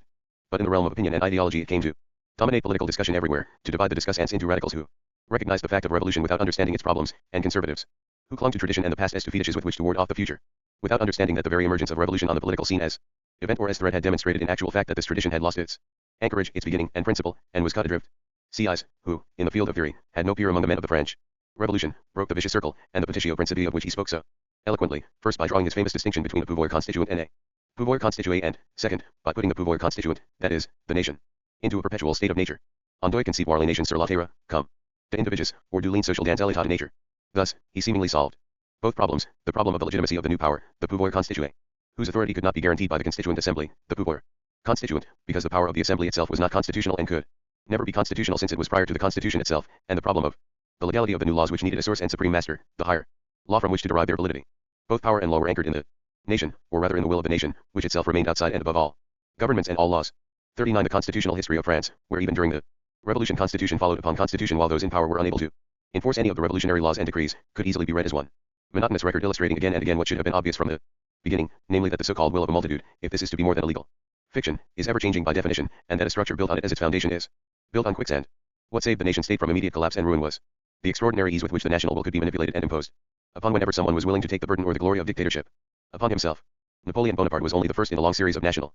statesmen who, to the applause of a whole nation, could declare, I am the pouvoir constituent. However, while the dictate of one will achieve for short periods the nation-state's fictive ideal of unanimity, it was not will but interest, the solid structure of a class society, that bestowed upon the nation-state for the longer periods of its history its measure of stability. And this interest the intérêt du corps, in the language of C.I.'s, by which not the citizen but the individual allies itself only with some others was never an expression of the will but, on the contrary, the manifestation of the world or rather of those parts of the world which certain groups, corps, or classes had in common because they were situated between them. 40. Theoretically, it is obvious that C.I.'s solution for the perplexities of foundation, the establishment of a new law and the foundation of a new body politic, had not resulted and could not result in the establishment of a republic in the sense of an empire of laws and not of men, Harrington, but had replaced monarchy, or one-man rule, with democracy, or rule by the majority. We find it difficult to perceive how much was at stake in this early shift from the republic to the democratic form of government, because we commonly equate and confound majority rule with majority decision. The latter, however, is a technical device, likely to be adopted almost automatically in all Types of deliberative councils and assemblies, whether these are the whole electorate or a town hall meeting or small councils of chosen advisors to the respective rulers. In other words, the principle of majority is inherent in the very process of decision-making, and thus is present in all forms of government, including despotism, with the possible exception only of tyranny. Only where the majority, after the decision has been taken, proceeds to liquidate politically, and in extreme cases physically, the opposing minority, does the technical device of majority decision degenerate into majority rule. 41. These decisions, to be sure, can be interpreted as expressions of will, and no one will doubt that under modern conditions of political equality they present and represent the ever-changing political life of a nation. The point of the matter, however, is that in the republican form of government such decisions are made, and this life is conducted within the framework and according to the regulations of a constitution which, in turn, is no more the expression of a national will or subject to the will of a majority than a building is the expression of the will of its architect or subject to the will of its inhabitants. The great significance attributed, on both sides of the Atlantic, to the constitutions as written documents testifies to their elementary objective, worldly character perhaps more than anything else. In America, at any rate, they were framed with the express and conscious intention to prevent, as far as humanly possible, the procedures of majority decisions from generating into the elective despotism of majority rule. 42. 3. The great and fateful misfortune of the French Revolution was that none of the constituent assemblies could command enough authority to lay down the law of the land. The reproach rightly leveled against them was always the same: they lacked the power to constitute. By definition, they themselves were unconstitutional. Theoretically, the fateful blunder of the men of the French Revolution consisted in their almost automatic, uncritical belief that power and law spring from the self-same source. Conversely, the great good fortune of the American Revolution was that the people of the colonies, prior to their conflict with England, were organized in self-governing bodies, that the revolution, to speak the language of the 18th century, did not throw them into a state of nature. 43. That there never was any serious questioning of the pouvoir constituent of those who framed the state constitutions and, eventually, the Constitution of the United States. What Madison proposed with respect to the American Constitution, namely, to derive its general authority entirely from the subordinate authorities. 44. Repeated only on a national scale what had been done by the colonies themselves when they constituted their state governments. The delegates to the provincial congresses or popular conventions which drafted the constitutions for state governments had derived their authority from a number of subordinate, duly authorized bodies, districts, counties, townships. To preserve these bodies unimpaired in their power was to preserve the source of their own authority intact. Had the federal convention, instead of creating and constituting a new federal power, chosen to curtail and abolish state powers, the founders would have met immediately the perplexities of their French colleagues. They would have lost their pouvoir constituent, and this, probably, was one of the reasons why even the most convinced supporters of a strong central government did not want to abolish the powers of state governments altogether. 45. Not only was the federal system the sole alternative to the nation-state principle, it was also the only way not to be trapped in the vicious circle of pouvoir constituent and pouvoir constitué. The astounding fact that the Declaration of Independence was preceded, accompanied, and followed by constitution making in all 13 colonies revealed all of a sudden to what an extent an entirely new concept of power and authority, an entirely novel idea of what was of prime importance in the political realm, had already developed in the New World, even though the inhabitants of this world spoke and thought in the terms of the Old World and referred to the same sources for inspiration and confirmation of their theories. What was lacking in the Old World were the townships of the colonies, and, seen with the eyes of a European observer, the American Revolution broke out, and the doctrine of the sovereignty of the people came out of the townships and took possession of the state. 46. Those who received the power to constitute, to frame constitutions, were duly elected delegates of constituted bodies. They received their authority from below, and when they held fast to the Roman principle that the seat of power lay in the people, they did not think in terms of a fiction and an absolute, the nation above all authority and absolved from all laws, but in terms of a working reality, the organized multitude whose power was exerted in accordance with laws and limited by them. The American revolutionary insistence on the distinction between a republic and a democracy or majority rule hinges on the radical separation of law and power, with clearly recognized different origins, different legitimations, and different spheres of application. What the American Revolution actually did was to bring the new American experience and the new American concept of power out into the open. Like prosperity and equality of condition, this new power concept was older than the revolution, but, unlike the social and economic happiness of the New World, which would have resulted in abundance and affluence under almost any form of government, it would hardly have survived without the foundation of a new body politic, designed explicitly to preserve it. Without revolution, in other words, the new power principle would have remained hidden. It might have fallen into oblivion or be remembered as a curiosity, of interest to anthropologists and local historians, but of no interest to statecraft and political thought. Power, as the men of the American Revolution understood it as a matter of course, because it was embodied in all institutions of self-government throughout the country, was not only prior to the revolution, it was in a sense prior to the colonization of the continent. The Mayflower Compact was drawn up on the ship and signed upon landing. For our argument, it is perhaps of no great relevance, though it would be interesting to know whether the Pilgrims had been prompted to covenant because of the bad weather, which prevented their landing farther south within the jurisdiction of the Virginia Company that had granted them their patent, or whether they felt the need to combine themselves together because the London recruits were an undesirable lot challenging the jurisdiction of the Virginia Company and threatening to use their own liberty. 47. In either case, they obviously feared the so-called state of nature, the untrod wilderness, unlimited by any boundary, as well as the unlimited initiative of men bound by no law. This fear is not surprising. It is the justified fear of civilized men who, for whatever reasons, have decided to leave civilization behind them and strike out on their own. The really astounding fact in the whole story is that their obvious fear of one another was accompanied by the no less obvious confidence they had in their own power, granted and confirmed by no one and as yet unsupported by any means of violence, to combine themselves together into a civil body politic which, held together solely by the strength of mutual promise in the presence of God and one another, supposedly was powerful enough to enact, constitute, and frame all necessary laws and instruments of government. This deed quickly became a precedent, and when, less than 20 years later, colonists from Massachusetts emigrated to Connecticut, they framed their own fundamental orders and plantation covenant in a still uncharted wilderness, so that, when the royal charter finally arrived to unite the new settlements into the colony of Connecticut, it sanctioned and confirmed an already existing system of government, and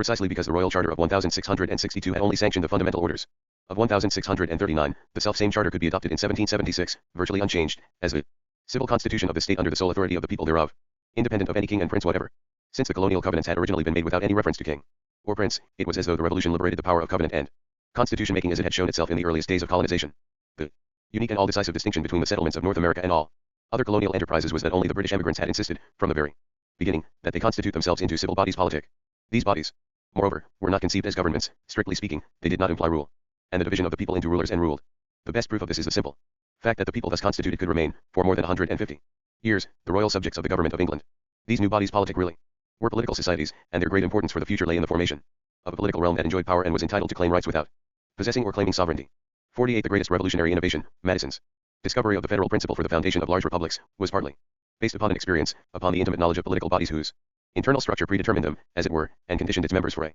constant enlargement whose principle was neither expansion nor conquest but the further combination of powers. For not only the basic federal principle of uniting separate and independently constituted bodies, but also the name confederation in the sense of combination or co-association was actually discovered in the earliest times of colonial history, and even the new name of the Union to be called the United States of America was suggested by the short-lived New England Confederation to be called by the name of United Colonies of New England. 49. And it was this experience, rather than any theory, which emboldened Madison to elaborate and affirm a casual remark of Montesquieu, namely that the republican form of government, if based upon the federal principle, was appropriate for large and growing territories. 50. John Dickinson, who once almost casually remarked, experience must be our only God. Reason may mislead us. 51. May have been dimly aware of this unique but theoretically inarticulate background of the American experiment. It has been said that America's debt to the idea of the social contract is so huge as to defy measurement. 52. But the point of the matter is that the early colonists, not the men of the Revolution, put the idea into practice, and they certainly had no notion of any theory. On the contrary, if Locke in a famous passage states that which begins and actually constitutes any political society is nothing but the consent of any number of freemen capable of majority to unite and incorporate into such society, and then calls this act the beginning to any lawful government in the world, it rather looks as though he was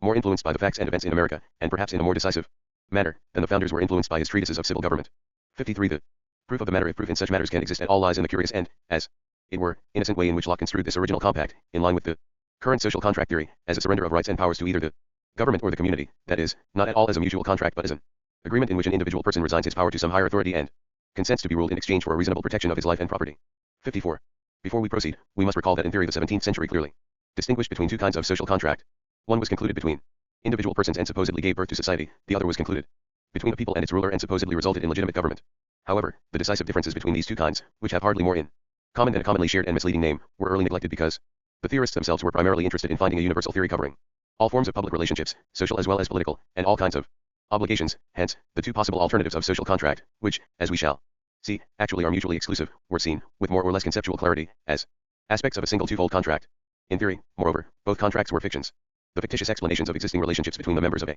community called society, or between this society and its government, and while the history of the theoretical fictions can be traced back deep into the past, there had been no instance, prior to the colonial enterprise of the British people, when even a remote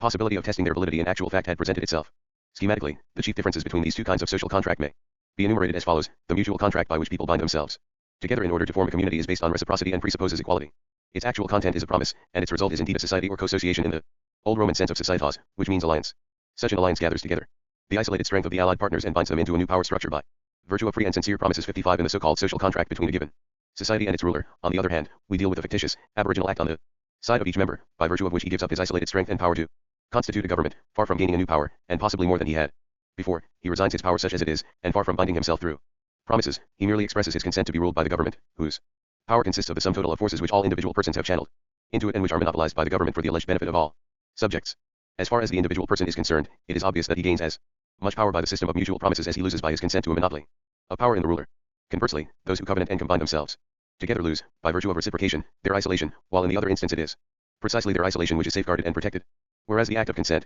accomplished by each individual person in his isolation, stands indeed only in the presence of God, the act of mutual promise is by definition enacted in the presence of one another. It is in principle independent of religious sanction. Moreover, a body politic which is the result of covenant and combination becomes the very source of power for each individual person who outside the constituted political realm remains impotent. The government which, on the contrary, is the result of consent acquires a monopoly of power so that the governed are politically impotent so long as they do not decide to recover their original power in order to change the government and entrust another ruler with their power. In other words, the mutual contract where power is constituted by means of promise contains in both the republican principle, according to which power resides in the people, and where a mutual subjection makes of rulership an absurdity if the people be governors, who shall be governed. 56. And the federal principle, the principle of a commonwealth for increase, as Harrington called his Utopian Oceana, according to which constituted political bodies can combine and enter into lasting alliances without losing their identity. It is equally obvious that the social contract which demands the Resignation of power to the government and the consent to its rule contains in this both the principle of absolute rulership, of an absolute monopoly of power to overawe them all, Hobbes, which, incidentally, is liable to be construed in the image of divine power, since only God is omnipotent, and the national principle according to which there must be one representative of the nation as a whole, and where the government is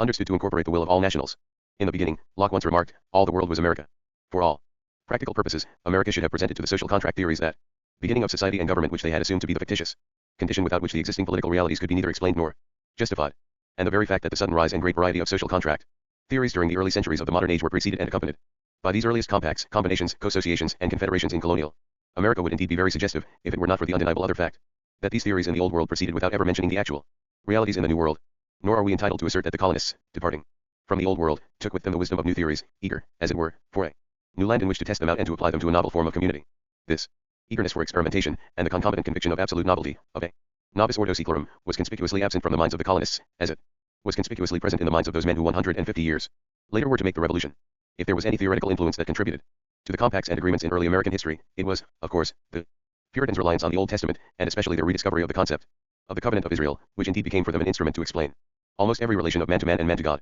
But while it may be true that the Puritan theory of the origin of the church in the consent of the believers led directly to the popular theory of the origin of government in the consent of the governed, 57 this could not have led to the other much less current theory of the origin of a civil body politic in the mutual promise and binding of its constituents. For the biblical covenant, as the Puritans understood it, was a compact between God and Israel by virtue of which God gave the law and Israel consented to keep it, and while this covenant implied government by consent, it implied by no means a political body in which rulers and ruled would be equal, that is, where actually the whole principle of rulership no longer applied. 58. Once we turn from these theories and speculations about influences to the documents themselves and their simple, uncluttered, and often awkward language, we see immediately that it is an event rather than a theory or a tradition we are confronted with. An event of the greatest magnitude and the greatest import for the future, enacted on the spur of time and circumstances, and yet thought out and considered with the greatest care and circumspection. What prompted the colonists solemnly and mutually in the presence of God and one another, to covenant and combine ourselves together into a civil body politic, and by virtue hereof to enact, constitute, and frame such just and equal laws, ordinances, acts, constitutions, and offices, from time to time, as shall be thought most meet and convenient for the general good of the colony, unto which we promise all due submission and obedience, as the Mayflower Compact has. It were the difficulties and discouragements which in all probabilities must be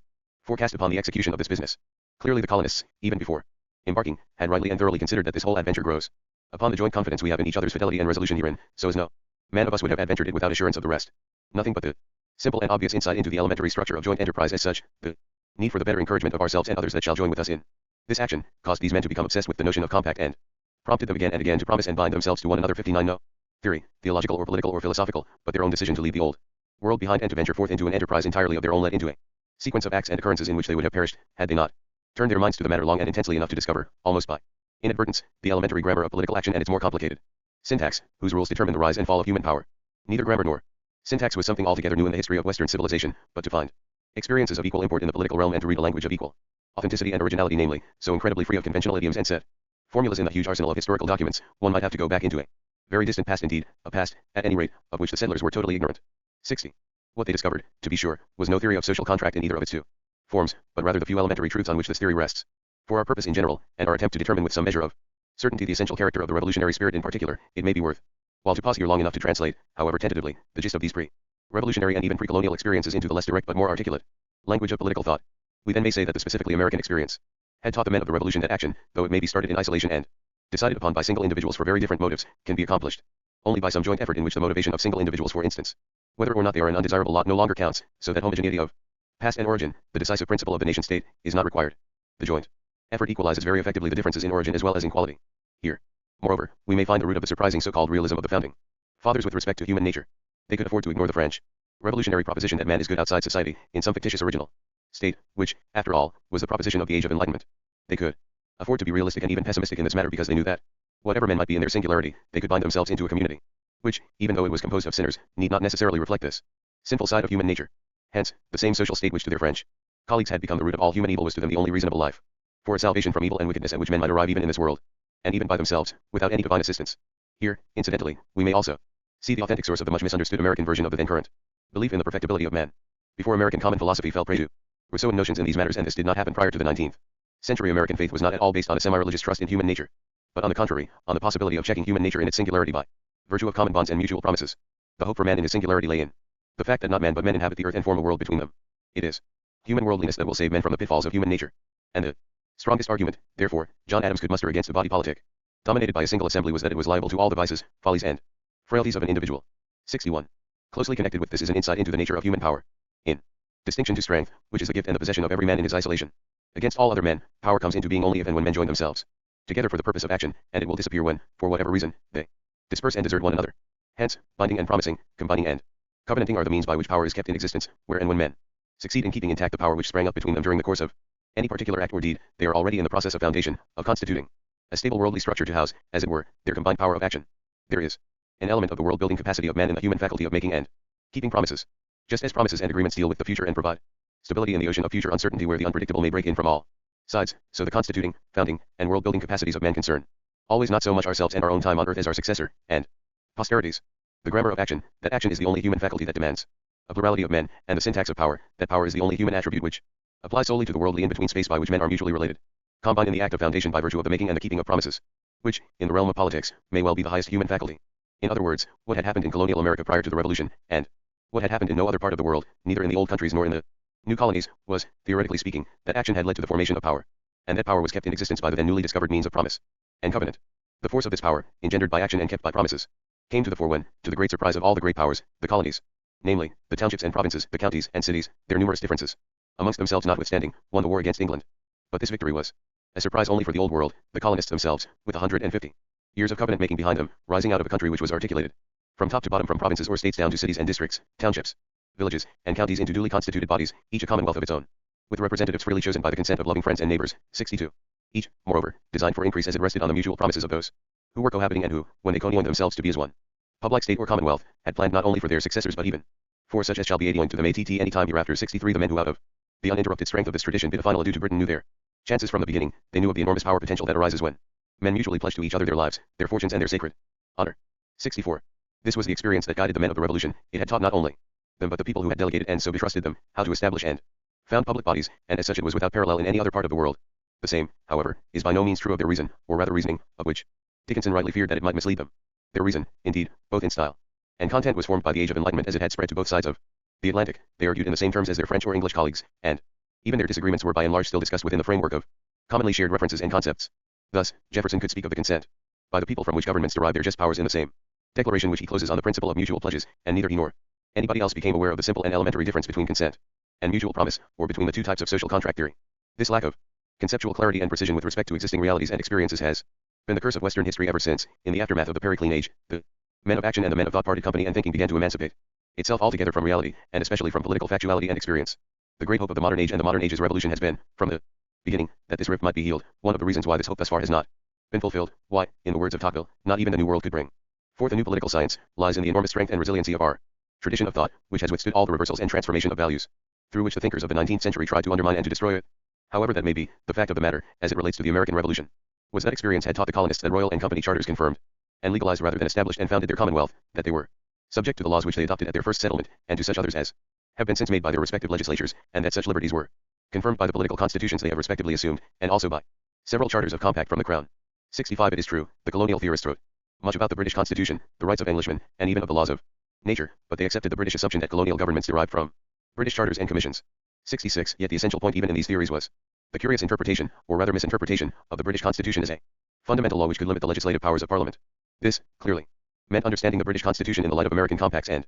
agreements, which indeed were such fundamental law, such fixed authority, the bounds of which even the Supreme Legislature might not overleap without destroying its own foundation. It was precisely because the Americans so firmly believed in their own compacts and agreements that they would appeal to a British Constitution and their constitutional right, exclusion of any consideration of charter rights, whereby it is even relatively unimportant that they, following the fashion of the time, asserted this to be an unalterable right, in nature, since, to them at least, this right had become law only because they thought it to be engrafted into the British Constitution, as a fundamental law. 67. And again, experience had taught the colonists enough about the nature of human power to conclude from the by no means intolerable abuses of power by a particular king that kingship as such is a form of government fit for slaves, and that an American republic is the only government which we wish to see established, for we can never be willingly subject to any other king than he who, being possessed of infinite wisdom, goodness and rectitude, is alone fit to possess unlimited power. 68. But the colonial theorists were still debating at length the advantages and disadvantages of the various forms of government as though there were any choice in this matter. Finally, it was experience, the unified wisdom of North America collected in a general Congress of 69 rather than theory or learning, that taught the men of the Revolution the real meaning of the Roman potestas in populo, that power resides in the people. They knew that the principle of potestas in populo is capable of inspiring a form of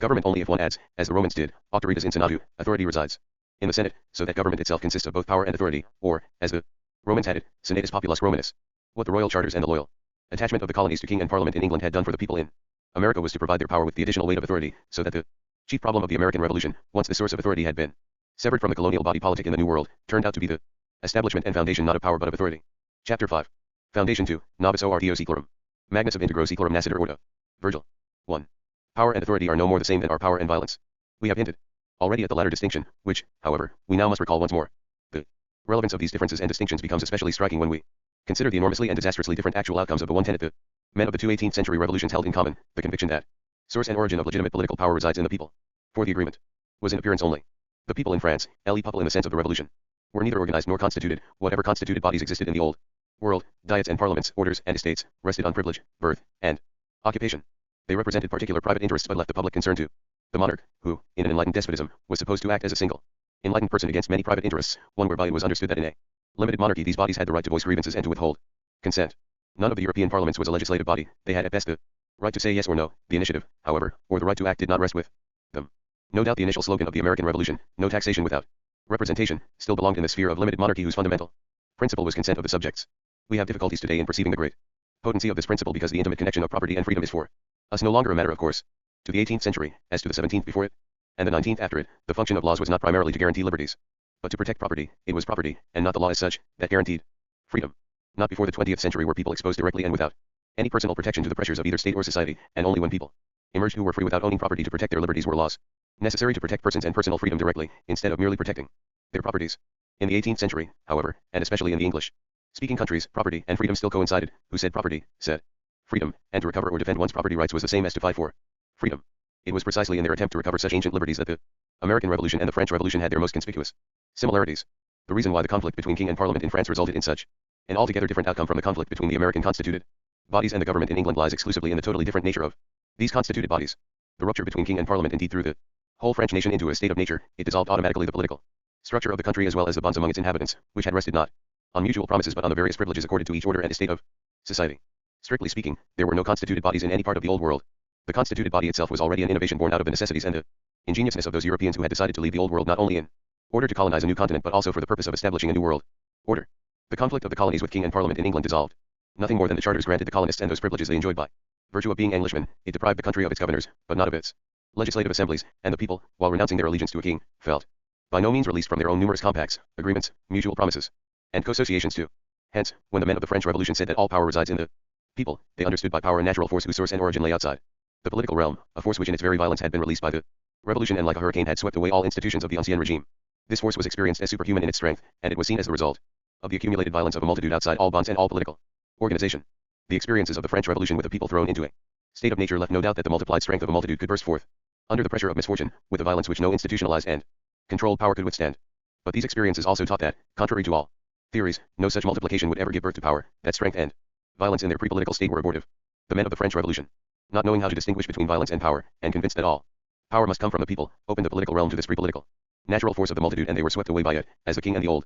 powers had been swept away before. The men of the American Revolution, on the contrary, understood by power the very opposite of a pre-political natural violence. To them, power came into being when and where people would get together and bind themselves through promises, covenants, and mutual pledges. Only such power, which rested on reciprocity and mutuality, was real power and legitimate, whereas the so-called power of kings or princes or aristocrats, because it did not spring from mutuality, but, at best, rested only on consent, was spurious and usurped. They themselves still knew very well what made them succeed where all other nations were to fail. It was, in the words of John Adams, the power of confidence in one another, and in the common people, which enabled the United States to go through a revolution. 3. This confidence, moreover, arose not from a common ideology but from mutual promises, and as such, became the basis for associations, the gathering together of people for a specified political purpose. It is a melancholy thing to say, but I am afraid it contains a good measure of truth, that this notion of confidence in one another as a principle of organized action has been present in other parts of the world only in conspiracy and in societies of conspirators. However, while power, rooted in a people that had bound itself by mutual promises, and lived in bodies constituted by compact, was enough to go through a revolution, without unleashing the boundless violence of the multitudes, it was by no means enough to establish a perpetual union, that is, to found a new authority. Neither compact nor promise upon which compacts rest are sufficient to assure perpetuity, that is, to bestow upon the affairs of men that measure of stability without which they would be unable to build a world for their posterity, destined and designed to outlast their own mortal lives. For the men of the Revolution, who prided themselves on founding republics, that is, governments of law and not of men, the problem of authority arose in the guise of the so-called higher law which would give sanction to posited laws. No doubt, the laws owed their factual existence to the power of the people and their representatives in the legislatures, but these men could not at the same time represent the higher source from which these laws had to be derived in order to be authoritative and valid for all, the majorities and the minorities, the present and the future generations. Hence, the very task of laying down a new law of the land, which was to incorporate for future generations the higher law that bestows validity on all man-made laws, brought to the fore, in America no less than in France, the need for an absolute, and the only reason why this need did not lead the men of the American Revolution into the same absurdities into which it led those of the French Revolution, and particularly Robespierre himself, was that the former distinguished clearly and unequivocally between the origin of power, which springs from below, the grassroots of the people, and the source of law, whose seat is above, in some higher and transcendent region. Theoretically, the deification of the people in the French Revolution was the inevitable consequence of the attempt to derive both law and power from the self-same source. The claim of absolute kingship to rest on divine rights had construed secular rulership in the image of the God who is both omnipotent and legislator of the universe. That is, in the image of the God whose will is law. The general will of Rousseau or Robespierre is still this divine will which needs only to will in order to produce a law. Historically, there is no more momentous difference of principle between the American and the French revolutions than that the latter unanimously held that law is the expression of the general will, as Article 6 of the Declaration des Droits de l'Homme et du Citoyen of 1789 has it, a formulation for which one may look in vain in either the Declaration of Independence or the Constitution of the United States. Practically, as we saw before, it turned out that it was not even the people and its general will but the very process of the revolution itself which became the source of all laws, a source which relentlessly produced new laws, namely, decrees and ordinances, which were obsolete the very moment they were issued, swept away by the higher law of the revolution which had just given birth to them. Unloy. Revolutionnaire, said Condorcet, summing up almost 4 years of revolutionary experience, est un loi qui a pour objet de maintenir cette revolution, et den accélère. Ou réguler la marche. A revolutionary law is a law whose object is to maintain the revolution and to accelerate or regulate its course. For it is true, Condorcet also voiced the hope that the revolutionary law, by accelerating the course of revolution, would usher in the day when the revolution would be completed, that it would even precipitate its terminal end, but this hope was in vain. In theory as in practice, only a counter-movement, a contra-revolution, could stop a revolutionary process which had become a law unto itself. The great problem in politics, which I compare to the problem of squaring the circle in geometry, is how to find a form of government which puts the law above men. 5. Theoretically, Rousseau's problem closely resembles Sieyes's vicious circle. Those who get together to constitute a new government are themselves unconstitutional. That is, they have no authority to do what they have set out to achieve. The vicious circle in legislating is present not in ordinary lawmaking, but in laying down the fundamental law, the law of the land or the constitution which, from then on, is supposed to incarnate the higher law from which all laws ultimately derive their authority. And with this problem, which appeared as the urgent need for some absolute, the men of the American Revolution found themselves no less confronted than their colleagues in France. The trouble was, to quote Rousseau once more, that to put the law above man and thus to establish the validity of man-made laws, il faut dire, one actually would need gods. The need for gods in the body politic of a republic appeared in the course of the French Revolution in Robespierre's desperate attempt at founding an entirely new cult, the cult of a supreme being. At the time Robespierre made his proposal, it seemed as though the cult's chief function was to arrest the revolution, which had run amok. As such, the great festival, this wretched and fortunate substitute for the constitution, which the revolution had been unable to produce, failed utterly. The new god, it turned out, was not even powerful enough to inspire the proclamation of a general amnesty and to show a minimum of clemency, let alone mercy. The ridiculousness of the enterprise was such that it must have been manifest to those who attended the initiating ceremonies, as it was to later generations. Even then it must have looked as though the god of the philosophers upon whom Luther and Pascal had vented their contempt had finally decided to disclose himself in the guise of a circus clown. If confirmation were needed that the revolutions of the modern age, their occasional deistic language, notwithstanding, presuppose not the breakdown of religious beliefs as such, but certainly their utter loss of relevance in the political realm, Robespierre's cult of the supreme being would be enough. Yet even Robespierre, whose lack of sense of humor was notorious, might have shirked this ridicule, had not his need been so desperate. For what he needed was by no means just a supreme being, a term which was not his. He needed rather what he himself called an immortal legislator, and what, in a different context, he also named a continuous appeal to justice. 6. In terms of the French Revolution, he needed an ever-present transcendent source of authority that could not be identified with the general will of either the nation or the revolution itself, so that an absolute sovereignty, Blackstone's despotic power, might bestow sovereignty upon the nation, that an absolute immortality might guarantee, if not immortality, then at least some permanence and stability to the republic, and, finally, that some absolute authority might function as the fountainhead of justice from which the laws of the new body politic could derive their legitimacy. It was the American Revolution which demonstrated that of these three needs, the need for an immortal legislator was the most urgent and the one which was least predetermined by the particular historical conditions of the French nation. For we may lose all desire to laugh at the circus clown when we find the same notions, stripped of all ridicule, in John Adams, who also demanded worship of a supreme being which he, too, called the great legislator of the universe. 7. Or when we recall the solemnity with which Jefferson, in the Declaration of Independence, appealed to the laws of nature and nature's God. Moreover, the need for a divine principle, for some transcendent sanction in the political realm, as well as the curious fact that this need would be felt most strongly in case of a revolution, that is, when a new body politic had to be established, had been clearly anticipated by nearly all theoretical forerunners of the revolutions, with the sole exception, perhaps, of Montesquieu. Thus even Locke, who so firmly believed that a principle of action has been planted in man by God himself, so that men would have only to follow the voice of a God-given conscience within themselves, without any special recourse to the transcendent planter, was convinced that only an appeal to God in heaven could help those who came out of the state of nature and were about to lay down the fundamental law of a civil society. 8. Hence, in theory as in practice, we can hardly avoid the paradoxical fact that it was precisely the revolutions, their crisis, and their emergency, which drove the very enlightened men of the 18th century to plead for some religious sanction at the very moment when they were about to emancipate the secular realm fully from the influences of the churches and to separate politics and religion once and for all, in order to gain a more precise understanding of the nature of the problem involved. In this need for an absolute, it may be well to remind ourselves that neither Roman nor Greek antiquity was ever perplexed by it. It is all the more noteworthy that John Adams, who even before the outbreak of the revolution had insisted on rights antecedent to all earthly government derived from the great legislator of the universe, and who then became instrumental in retaining and insisting on the law of nature as a recourse, to which we might be driven by Parliament much sooner than we were aware, 9 should have believed that it was the general opinion of ancient nations that the divinity alone was adequate to the important office of giving laws to men. 10. For the point of the matter is that Adams was in error, and that neither the Greek nor the Roman lex was of divine origin, that neither the Greek nor the Roman concept of legislation needed divine inspiration. 11. The very notion of divine legislation implies that the legislator must be outside of and above his own laws, but in antiquity it was not the sign of a god, but the characteristic of the tyrant to impose on the people laws by which he himself would not be bound. 12. It is true, though, that in Greece it was held that the lawgiver came from outside the community, that he could be a stranger and be called from abroad, but this meant no more than that laying down the law was pre-political, prior to the existence of the polis, the city-state, just as building the walls around the city was prior to the coming into existence of the city itself. The Greek legislator was outside the body politic, but he was not above it and he was not divine. The very word, which, apart from its etymological significance, receives its full meaning as the opposite of or things that are natural, stresses the artificial, conventional, man-made nature of the laws. Moreover, although the word came to assume different meanings throughout the centuries of Greek civilization, it never lost its original spatial significance altogether, namely, the notion of a range or province, within which divine power may be legitimately exercised. 13. Obviously, no idea of a higher law could possibly make sense with respect to this, and even Plato's laws are not derived from a higher law which would not only determine their usefulness but constitute their very legality and validity. 14. The only trace we find of this notion of the legislator's role and status with respect to the body politic in the history of revolutions and the modern foundation seems to be Robespierre's famous proposal that the members of the Constituent Assembly engage themselves formally to leave to others the care for building the Temple of Liberty whose foundations they have thrown, that they disqualify themselves gloriously for the next election. And the actual source of Robespierre's suggestion has been so little known in modern times that historians have suggested all kinds of ulterior motives for his action. 15. Roman law, although almost totally different from the Greek, still needed no transcendent source of authority, and if the act of legislation needed help from the gods, the nodding affirmation with which, according to Roman religion, the gods approve of decisions made by human beings, it needed it no more than other important political acts. Unlike the Greek, the Roman lex was not coeval with the foundation of the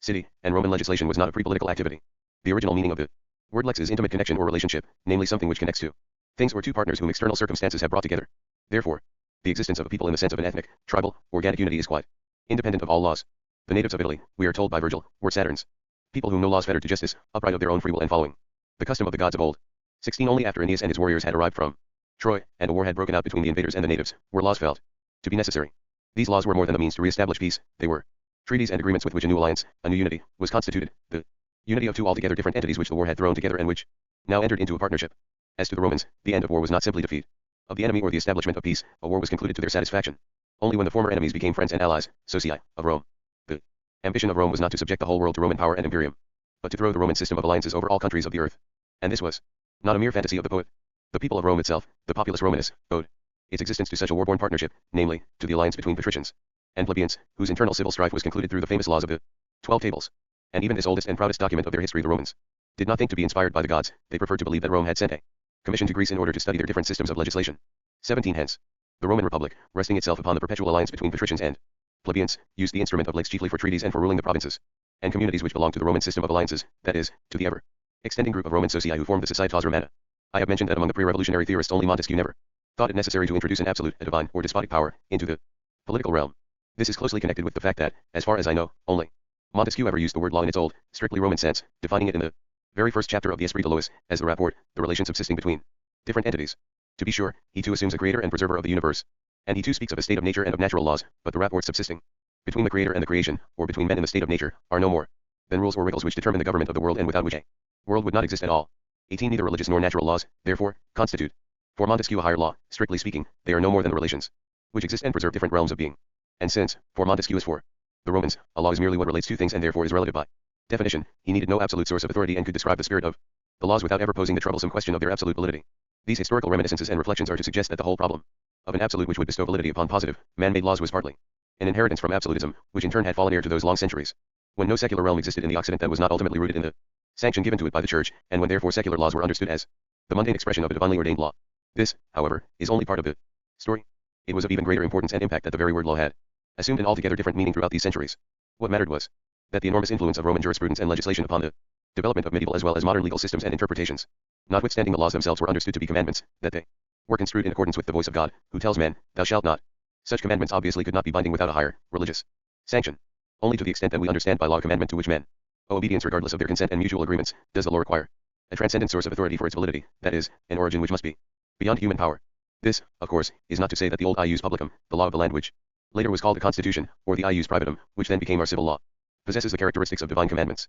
But the model in whose image Western mankind had construed the quintessence of all laws, even of those whose Roman origin was beyond doubt, and even in juridical interpretation that used all the terms of Roman jurisdiction, this model was itself not Roman at all, it was Hebrew in origin and represented by the divine commandments of the Decalogue. And the model itself did not change when in the 17th and 18th centuries natural law stepped into the place of divinity, into the place, that is, which once had been held by the Hebrew God who was a lawmaker because he was the maker of the universe, a place which then had been occupied by Christ, the visible representative and bodily incarnation of God on earth, from whom then the vicars of Christ, the Roman popes and bishops as well as the kings who followed them, had derived their authority, until finally the rebellious Protestants turned to Hebrew laws and covenants and to the figure of Christ himself. For the trouble with natural law was precisely that it had no author, that it could only be understood as a law of nature in the sense of a non-personal, superhuman force which would compel men anyhow, no matter what they did or intended to do or omitted to do. In order to be a source of authority and bestow validity upon man-made laws, one had to add to the law of nature, as Jefferson did, and nature's God, whereby it is of no great relevance if, in the mood of the time, this God addressed his creatures through the voice of conscience or enlightened them through the light of reason rather than through the revelation of the Bible. The point of the matter has always been that natural law itself needed divine sanction to become binding for men. 19. Religious sanction for man-made laws presently turned out to require much more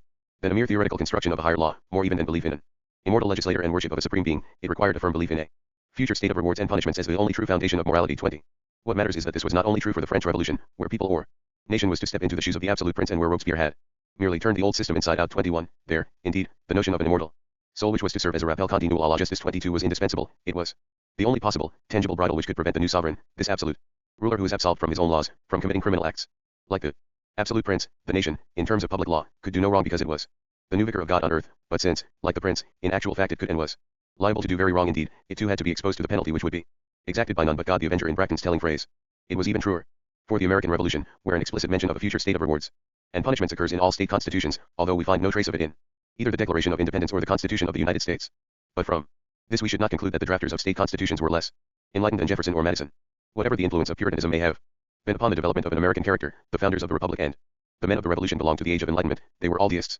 and their insistence on a belief in future states was oddly out of tune with their religious convictions. Certainly no religious fervor but strictly political misgivings about the enormous risks inherent in the secular realm of human affairs caused them to turn to the only element of traditional religion whose political usefulness as an instrument of rule was beyond any doubt. We, who had ample opportunity to watch political crime on an unprecedented scale, committed by people who had liberated themselves from all beliefs in future states, and had lost the age-old fear of an avenging God, are in no position, it seems, to quarrel with the political wisdom of the founders. But it was political wisdom and not religious conviction that made John Adams write the following strangely prophetic words: Is there a possibility that the government of nations may fall in the hands of men who teach the most disconsolate of all creeds, that men are but fireflies, and this all is without a father? Is this the way to make man as man an object of respect? Or is it to make murder itself as indifferent as shooting plover, and the extermination of the Rohila nation as innocent as the swallowing of mites on a morsel of cheese? 23. For the same reasons, namely, our own experiences, we also are tempted to revise the current opinion that Robespierre opposed atheism because it happened to be a common creed among aristocrats. There is no reason for not believing him when he said that he found it impossible to understand how any legislator could ever be an atheist, since he necessarily had to rely on a religious sentiment which impresses upon the soul the idea of a sanction given to the moral precepts by a power greater than man. 24.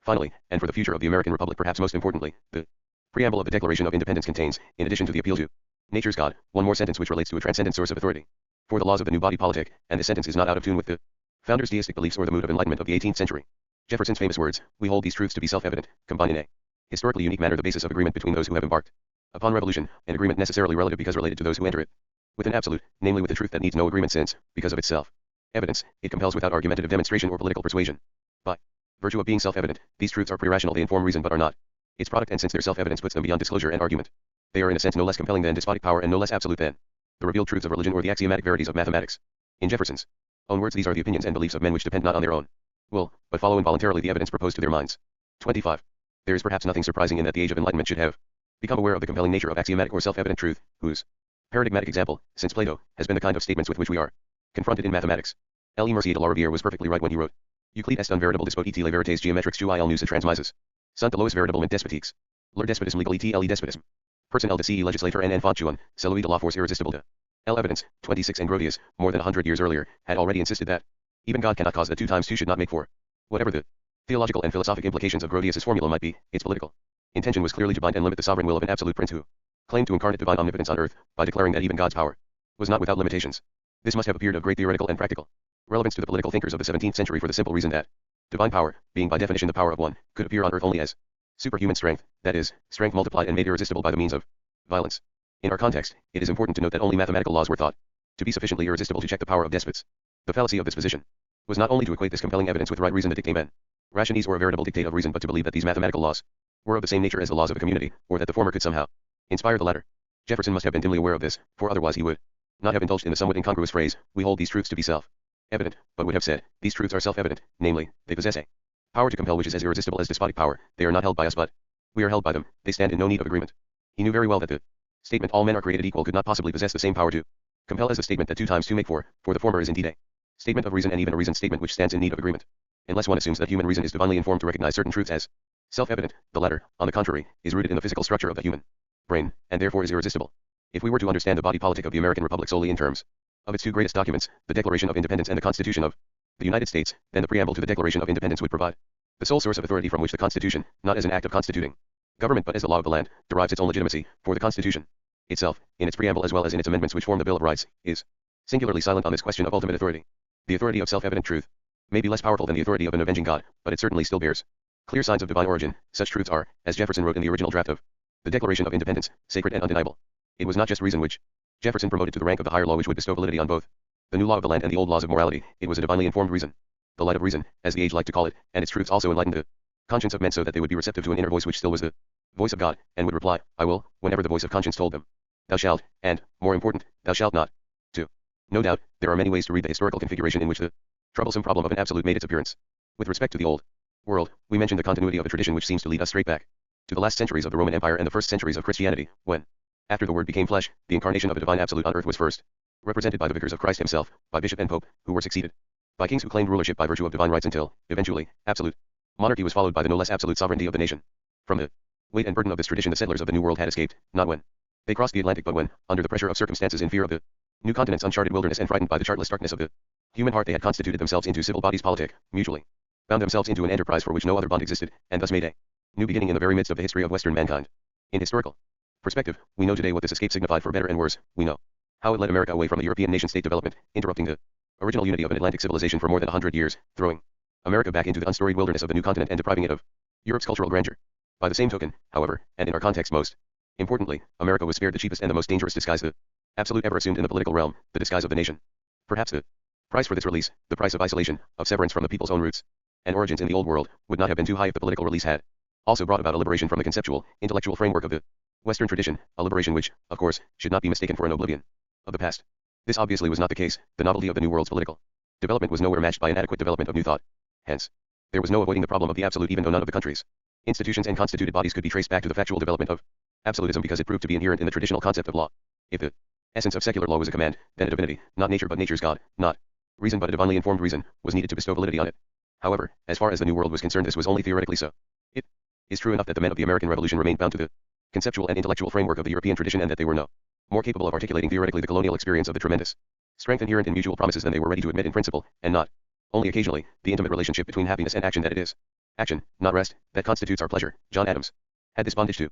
tradition determined the actual destinies of the American Republic to the same extent as it compelled the minds of the theorists. The authority of this new body politic in actual fact might have crumbled under the onslaught of modernity, where the loss of religious sanction for the political realm is an accomplished fact, as it crumbled in all other revolutions. The fact of the matter is that this was not the case, and what saved the American Revolution from this fate was neither nature's God nor self-evident truth, but the act of foundation itself. It has often been noticed that the actions of the men of the revolutions were inspired and guided to an extraordinary degree by the examples of Roman antiquity, and this is not only true for the French Revolution, whose agents had indeed an extraordinary flair for the theatrical. The Americans, perhaps, thought less of themselves in terms of ancient greatness, though Thomas Paine was wont to think what Athens was in miniature America will be in magnitude. They certainly were conscious of emulating ancient virtue. When Saint Just exclaimed, the world has been empty since the Romans and is filled only with their memory, which is now our only prophecy of freedom, he was echoing John Adams, to whom the Roman constitution formed the noblest people and the greatest power that has ever existed, just as Paine's remark was preceded by James Wilson's prediction that the glory of America will rival, it will outshine the glory of Greece. 27. I have mentioned how strange this enthusiasm for the ancients actually was, how out of tune with the modern age, how unexpected that the men of the revolutions should turn to a distant past which had been so vehemently denounced by the scientists and the philosophers of the 17th century. And yet, when we recall with what enthusiasm for ancient prudence Cromwell's short dictatorship had been greeted even in the 17th century by Harrington and Milton, and with what unerring precision Montesquieu, in the first part of the 18th century, turned his attention to the Romans again, we may well come to the conclusion that, without the classical example shining through the centuries, none of the men of the revolutions on either side of the Atlantic would have possessed the courage for what then turned out to be unprecedented action. Historically speaking, it was as though the Renaissance's revival of antiquity that had come to an abrupt end with the rise of the modern age should suddenly be granted another lease on life, as though the Republican fervor of the short-lived Italian city-states, foredoomed, as Machiavelli knew so well, by the advent of the nation-state, had only lain dormant to give the nations of Europe the time to grow up, as it were, under the tutelage of absolute princes and enlightened despots. However that may be, the reason why the men of the revolutions turned to antiquity for inspiration and guidance was most emphatically not a romantic yearning for past and tradition. Romantic conservatism, and which conservatism worth its salt has not been romantic, was a consequence of the revolutions, more specifically of the failure of revolution in Europe, and this conservatism turned to the Middle Ages, not to antiquity. It glorified those centuries when the secular realm of worldly politics received its light from the splendor of the church, that is, when the public realm lived from borrowed light. The men of the revolutions prided themselves on their enlightenment, on their intellectual freedom from tradition, and since they had not yet discovered the spiritual perplexities of this situation, they were still untainted by the sentimentalities about the past and traditions in general which were to become so characteristic for the intellectual climate of the early 19th century. When they turned to the ancients, it was because they discovered in them a dimension which had not been handed down by tradition, neither by the traditions of customs and institutions nor by the great tradition of Western thought and concept. Hence, it was not tradition that bound them back to the beginnings of Western history but, on the contrary, their own experiences, for which they needed models and precedents. And the great model and precedent, all occasional, Rhetoric about the glory of Athens and Greece notwithstanding, was for them, as it had been for Machiavelli, the Roman Republic and the grandeur of its history. In order to understand more clearly for what specific lessons and precedents the men of the revolutions turned to the great Roman example, it may be well to recall another, frequently noticed fact which, however, plays a distinct role only in the American Republic. Many historians, especially in the 20th century, have found it rather disconcerting that the Constitution, which, in the words of John Quincy Adams, had been extorted from the grinding necessity of a reluctant nation, should have become overnight the object of an undiscriminating and almost blind worship, as Woodrow Wilson once put it. 28 One could indeed very beige word about the government of England and assert that the Constitution strengthens the American government with the strength of religion, except that the strength with which the American people bound themselves to their Constitution was not the Christian faith in a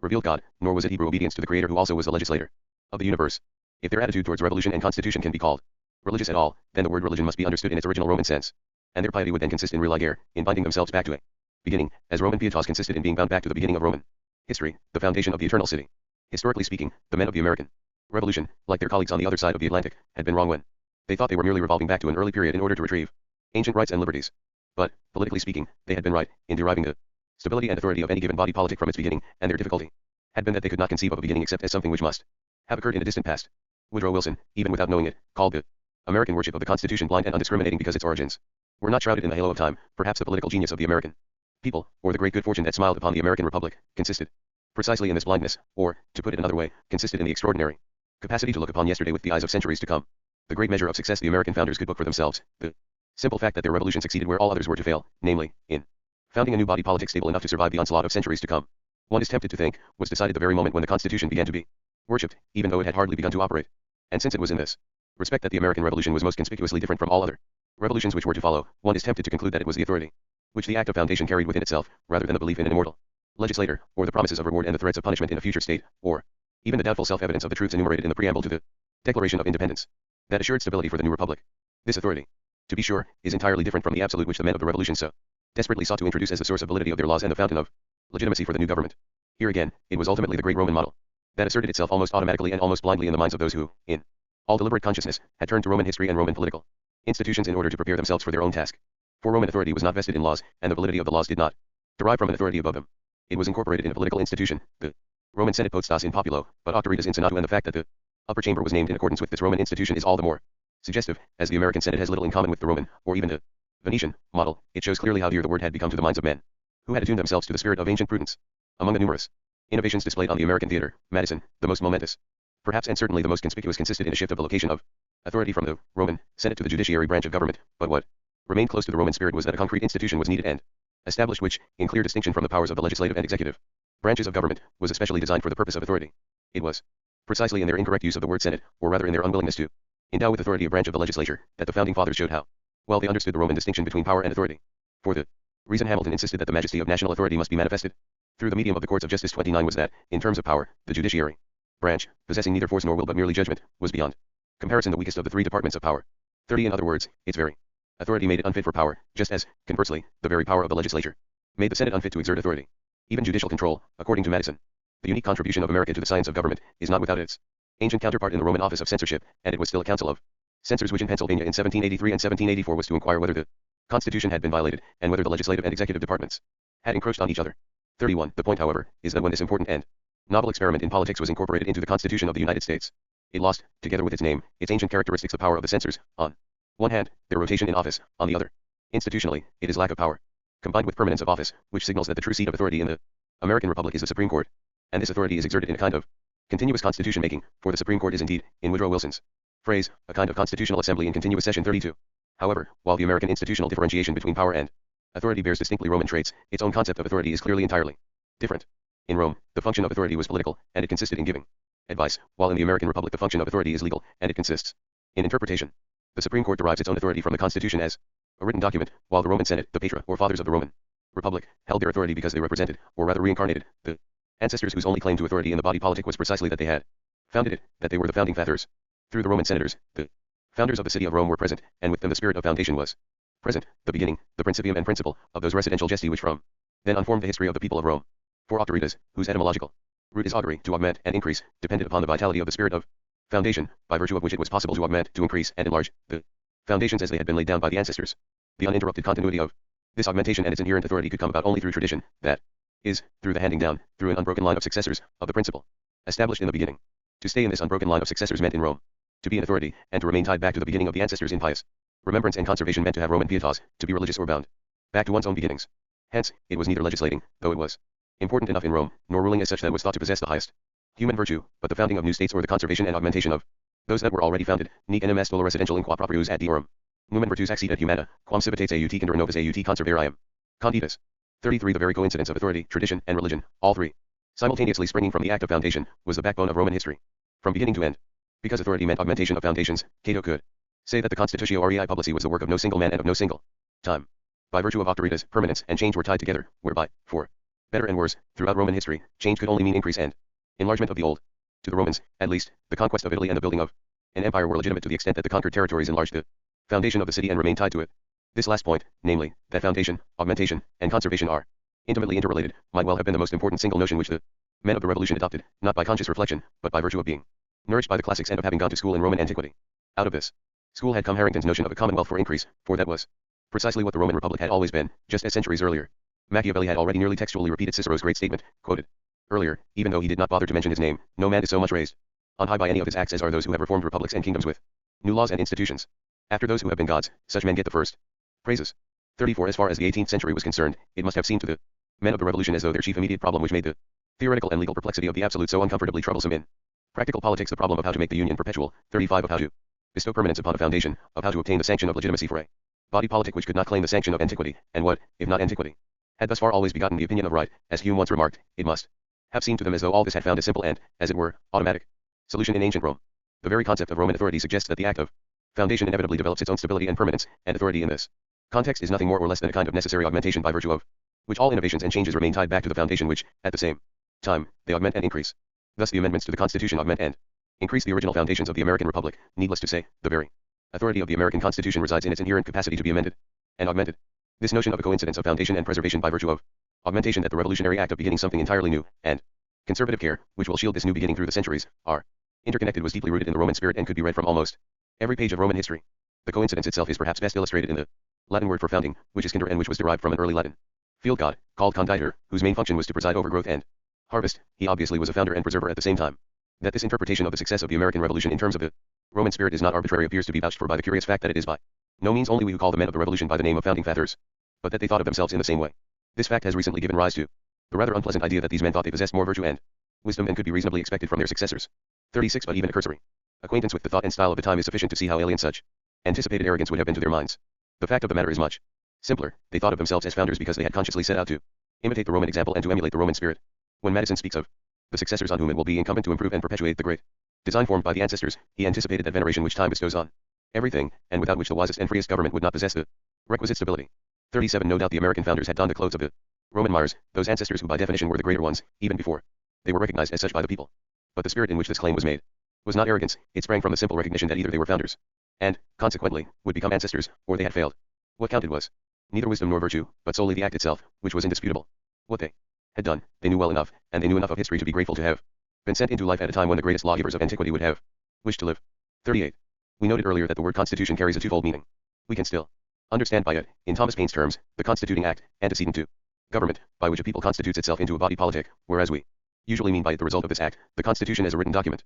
If we now turn our attention once more to the undiscriminating and blind worship with which the people of the United States have looked upon their Constitution ever since, we may be able to see how ambiguous this worship has always been, in that its object was at least as much the act of constituting as it was the written document itself. In view of the strange fact that Constitution worship in America has survived more than 100 years of minute scrutiny and violent critical debunking of the document as well as of all the truths which to the founders carried self-evidence, one is tempted to conclude that the remembrance of the event itself of people deliberately founding a new body politic has continued to shroud the actual outcome of this act, the document itself, in an atmosphere of reverent awe which has shielded both event and document against the onslaught of time and changed circumstances. And one may be tempted even to predict that the authority of the Republic will be safe and intact as long as the act itself, the beginning as such, is remembered whenever constitutional questions in the narrower sense of the word come into play. The very fact that the men of the American Revolution thought of themselves as founders indicates the extent to which they must have known that it would be the act of foundation itself, rather than an immortal legislator or self-evident truth or any other transcendent, transmundane source, which eventually would become the fountain of authority in the new body politic. From this it follows that it is futile to search for an absolute to break the vicious circle in which all beginning is inevitably caught, because this absolute lies in the very act of beginning itself. In a way, this has always been known, though it was never fully articulated in conceptual thought for the simple reason that the beginning itself, prior to the era of revolution, has always been shrouded in mystery and remained an object of speculation. The foundation which now, for the first time, had occurred in broad daylight to be witnessed by all who were present had been, for thousands of years, the object of foundation legends in which imagination tried to reach out into a past and to an event which memory could not reach. Whatever we may Find out about the factual truth of such legends. Their historical significance lies in how the human mind attempted to solve the problem of the beginning of an unconnected, new event breaking into the continuous sequence of historical time. As far as the men of the revolution were concerned, there were only two foundation legends with which they were fully acquainted: the biblical story of the exodus of Israeli tribes from Egypt and Virgil's story of the wanderings of Aeneas after he had escaped burning Troy. Both are legends of liberation, the one of liberation from slavery, and the other of escape from annihilation, and both stories are centered about a future promise of freedom, the eventual conquest of a promised land or the foundation of a new city. Duncan et Urbem, as Virgil even in the beginning of his great poem indicates its actual content. With respect to revolution, these tales seem to contain an important lesson. In strange coincidence, they both insist on a hiatus between the end of the old order and the beginning of the new, whereby it is of no great importance in this context whether the hiatus is being filled by the desolate aimless wanderings of Israeli tribes in the wilderness or by the adventures and dangers which befell Aeneas before he reached the Italian shore. If these legends could teach anything at all, their lesson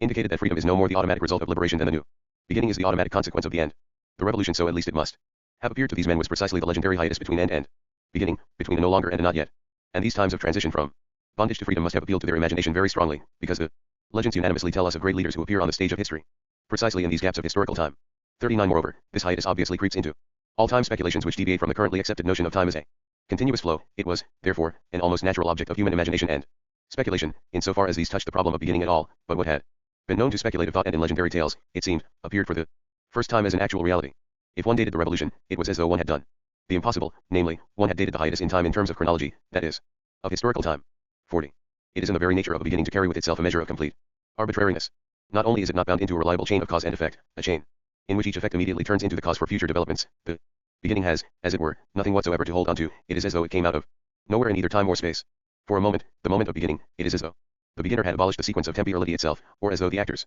were thrown out of the temporal order and its continuity. The problem of beginning, of course, appears first in thought and speculation about the origin of the universe, and we know the Hebrew solution for its perplexities, the assumption of a creator God who is outside his own creation in the same way as the fabricator is outside the fabricated object. In other words, the problem of beginning is solved through the introduction of a beginner whose own beginnings are no longer subject to question because he is from eternity to eternity. This eternity is the absolute of temporality, and to the extent that the beginning of the universe reaches back into this region of the absolute, it is no longer arbitrary but rooted in something which, though it may be beyond the reasoning capacities of man, possesses a reason, a rationale of its own. The curious fact that the men of the revolutions were prompted into their desperate search for an absolute the very moment they had been forced to act might well be, at least partly, influenced by the age-old thought customs of Western men, according to which each completely new beginning needs an absolute from which it springs and by which it is explained. No matter how much the involuntary thought reactions of the men of the revolutions may still have been dominated by the Hebrew Christian tradition, there is no doubt that their conscious effort to grapple with the perplexities of beginning as they appear in the very act of foundation turned not to the in the beginning God created the heavens and the earth but to ancient prudence, to the political wisdom of antiquity and, more specifically, to Roman antiquity. It is no accident of tradition that the revival of ancient thought and the great effort to retrieve the elements of ancient political life neglected, or misunderstood, the Greeks and took its bearings almost exclusively from Roman examples. Roman history had been centered about the idea of foundation, and none of the great Roman political concepts such as authority, tradition, religion, law, etc. can be understood without an insight into the great deed which stands at the beginning of Roman history and chronology, the fact of urbs condita, of the foundation of the eternal city. The current Roman solution of the problem, inherent in this beginning, is perhaps best indicated in Cicero's famous appeal to Scipio to become dictator rei publici constituendi, to establish the dictatorship for the fateful moment of constituting or rather reconstituting the public realm, the republic in its original meaning. 41. This Roman solution was the actual source of inspiration of Robespierre's despotism of liberty, and had Robespierre wanted to justify his dictatorship for the sake of the constitution of freedom, he might well have appealed to Machiavelli, to found a new republic, or to reform entirely the old institutions of an existing one, must be the work of one man only. 42. He might also have rested his case with James Harrington, who, referring to the ancients and their learned disciple Machiavelli, the only politician of later ages, 43, had also asserted that the legislator, who for Harrington coincided with the founder, should be one man, and that the government should be made altogether, or at once, for which cause a wise legislator may justly endeavor to get the sovereign power into his own hands. Nor shall any man that is master of reason blame such extraordinary means as in that case shall be necessary, the end proving no other than the constitution of a well-ordered commonwealth. 44. However close the men of the revolutions may have come to the Roman spirit, however carefully they may have followed Harrington's advice to ransack the archives of ancient prudence, 45, and no one spent more time in this business than John Adams. With respect to their main business, the constitution of some entirely new, unconnected body politic, these archives must have remained strangely silent. Inherent in the Roman concept of foundation we find, strangely enough, the notion that not only all decisive political changes in the course of Roman history were reconstitutions, namely, reforms of the old institutions and the retrievance of the original act of foundation, but that even this first act had been already a re-establishment, as it were, a regeneration and restoration. In the language of Virgil, the foundation of Rome was the re-establishment of Troy. Rome actually was a second Troy. Even Machiavelli, partly because he was an Italian and partly because he was still close to Roman history, could believe that the new foundation of a purely secular realm of politics which he had in mind actually was nothing but the radical reform of the old institution, and even Milton, many years later, could still dream not of founding a new Rome, but of building Rome anew. But this is not true for Harrington, and the best proof of this lies in the fact that he begins to introduce into this discussion altogether different images and metaphors, which are utterly alien to the Roman spirit. For while he is defending the extraordinary means necessary for the establishment of Cromwell's commonwealth, he suddenly argues, and, whereas a book or a building has not been known to attain to perfection if it have not had a sole author or architect, a commonwealth, as to the fabric of it, is of the like nature. 46 In other words, he introduces here the means of violence which indeed are ordinary and necessary for all purposes of fabrication precisely because something is created, not out of nothing, but out of given material which must be violated in order to yield itself to the formative processes out of which a thing, a fabricated object, will arise. The Roman dictator, however, was by no means a fabricator, and the citizens over whom he had extraordinary powers for the duration of an emergency were anything rather than human material out of which to build something. To be sure, Harrington was not yet in a position to know the enormous dangers inherent in the oceanic enterprise, nor did he have any premonition of the use which Robespierre was to make of the extraordinary means of violence, when he believed himself to be in the position of an architect who built out of human material a new house, the new republic, for human beings. What happened was that together with the new beginning the aboriginal, legendary crime of Western mankind reappeared in the scene of European politics, as though once again fratricide was to be the origin of fraternity and bestiality the fountainhead of humanity, only that now, in conspicuous opposition to man's age-old dreams as well as to his later concepts, violence by no means gave birth to something new and stable but, on the contrary, drowned in a revolutionary torrent the beginning, as well as the beginners. It was perhaps because of the inner affinity between the arbitrariness inherent in all beginnings, and human potentialities for crime that the Romans decided to derive their descendants not from Romulus, who had slain Remus, but from Aeneas 47 Romani. Stirpus Arrigo, found of the Roman race, who had come Ilium in Italiam portans. Victus Penedes, carrying Ilium and her conquered household gods into Italy 48 2. Be sure, this enterprise also was accompanied by violence, the violence of war between Aeneas and the native Italians, but this war, in Virgil's interpretation, was necessary in order to undo the war against Troy, since the resurgence of Troy on Italian soil Ilic. Fos regna resurgere Troy was destined to save the remnant left by the Grecians and Achilles' wrath and thus to resurrect the gens Hectoria, 49 which, according to Homer, had disappeared from the surface of the earth. The Trojan War must be repeated once more, and this meant to reverse the order of events as it was laid down in Homer's poems. The reversal of Homer is deliberate and complete in Virgil's great poem. There is again an Achilles possessed by indomitable rage. Turnus introduces himself with the words, "Here too shalt thou tell that a Priam found his Achilles." 50 There is a second Paris, another balefire for Troy's towers reborn. 51 Aeneas himself is obviously another Hector, and there stands in the center of it all, the source of all that woe, again a woman, Lavinia in the place of Helena. And now after he has assembled all the old personages, Virgil proceeds to invert the Homeric story. This time it is Turnus Achilles who flees before Aeneas Hector. Lavinia is a bride and not an adulteress, and the end of the war is not victory and departure for one side, extermination and slavery and utter destruction for the others, but both nations, unconquered, join treaty forever under equal laws 52 and settle down together, as Aeneas has announced even before the battle begins. We are not interested in this context in Virgil's demonstration of Rome's famous Clementia Parcera sub ictus et debeller superbos, nor in the Roman concept of warfare which underlies it, that unique and great notion of a war whose peace is predetermined not by victory or defeat but by an alliance of the warring parties, who now become partners, socii, or allies, by virtue of the new relationship established in the fight itself and confirmed through the instrument of lex, the Roman law. Since Rome was founded on this treaty law between two different and naturally hostile people, it could become Rome's mission eventually to lay all the world beneath law's totem. Sub lex mitteret orbum. The genius of Roman politics, not only according to Virgil, but, generally, according to Roman self-interpretation, lay in the very principles which attend the legendary foundation of the city. In our context, however, it is more important to observe that in this self-interpretation even the foundation of Rome was not understood as an absolutely new beginning. Rome, that was the resurgence of Troy and the re-establishment of some city-state that had existed before and of which the thread of continuity and tradition never had broken. And we need only recall Virgil's other great political poem, the Fourth Eclogue, in order to become aware of how important it was for this self-interpretation to see constitution and foundation in terms of restoration and re-establishment. For if in the reign of Augustus the great cycle of periods is born anew, as all standard translations into modern languages translate the great guiding line of the poem, Magnus of Integro Seclorum Nascitur Ordo, it is precisely because the order of periods is not the American Novus Ordo Seclorum in the sense of an absolutely new beginning. 53 As though he were speaking here, in the region of politics, of what he speaks of in the Georgica, in an altogether different context, namely, of the first dawning of the rising world. 54 The order of the Fourth Eclogue is great by virtue of going back to and being inspired by a beginning which antedates it, now returns the reign of Saturn, as the next line explicitly states. From which it follows, of course, that the child to whose birth the poem is addressed is by no means a divine savior descending from some transcendent, transmundane region. This child, most explicitly, is a human child born into the continuity of history, and the boy must learn Herum lauds et facta parentis, the glories of heroes and the fathers' deeds, in order to be able to do what all Roman boys were supposed to grow up to rule the world that the ancestors' virtues have set at peace. No doubt the poem is a nativity hymn, a song of praise to the birth of a child and the announcement of a new generation, a nova progenies, but far from being the prediction of the arrival of a divine child and savior, it is, on the contrary, the affirmation of the divinity of birth as such, that the world's potential salvation lies in the very fact that the human species regenerates itself constantly and forever. I have dwelt on Virgil's poem at some length because it seems to me as though the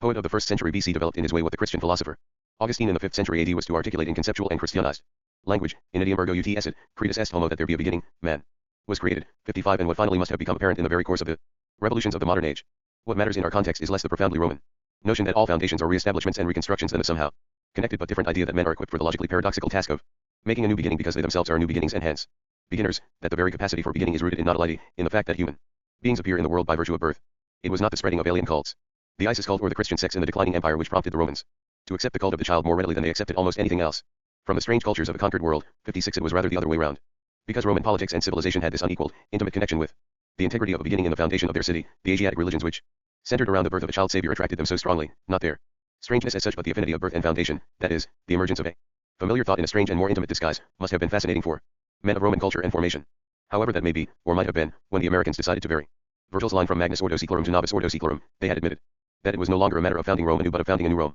That the thread of continuity which bound Occidental politics back to the foundation of the eternal city and which tied this foundation once more back to the prehistorical memories of Greece and Troy was broken and could not be renewed. And this admission was inescapable. The American Revolution, unique in this respect until the breakdown of the European colonial system and the emergence of new nations in our own century, was to a large extent not only the foundation of a new body politic but the beginning of a specific national history. No matter how decisively colonial experience and pre-colonial history might have influenced the course of the revolution and the formation of public institutions in this country, its story as an independent entity begins only with the revolution and the foundation of the republic. Hence, it seems, the men of the American Revolution, whose awareness of the absolute novelty in their enterprise amounted to an obsession, were inescapably caught in something for which neither the historical nor the legendary truth of their own tradition could offer any help or precedent. And yet, when reading Virgil's fourth eclogue, they might have been faintly aware that there exists a solution for the perplexities of beginning which needs no absolute to break the vicious circle in which all first things seem to be caught. What saves the act of beginning from its own arbitrariness is that it carries its own principle within itself, or, to be more precise, that beginning and principle, principium and principle, are not only related to each other, but are coeval. The absolute from which the beginning is to derive its own validity and which must save it, as it were, from its inherent arbitrariness is the principle which, together with it, makes its appearance in the world. The way the beginner starts whatever he intends to do lays down the law of action for those who have joined him in order to partake in the enterprise and to bring about its accomplishment. As such, the principle inspires the deeds that are to follow, and remains apparent as long as the action lasts. And it is not only our own language, which still derives principle from the Latin principium and therefore suggests this solution for the otherwise unsolvable problem of an absolute in the realm of human affairs which is relative by definition. The Greek language, in striking agreement, tells the same story. For the Greek word for beginning is, and means both beginning and principle. No later poet or philosopher has expressed the innermost meaning of this coincidence more beautifully and more succinctly than Plato when, at the end of his life, he remarked almost casually, 57, which, in an effort to catch the original meaning, we may be permitted to paraphrase, for the beginning, because it contains its own principle, is also a God who, as long as he dwells among men, as long as he inspires their deeds, saves everything. It was the same experience which, centuries later, made Polybius say, the beginning is not merely half of the whole but reaches out towards the end. 58, and it was still the same insight into the identity of principium and principle which eventually persuaded the American community to look to its origins for an explanation of its distinctive qualities and thus for an indication of what its future should hold. 59, as it had earlier led Harrington, certainly without any knowledge of Augustine and probably without any conscious notion of Plato's sentence, to the conviction, as no man shall show me a commonwealth born straight that ever became crooked, so no man shall show me a commonwealth born crooked that ever became straight. 60. Great and significant as these insights are, their political relevance comes to light only when it has been recognized that they stand in flagrant opposition to the age-old and still current notions of the dictating violence, necessary for all foundations and hence supposedly unavoidable in all revolutions. In this respect, the course of the American Revolution tells an unforgettable story and is apt to teach a unique lesson, for this revolution did not break out but was made by men in common deliberation and on the strength of mutual pledges. The principle which came to light during those fateful years when the foundations were laid not by the strength of one architect but by the combined power of the many was the interconnected principle of mutual promise and common deliberation, and the event itself decided indeed, as Hamilton had insisted, that men are really capable of establishing good government from reflection and choice, that they are not forever destined to depend for their political constitutions on accident and force. 61. Chapter 6. The Revolutionary Tradition and its Lost Treasure. Notre heritage n'est précédé d'aucun testament. René Char. 1. If there was a single event that shattered the bonds between the New World and the countries of the Old Continent, it was the French Revolution, which, in the view of its contemporaries, might never have come to pass without the glorious example on the other side of the Atlantic. It was not the fact of revolution but its disastrous course and the collapse of the French Republic which eventually led to the severance of the strong spiritual and political ties between America and Europe that had prevailed all through the 17th and 18th centuries. Thus, Condorcet's influence de la Revolution d'Amérique sur l'Europe, published 3 years before the storming of the Bastille, was to mark, temporarily at least, the end and not the beginning of an Atlantic civilization. One is tempted to hope that the rift which occurred at the end of the 18th century is about to heal in the middle of the 20th century, when it has become rather obvious that Western civilization has its last chance of survival in an Atlantic community, and among the signs to justify this hope is perhaps also the fact that since the Second World War historians have been more inclined to consider the Western world as a whole than they have been since the early 19th century. Whatever the future may hold in store for us, the estrangement of the two continents after the 18th century revolutions has remained a fact of great consequence. It was chiefly during this time that the New World lost its political significance in the eyes of the leading strata in Europe, that America ceased to be the land of the free and became almost exclusively the promised land of the poor. To be sure, the attitude of Europe's upper classes toward the alleged materialism and vulgarity of the New World was an almost automatic outgrowth of the social and cultural snobism of the rising middle classes, and as such of no great importance. What mattered was that the European revolutionary tradition in the 19th century did not show more than a passing interest in the American Revolution or in the development of the American Republic. In conspicuous contrast to the 18th century, when the political thought of the philosophers, long before the outbreak of the American Revolution, was attuned to events and institutions in the New World, revolutionary political thought in the 19th and 20th centuries has proceeded as though there never had occurred a revolution in the New World and as though there never had been any American notions and experiences in the realm of politics and government worth thinking about. In recent times, when revolution has become one of the most common occurrences in the political life of nearly all countries and continents, the failure to incorporate the American Revolution into the revolutionary tradition has boomeranged upon the foreign policy of the United States, which begins to pay an exorbitant price for worldwide ignorance and for native oblivion. The point is unpleasantly driven home when even revolutions in the American continent speak and act as though they knew by heart the texts of revolutions in France, in Russia, and in China, but had never heard of such a thing as an American Revolution. Less spectacular perhaps, but certainly no less real, are the consequences of the American counterpart to the world's ignorance, her own failure to remember that a revolution gave birth to the United States and that the Republic was brought into existence by no historical necessity and no organic development, but by a deliberate act, the foundation of freedom. Failure to remember is largely responsible for the intense fear of revolution in America, for it is precisely this fear that attests to the world at large how right they are to think of revolution only in terms of the French Revolution. Fear of revolution has been the hidden leitmotif of post-war American foreign policy in its desperate attempts at stabilization of the status quo, with the result that American power and prestige were used and misused to support obsolete and corrupt political regimes that long since had become objects of hatred and contempt among their own citizens. Failure to remember and, with it, failure to understand have been conspicuous. Whenever, in rare moments, the hostile dialogue with Soviet Russia touched upon matters of principle. When we were told that by freedom we understood free enterprise, we did very little to dispel this monstrous falsehood, and all too often we have acted as though we too believed that it was wealth and abundance which were at stake in the post-war conflict between the revolutionary countries in the East and the West. Wealth and economic well-being, we have asserted, are the fruits of freedom, while we should have been the first to know that this kind of happiness was the blessing of America prior to the revolution, and that its cause was natural abundance under mild government, and neither political freedom nor the unchained, unbridled private initiative of capitalism, which in the absence of natural wealth has led everywhere to unhappiness and mass poverty. Free enterprise, in other words, has been an unmixed blessing only in America, and it is a minor blessing compared with the truly political freedoms, such as freedom of speech and thought, of assembly and association, even under the best conditions. Economic growth may one day turn out to be a curse rather than a good, and under no conditions can it either lead into freedom or constitute a proof for its existence. A competition between America and Russia, therefore, with regard to production and standards of living, trips to the moon and scientific discoveries, may be very interesting in many respects. Its outcome may even be understood as a demonstration of the stamina and gifts of the two nations involved, as well as of the value of their different social manners and customs. There is only one question: this outcome, whatever it may be, will never be able to decide, and that is which form of government is better, a tyranny or a free republic. Hence, in terms of the American Revolution, the response to the communist bid to equal and surpass the Western countries in production of consumer goods and economic growth should have been to rejoice over the new good prospects opening up to the people of the Soviet Union and its satellites, to be relieved that at least the conquest of poverty on a worldwide scale could constitute an issue of common concern, and then to remind our opponents that serious conflicts would not rise out of the disparity between two economic systems but only out of the conflict between freedom and tyranny, between the institutions of liberty, born out of the triumphant victory of a revolution, and the various forms of domination. From Lenin's one-party dictatorship to Stalin's totalitarianism to Khrushchev's attempts at an enlightened despotism, which came in the aftermath of a revolutionary defeat. Finally, it is perfectly true, and a sad fact indeed, that most so-called revolutions, far from achieving the constitutio libertatis, have not even been able to produce constitutional guarantees of civil rights and liberties, the blessings of limited government, and there is no question that in our dealings with other nations and their governments we shall have to keep in mind that the distance between tyranny and constitutional, limited government is as great as, perhaps greater than, the distance between limited government and freedom. But these considerations, however great their practical relevance, should be no reason for us to mistake civil rights for political freedom, or to equate these preliminaries of civilized government with the very substance of a free republic. For political freedom, generally speaking, means the right to be a participator in government, or it means nothing.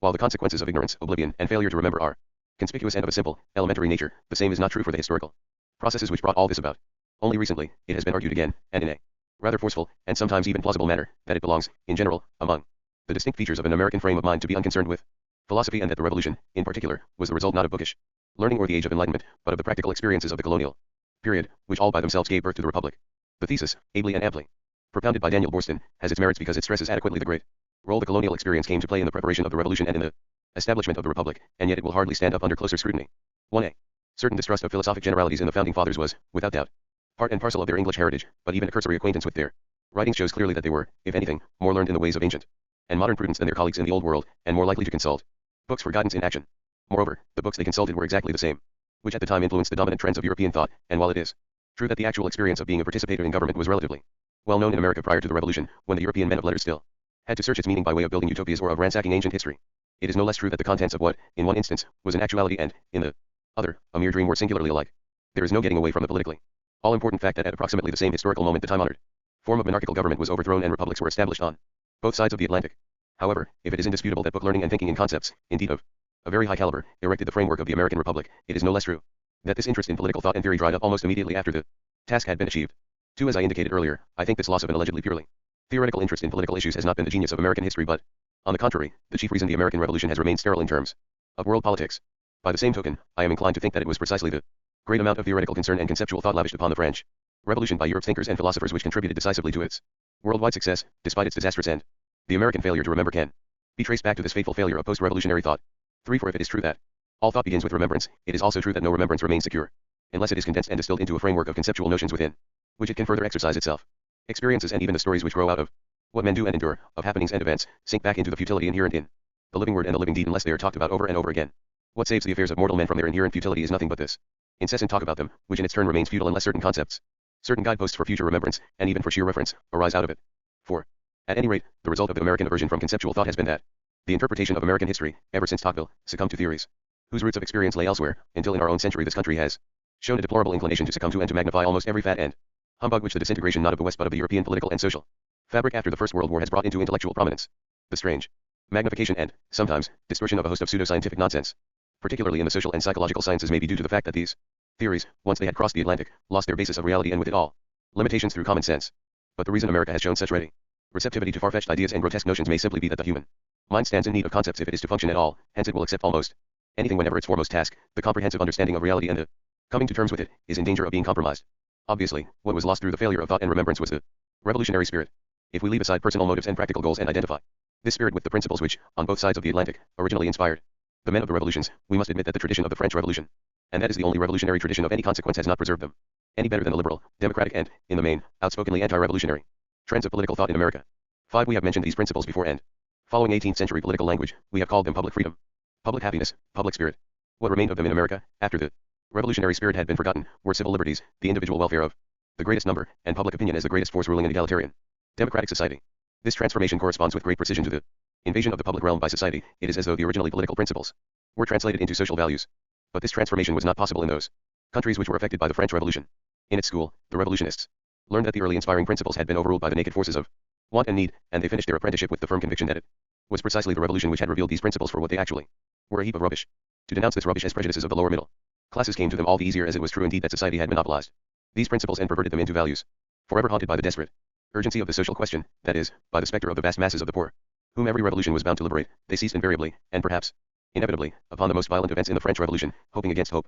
that violence would conquer poverty. This, to be sure, was a counsel of despair, for had they admitted that the most obvious lesson to be learned from the French Revolution was that la terror as a means to achieve even or sent revolutions to their doom, they would also have had to admit that no revolution, no foundation of a new body politic, was possible where the masses were loaded down with misery. The revolutionists of the 19th and 20th centuries, in sharp contrast to their predecessors in the 18th, were desperate men, and the cause of revolution therefore attracted more and more the desperados, namely, an unhappy species of the population who, during the calm of regular government, are sunk below the level of men, but who, in the tempestuous scenes of civil violence, may emerge into the human character, and give a superiority of strength to any party with which they may associate themselves. 6. These words of Madison are true enough, except that we must add, if we are to apply them to the affairs of European revolutions, that this mixture of the unhappy and the worst received their chance to rise again into the human character from the despair of the best, who, after the disasters of the French Revolution, must have known that all the odds were against them, and who still could not abandon the cause of revolution, partly because they were driven by compassion and a deeply and constantly frustrated sense of justice, partly because they too knew that it is action, not rest, which constitutes our pleasure. In this sense, Tocqueville's dictum, in America, men have the opinions and passions of democracy, in Europe we have still the passions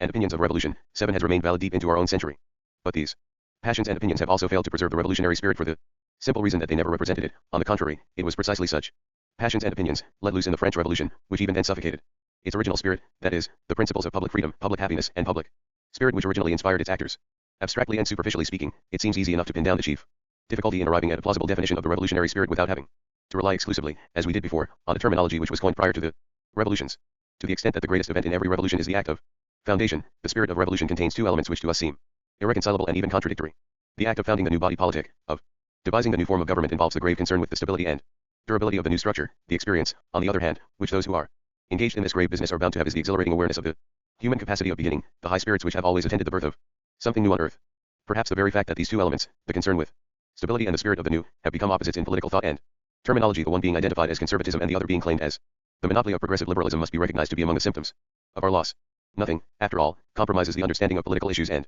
their meaningful debate today more seriously than the automatic thought reactions, conditioned by the beaten paths of ideologies which all were born in the wake and aftermath of revolution. For it is by no means irrelevant that our political vocabulary either dates back to classical, Roman, and Greek antiquity, or can be traced unequivocally to the revolutions of the 18th century. In other words, to the extent that our political terminology is modern at all, it is revolutionary in origin. And the chief characteristic of this modern, revolutionary vocabulary seems to be that it always talks in pairs of opposites, the right and the left, reactionary and progressive, conservatism and liberalism, to mention a few at random. How ingrained this habit of thought has become with the rise of the revolutions may best be seen when we watch the development of new meaning given to old terms, such as democracy and aristocracy, for the notion of democrats versus aristocrats did not exist prior to the revolutions. To be sure, these opposites have their origin, and ultimately their justification, in the revolutionary experience as a whole, but the point of the matter is that in the act of foundation they were not mutually exclusive opposites but two sides of the same event. And it was only after the revolutions had come to their end, in success or defeat, that they parted company, solidified into ideologies, and began to oppose each other. Terminologically speaking, the effort to recapture the lost spirit of revolution must, to a certain extent, consist in the attempt at thinking together and combining meaningfully what our present vocabulary presents to us in terms of opposition and contradiction. For this purpose, it may be well to turn our attention once more to the public spirit which, as we saw, antedated the revolutions and bore its first theoretical fruition in James Harrington and Montesquieu rather than in Locke and Rousseau. While it is true that the revolutionary spirit was born in the revolutions and not before, we shall not search in vain for those great exercises in political thought, practically equal with the modern age, through which men prepared themselves for an event whose true magnitude they hardly could foresee. And the spirit of the modern age, interestingly and significantly enough, was preoccupied, from the beginning, with the stability and durability of a purely secular, worldly realm, which means, among other things, that its political expression stood in flagrant contradiction to the scientific, philosophic, and even artistic utterances of the age, all of which were much more concerned with novelty as such than with anything else. In other words, the political spirit of modernity was born when men were no longer satisfied that empires would rise and fall in sempiternal change. It is as though men wished to establish a world which could be trusted to last forever, precisely because they knew how novel everything was that their age attempted to do. Hence, the republican form of government recommended itself to the pre-revolutionary political thinkers not because of its egalitarian character, the confusing and confused equation of republican with democratic government dates from the 19th century, but because of its promise of great durability. This also explains the surprisingly great respect the 17th and 18th centuries showed for Sparta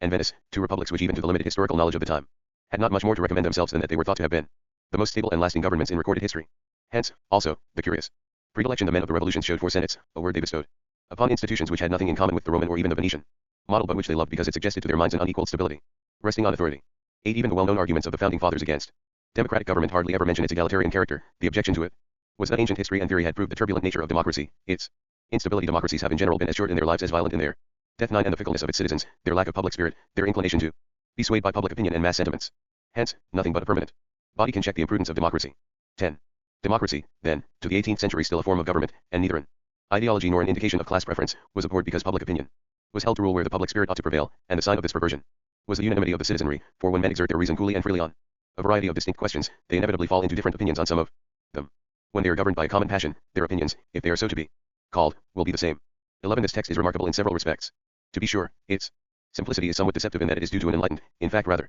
mechanical, opposition of reason and passion which does not enlighten us very much on the great subject of the human capabilities, although it has the great practical merit of bypassing the faculty of the will, the trickiest and the most dangerous of modern concepts and misconceptions. 12. But this does not concern us here. In our context it is of greater importance that these sentences hint at least at the decisive incompatibility between the rule of a unanimously held public opinion and freedom of opinion, for the truth of the matter is that no formation of opinion is ever possible where all opinions have become the same. Since no one is capable of forming his own opinion without the benefit of a multitude of opinions held by others, the rule of public opinion endangers even the opinion of those few who may have the strength not to share it. This is one of the reasons for the curiously sterile negativism of all opinions which oppose a popularly acclaimed tyranny. It is not only, and perhaps not even primarily, because of the overwhelming power of the many that the voice of the few loses all strength and all plausibility under such circumstances. Public opinion, by virtue of its unanimity, provokes a unanimous opposition and thus kills true opinions everywhere. This is the reason why the founding fathers tended to equate rule based on public opinion with tyranny. Democracy in this sense was to them but a newfangled form of despotism. Hence, their abhorrence of democracy did not spring so much from the old fear of license or the possibility of factional strife as from their apprehension of the basic instability of a government devoid of public spirit and swayed by unanimous passions. The institution originally designed to guard against rule by public opinion or democracy was the Senate. Unlike judicial control, currently understood to be the unique contribution of America to the science of government. 13. The novelty and uniqueness of the American Senate has proved more difficult to identify, partly because it was not recognized that the ancient name was a misnomer, CP 199, partly because an upper chamber was automatically equated with the House of Lords in the government of England. The political decline of the House of Lords in English government during the last century, the inevitable result of the growth of social equality, should be proof enough that such an institution could never have made sense in a country without a hereditary aristocracy, or in a republic which insisted on absolute prohibition of titles of nobility. 14. And it was indeed no imitation of English government, but their very original insights into the role of opinion in government which inspired the founders to add to the lower house, in which the multiplicity of interests was represented, an upper chamber, entirely devoted to the representation of opinion on which ultimately all governments rest. 15. Both multiplicity of interests and diversity of opinions were accounted among the characteristics of free government. Their public representation constituted a republic as distinguished from a democracy, where a small number of citizens assemble and administer the government in person. But representative government, according to the men of the revolution, was much more than a technical device for government among large populations. Limitation to a small and chosen body of citizens was to serve as the great purifier of both interest and opinion, to guard against the confusion of a multitude. Interest and opinion are entirely different political phenomena. Politically, interests are relevant only as group interests, and for the purification of such group interests it seems to suffice that they are represented in such a way that their partial character is safeguarded under all conditions, even under the condition that the interest of one group happens to be the interest of the majority. Opinions, on the contrary, never belong to groups but exclusively to individuals, who exert their reason coolly and freely, and no multitude, be it the multitude of a part or of the whole society, will ever be capable of forming an opinion. Opinions will rise wherever men communicate freely with one another and have the right to make their views public, but these views in their endless variety seem to stand also in need of purification and representation, and it was originally the particular function of the Senate to be the medium through which all public views must pass. 16. Even though opinions are formed by individuals and must remain, as it were, their property, no single individual, neither the wise man of the philosophers nor the divinely informed reason, common to all men, of the Enlightenment, can ever be equal to the task of sifting opinions, of passing them through the sieve of an intelligence which will separate the arbitrary and the merely idiosyncratic, and thus purify them into public views. For the reason of man, like man himself, is timid and cautious when left alone, and acquires firmness and confidence in proportion to the number with which it is associated. 17. Since opinions are formed and tested in a process of exchange of opinion against opinion, their differences can be mediated only by passing them through the medium of a body of men, chosen for the purpose. These men, taken by themselves, are not wise, and yet their common purpose is wisdom. Wisdom under the conditions of the fallibility and frailty of the human mind. Historically speaking, opinion, its relevance for the political realm in general and its role in government in particular, was discovered in the very event and course of revolution. This, of course, is not surprising. That all authority in the last analysis rests on opinion is never more forcefully demonstrated than when, suddenly and unexpectedly, a universal refusal to obey initiates what then turns into a revolution. To be sure, this moment, perhaps the most dramatic moment in history, opens the doors wide to demagogues of all sorts and colors, but what else does even revolutionary demagogy testify if not to the necessity of all regimes, old and new, to rest on opinion? Unlike human reason, human power is not only timid and cautious when left alone, it is simply non-existent unless it can rely on others, the most powerful king and the least scrupulous of all tyrants are helpless if no one obeys them, that is, supports them through obedience, for, in politics, obedience and support are the same. Opinion was discovered by both the French and the American revolutions, but only the latter, and this shows once more the high rank of its political creativity knew how to build a lasting institution for the formation of public views into the very structure of the republic. What the alternative was, we know only too well from the course of the French Revolution and of those that followed it. In all these instances, the chaos of unrepresented and unpurified opinions, because there existed no medium to pass them through, crystallized into a variety of conflicting mass sentiments under the pressure of emergency, waiting for a strong man to mold them into a unanimous public opinion, which spelled death to all opinions. In actual fact, the alternative was the plebiscite, the only institution which corresponds closely to the unbridled rule of public opinion, and just as public opinion is the death of opinions, the plebiscite puts an end to the citizens' right to vote, to choose, and to control their government. In novelty and uniqueness, the institution of the Senate equals the discovery of judicial control as represented in the institution of Supreme Courts. Theoretically, it only remains to note that in these two acquisitions of revolution, a lasting institution for opinion and a lasting institution for judgment, the founding fathers transcended their own conceptual framework, which, of course, antedated the revolution. They thus responded to the enlarged horizon of experiences which the event itself had opened up to them. For the three pivotal concepts on which the century's pre-revolutionary thought had turned, and which theoretically still dominated the revolutionary debates, were power, passion, and reason. The power of government was supposed to control the passion of social interest and to be controlled, in its turn, by individual reason. In this scheme, opinion and judgment obviously belong among the faculties of reason, but the point of the matter is that these two, politically most important, rational faculties had been almost entirely neglected by the tradition of political as well as philosophic thought. Obviously it was no theoretical or philosophical interest that made the men of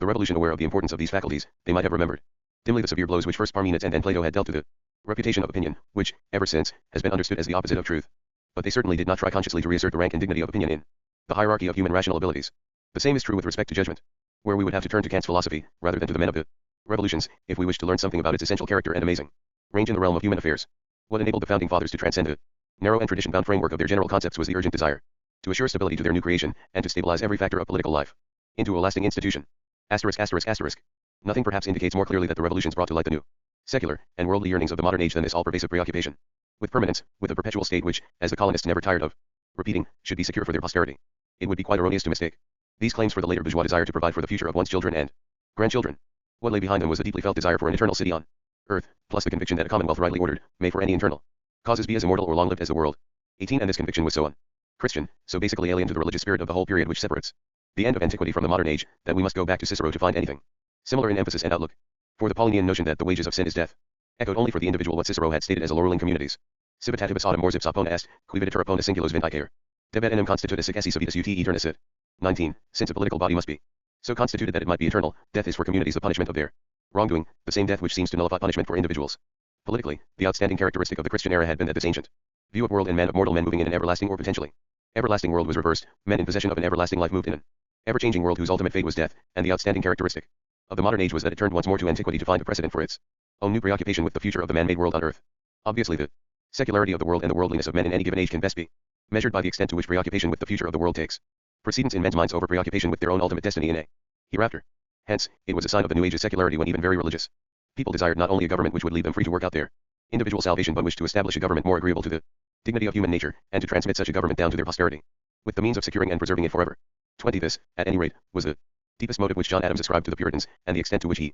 might have been right is the extent to which even the Puritans were no longer mere pilgrims on earth, but pilgrim fathers, founders of colonies with their stakes and claims not in the hereafter but in this world of mortal men. What was true for modern, pre-revolutionary political thought and for the founders of the colonies became even truer for the revolutions and the founding fathers. It was the modern preoccupation with the perpetual state, so evident in Harrington's writings, 21, which caused Adams to call divine the new political science which dealt with institutions that last for many generations, and it was in Robespierre's Death is the beginning of immortality that the specifically modern emphasis on politics, evidenced in the revolutions, found its briefest and most grandiose definition. On a less exalted but certainly not less significant level, we find preoccupation with permanence and stability running like a red thread through the constitutional debates, with Hamilton and Jefferson standing at two opposite poles which still belong together. Hamilton holding that constitutions must necessarily be permanent and that they cannot calculate for the possible change of things. 22. And Jefferson, though no less concerned with the solid basis for a free, durable, and well-administered republic, firmly convinced that nothing is unchangeable but the inherent and unalienable rights of man, because they are not the work of man but of his creator. 23. Thus, the whole discussion of the distribution and balance of power, the central issue of the constitutional debates, was still partly conducted in terms of the age-old notion of a mixed form of government, which, combining the monarchic, the aristocratic, and the democratic elements in the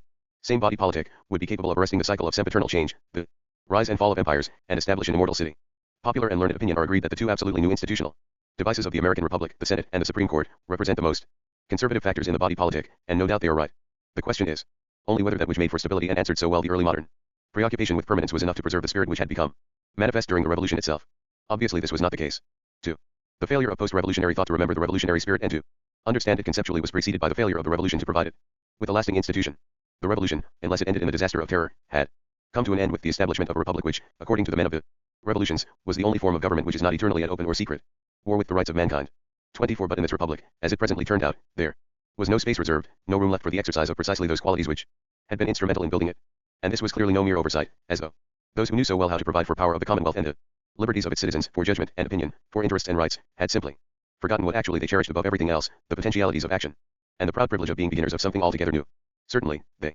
did not want to deny this privilege to their successors, but they also could not very well wish to deny their own work, although Jefferson, more concerned with this perplexity than anybody else, almost went to this extremity. The perplexity was very simple and, stated in logical terms, it seemed unsolvable. If foundation was the aim and the end of revolution, then the revolutionary spirit was not merely the spirit of beginning something new but of starting something permanent and enduring, a lasting institution, embodying this spirit and encouraging it to new achievements, would be self-defeating. From which, it unfortunately seems to follow that nothing threatens the very achievements of revolution more dangerously and more acutely than the spirit which has brought them about. Should freedom in its most exalted sense as freedom to act be the price to be paid for foundation? This perplexity, namely, that the principle of public freedom and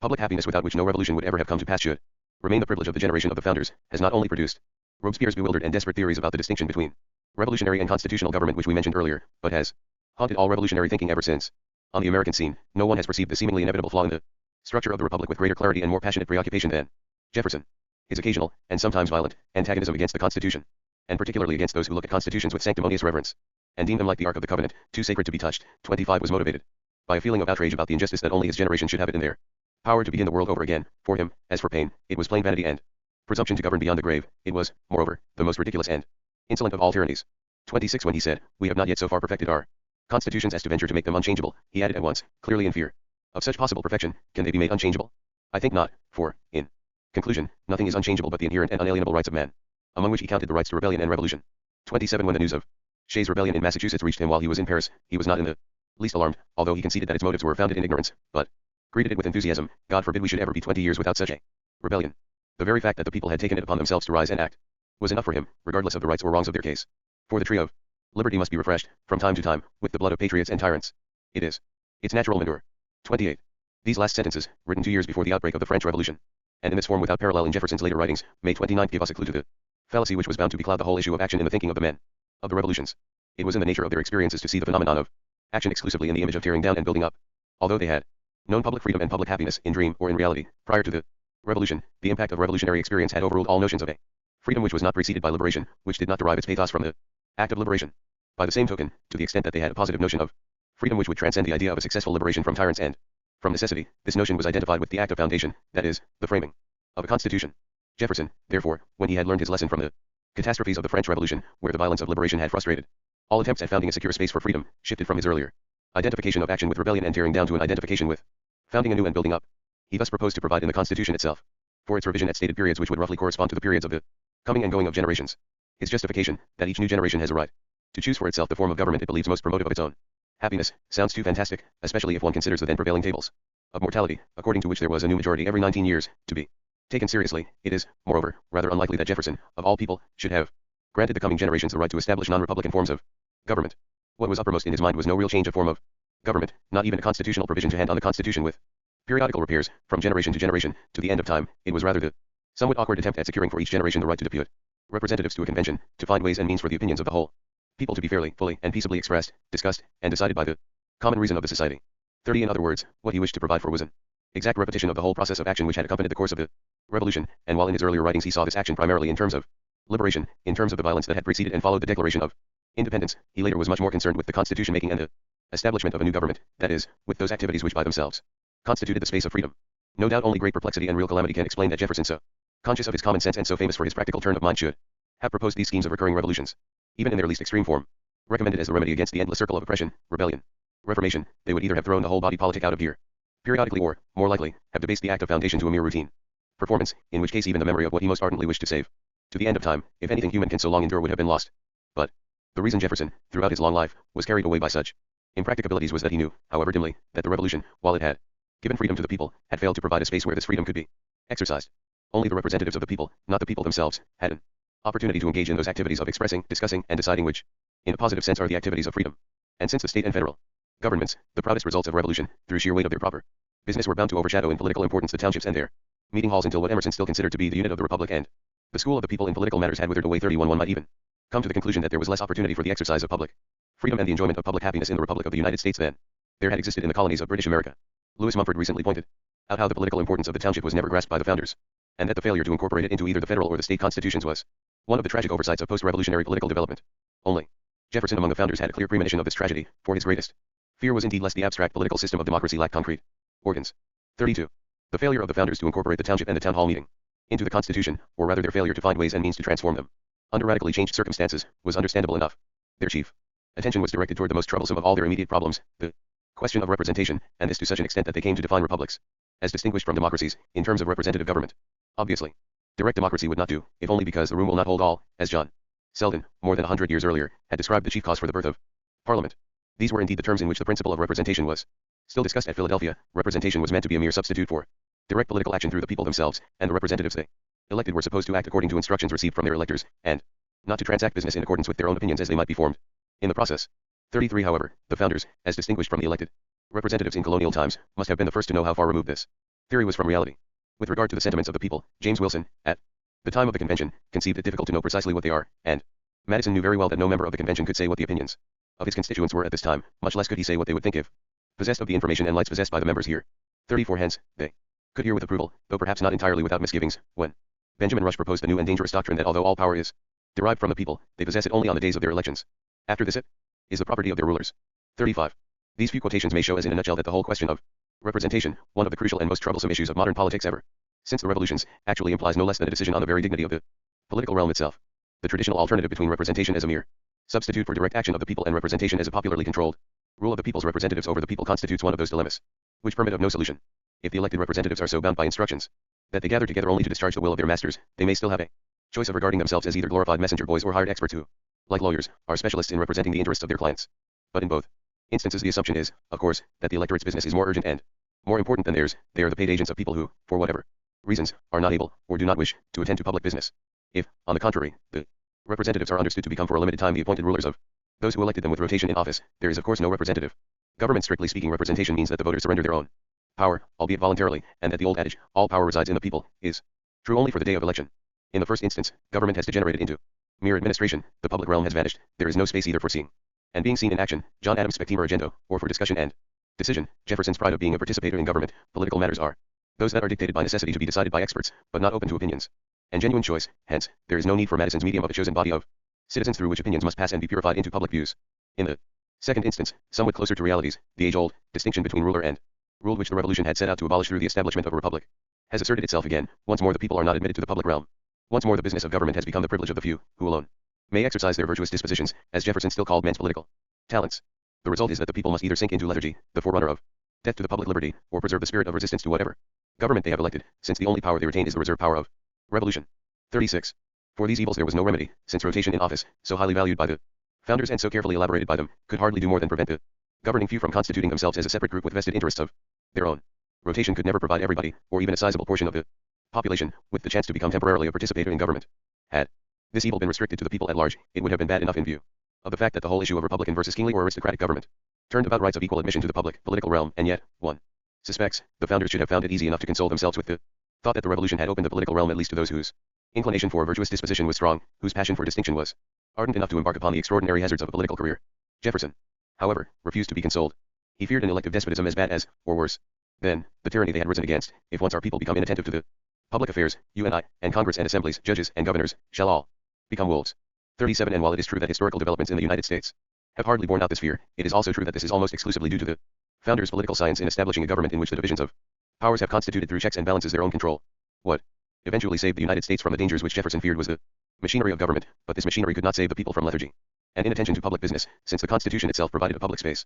only for the representatives of the people, and not for the people themselves. It may seem strange that only Jefferson among the men of the American Revolution ever asked himself the obvious question of how to preserve the revolutionary spirit once the revolution had come to an end, but the explanation for this lack of awareness does not lie in that they themselves were no revolutionaries. On the contrary, the trouble was that they took this spirit for granted, because it was a spirit which had been formed and nourished throughout the colonial period. Since, moreover, the people remained in undisturbed possession of those institutions which had been the breeding grounds of the revolution, they could hardly become aware of the fateful failure of the Constitution to incorporate and duly constitute, found anew, the original sources of their power and public happiness. It was precisely because of the enormous weight of the Constitution, and of the experiences in founding a new body politic that the failure to incorporate the townships and the town hall meetings, the original springs of all political activity in the country, amounted to a death sentence for them. Paradoxical as it may sound, it was in fact under the impact of the revolution that the revolutionary spirit in America began to wither away, and it was the Constitution itself, this greatest achievement of the American people, which eventually cheated them of their proudest possession. In order to arrive at a more precise understanding of these matters, and also to gauge correctly the extraordinary wisdom of Jefferson's forgotten proposals, we must turn our attention once more to the course of the French Revolution, where the exact opposite took place. What for the American people had been a pre-revolutionary experience and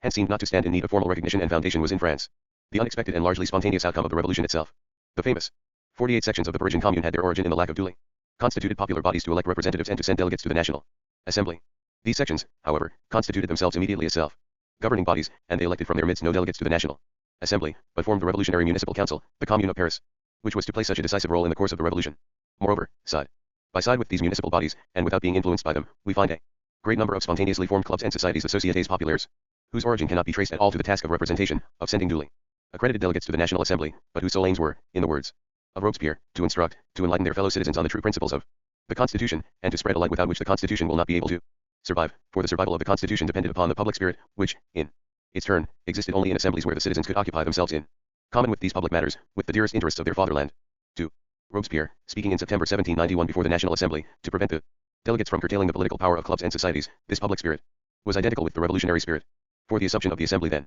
was that the revolution had come to its end, that the societies which the revolution had brought forward were no longer needed, that it was time to break the instrument which had served so well. Not that Robespierre denied this assumption, although he added he did not quite understand what the Assembly wanted to affirm with it, for if they assumed, as he himself did, that the end of revolution was the conquest and the conservation of freedom, then, he insisted, the clubs and societies were the only places in the country where this freedom could actually show itself and be exercised by the citizens. Hence, they were the true pillars of the Constitution, not merely because from their midst had come a very great number of men who once will replace us, but also because they constituted the very foundations of freedom. Whoever interfered with their meeting was guilty of attacking freedom, and among the crimes against the revolution, the greatest was the persecution of the societies. 38. However, no sooner had Robespierre risen to power and become the political head of the new revolutionary government, which happened in the summer of 1793, a matter of weeks, not even of months, after he had uttered some of the comments which I have just quoted, than he reversed his position completely. Now it was he who fought relentlessly against what he chose to name the so-called popular societies, and invoked against them the great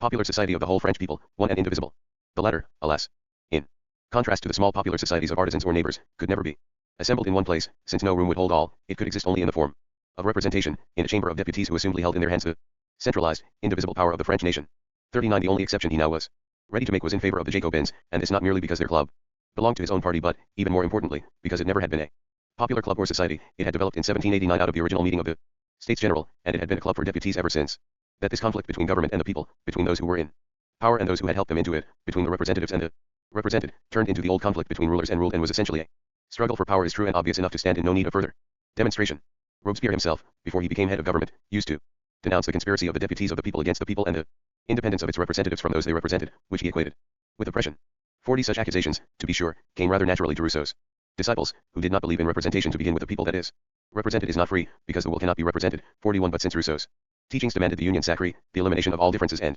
distinctions, including the difference between people and government, the argument, theoretically, could as well be used the other way round. And when Robespierre had reversed himself and had turned against the societies, he could have appealed again to Rousseau and could have said with Couthon that so long as the societies existed there could be no unified opinion. 42. Actually, Robespierre needed no great theories, but only a realistic evaluation of the course of the revolution to come to the conclusion that the Assembly hardly had any share in its more important events and transactions, and that the revolutionary government had been under the pressure of the Parisian sections and societies to an extent which no government and no form of government could withstand. One glance at the numerous petitions and addresses of these years, which now have been published for the first time, 43, is indeed enough to realize the predicament of the revolutionary government. They were told to remember that only the poor had helped them, and that the poor now wished to begin to earn the fruits of their labors, that it was always the fault of the legislator if the poor man's flesh showed the color of want and misery, and his soul walked without energy and without virtue, that it was time to demonstrate to the people how the Constitution would make them actually happy, for it is not enough to tell them that their happiness approaches. In short, the people, organized outside the National Assembly in its own political societies, informed its representatives that the Republic must assure each individual the means of subsistence, that the primary task of the lawgivers was to legislate misery out of existence. There is, however, another side to this matter, and Robespierre had not been wrong when he had greeted in the societies the first manifestation of freedom and public spirit. Side by side with these violent demands for a happiness which is indeed a prerequisite of freedom, but which, unfortunately, no political action can deliver, we find an altogether different spirit and altogether different definitions of the society's tasks. In the bylaws of one of the Parisian sections we hear, for instance, how the people organized themselves into a society with president and vice president, 4 secretaries, 8 censors, a treasurer, and an archivist, with regular meetings, 3 in every 10 days, with rotation in office, once a month for the president, how they defined Its main task, the society will deal with everything that concerns freedom, equality, unity, indivisibility of the republic. Its members will mutually enlighten themselves, and they will especially inform themselves on the respect due to the laws and decrees, which are promulgated, how they intended to keep order in their discussion. If a speaker digresses or gets tiresome, the audience will stand up. From another section we hear of a speech on the development of the republican principles which ought to animate the popular societies, delivered by one of the citizens and printed by order of the members. There were societies which adopted among their bylaws an explicit prohibition never to intrude upon or to try to influence the General Assembly, and these, obviously, regarded it as their main, if not their sole task to discuss all matters pertaining to public affairs, to talk about them and to exchange opinions without necessarily arriving at propositions, petitions, addresses, and the like. It seems to be no accident that it is precisely from one of these societies which had forsworn direct pressure upon the assembly that we hear the most eloquent and the most moving praise of the institution as such. Citizens, the word popular society has become a sublime word. If the right to gather together in a society could be abolished or even altered, freedom would be but a vain name, equality would be a chimera, and the republic would have lost its most solid stronghold. The immortal constitution which we have just accepted grants all Frenchmen the right to assemble in popular societies. 44. Saint Just, writing at about the same time that Robespierre still defended the rights of the societies against the assembly, had in mind these new promising organs of the republic, rather than the pressure groups of the sans-culottes, when he stated, the districts of Paris constituted a democracy which would have changed everything if, instead of becoming the prey of factions, they would have conducted themselves according to their own proper spirit. The district of the Cordeliers, which had become the most independent one, was also the most persecuted one, since it was in opposition to and contradicted the projects of those who happened to be in power. 45. But Saint Just, no less than Robespierre, once he had come into power, reversed himself and turned against the societies, in accordance with the policy of the Jacobin government, which successfully transformed the sections into organs of government and into instruments of terror. He asked in a letter to the Popular Society of Strasbourg to give him their opinion on the patriotism and the republican virtues of each of the members in the administration of their province. Left without answer, he proceeded to arrest the whole administrative corps, whereupon he received a vigorous letter of protest from the not yet defunct Popular Society. In his answer he gave the stereotyped explanation that he had dealt with a conspiracy. Obviously he had no use any longer for popular societies unless they spied for the government. 46. And the immediate consequence of this turning about was, naturally enough, that he now insisted, the freedom of the people is in its private life, don't disturb it. Let the government be a force only in order to protect the state of simplicity against force itself. 47. These words indeed spell out the death sentence for all organs of the people, and they express in rare unequivocality the end of all hopes for the revolution. No doubt the Parisian Commune, its sections, and the popular societies which had spread all over France during the revolution constituted the mighty pressure groups of the poor, the diamond point of urgent necessity that nothing could withstand. Lord Acton, but they also contained the germs, the first feeble beginnings, of a new type of political organization, of a system which would permit the people to become Jeffersons,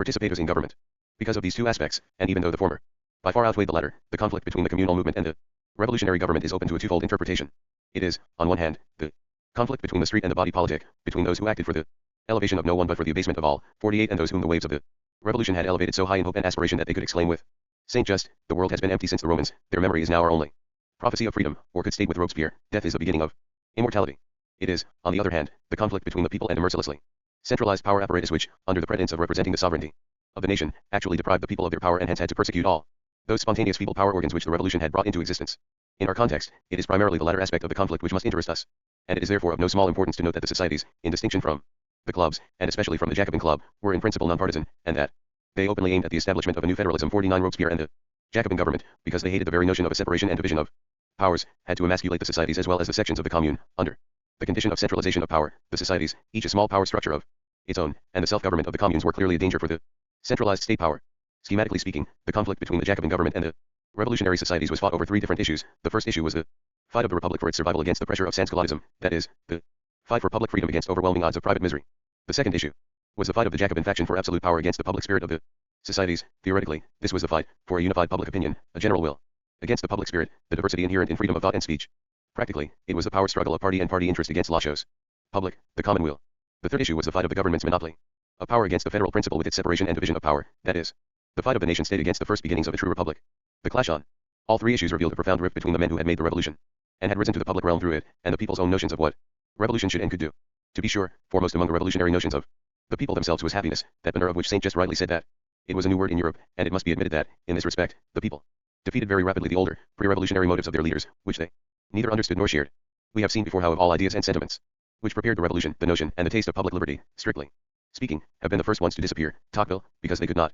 withstand the onslaught of wretchedness which the revolution brought into the open, and, psychologically speaking, died away under the impact of compassion with human misery. However, while the revolution taught the men in prominence a lesson of happiness, it apparently taught the people a first lesson in the notion and taste of public liberty. An enormous appetite for debate, for instruction, for mutual enlightenment and exchange of opinion, even if all these were to remain without immediate consequence on those in power, developed in the sections and societies, and when, by fiat from above, the people in the sections were made only to listen to party speeches and to obey, they simply ceased to show up.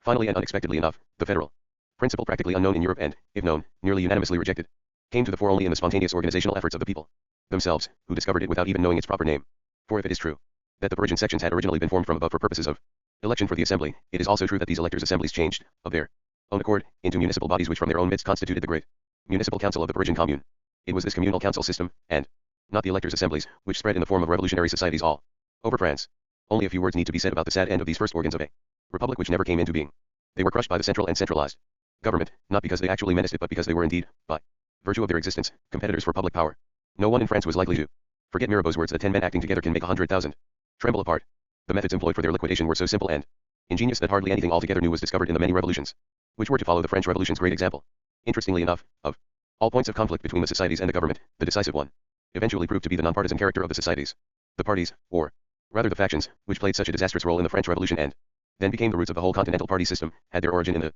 assembly, and the ambitions and fanaticism that developed between them even more than the pre-revolutionary motives of the men of the revolution were things which the people at large neither understood nor shared. However, since there existed no area of agreement between the parliamentary factions, it became a matter of life and death for each of them to dominate all others, and the only way to do this was to organize the masses outside of parliament and to terrorize the assembly with this pressure from without its own ranks. Hence, the way to dominate the assembly was to infiltrate and eventually to take over the popular societies, to declare that only one parliamentary faction, the Jacobins, was truly revolutionary, that only societies affiliated with them were untrustworthy, and that all other popular societies were bastard societies. We can see here how, at the very beginning of the party system, the one-party dictatorship developed out of a multi-party system. For Robespierre's rule of terror was indeed nothing else but the attempt to organize the whole French people into a single gigantic party machinery. The great popular society is the French people through which the Jacobin Club would spread a net of party cells all over France, and their tasks were no longer discussion and exchange of opinions, mutual instruction and information on public business, but to spy upon one another and to denounce members and non-members alike. 50. These things have become very familiar through the course of the Russian Revolution, where the Bolshevik party emasculated and perverted the revolutionary Soviet system with exactly the same methods. However, this sad familiarity should not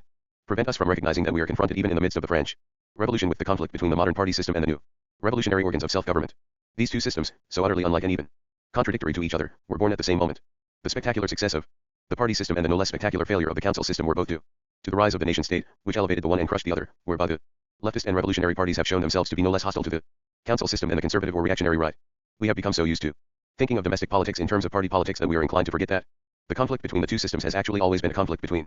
Parliament, the source and seat of power of the party system, and the people, who have surrendered their power to their representatives, for no matter how successfully a party may ally itself with the masses in the street and turn against the parliamentary system, once it has decided to seize power and establish a one-party dictatorship, it can never deny that its own origin lies in the factional strife of Parliament, and that it therefore remains a body whose approach to the people is from without and from above. When Robespierre established the tyrannical force of the Jacobin faction against the non-violent power of the popular societies, he also asserted and re-established the power of the French Assembly with all its inner discord and factional strife. The seat of power, whether he knew it or not, was again in the Assembly and not, despite all revolutionary oratory, in the people. Hence, he broke the most pronounced political ambition of the people as it had appeared in the societies, the ambition to equality, the claim to be able to sign all addresses and petitions directed to delegates or to the Assembly as a whole with the proud words are equal. And while the Jacobin terror may have been conscious and overconscious of social fraternity, it certainly abolished this equality with the result that when it was their turn to lose in the incessant factional strife in the National Assembly, the people remained indifferent and the sections of Paris did not come to their aid. Brotherhood, it turned out, was no substitute for equality. 3. As Cato concluded every speech with the words, Carte agio delenda est, so do I every opinion, with the injunction, divide the counties into wards.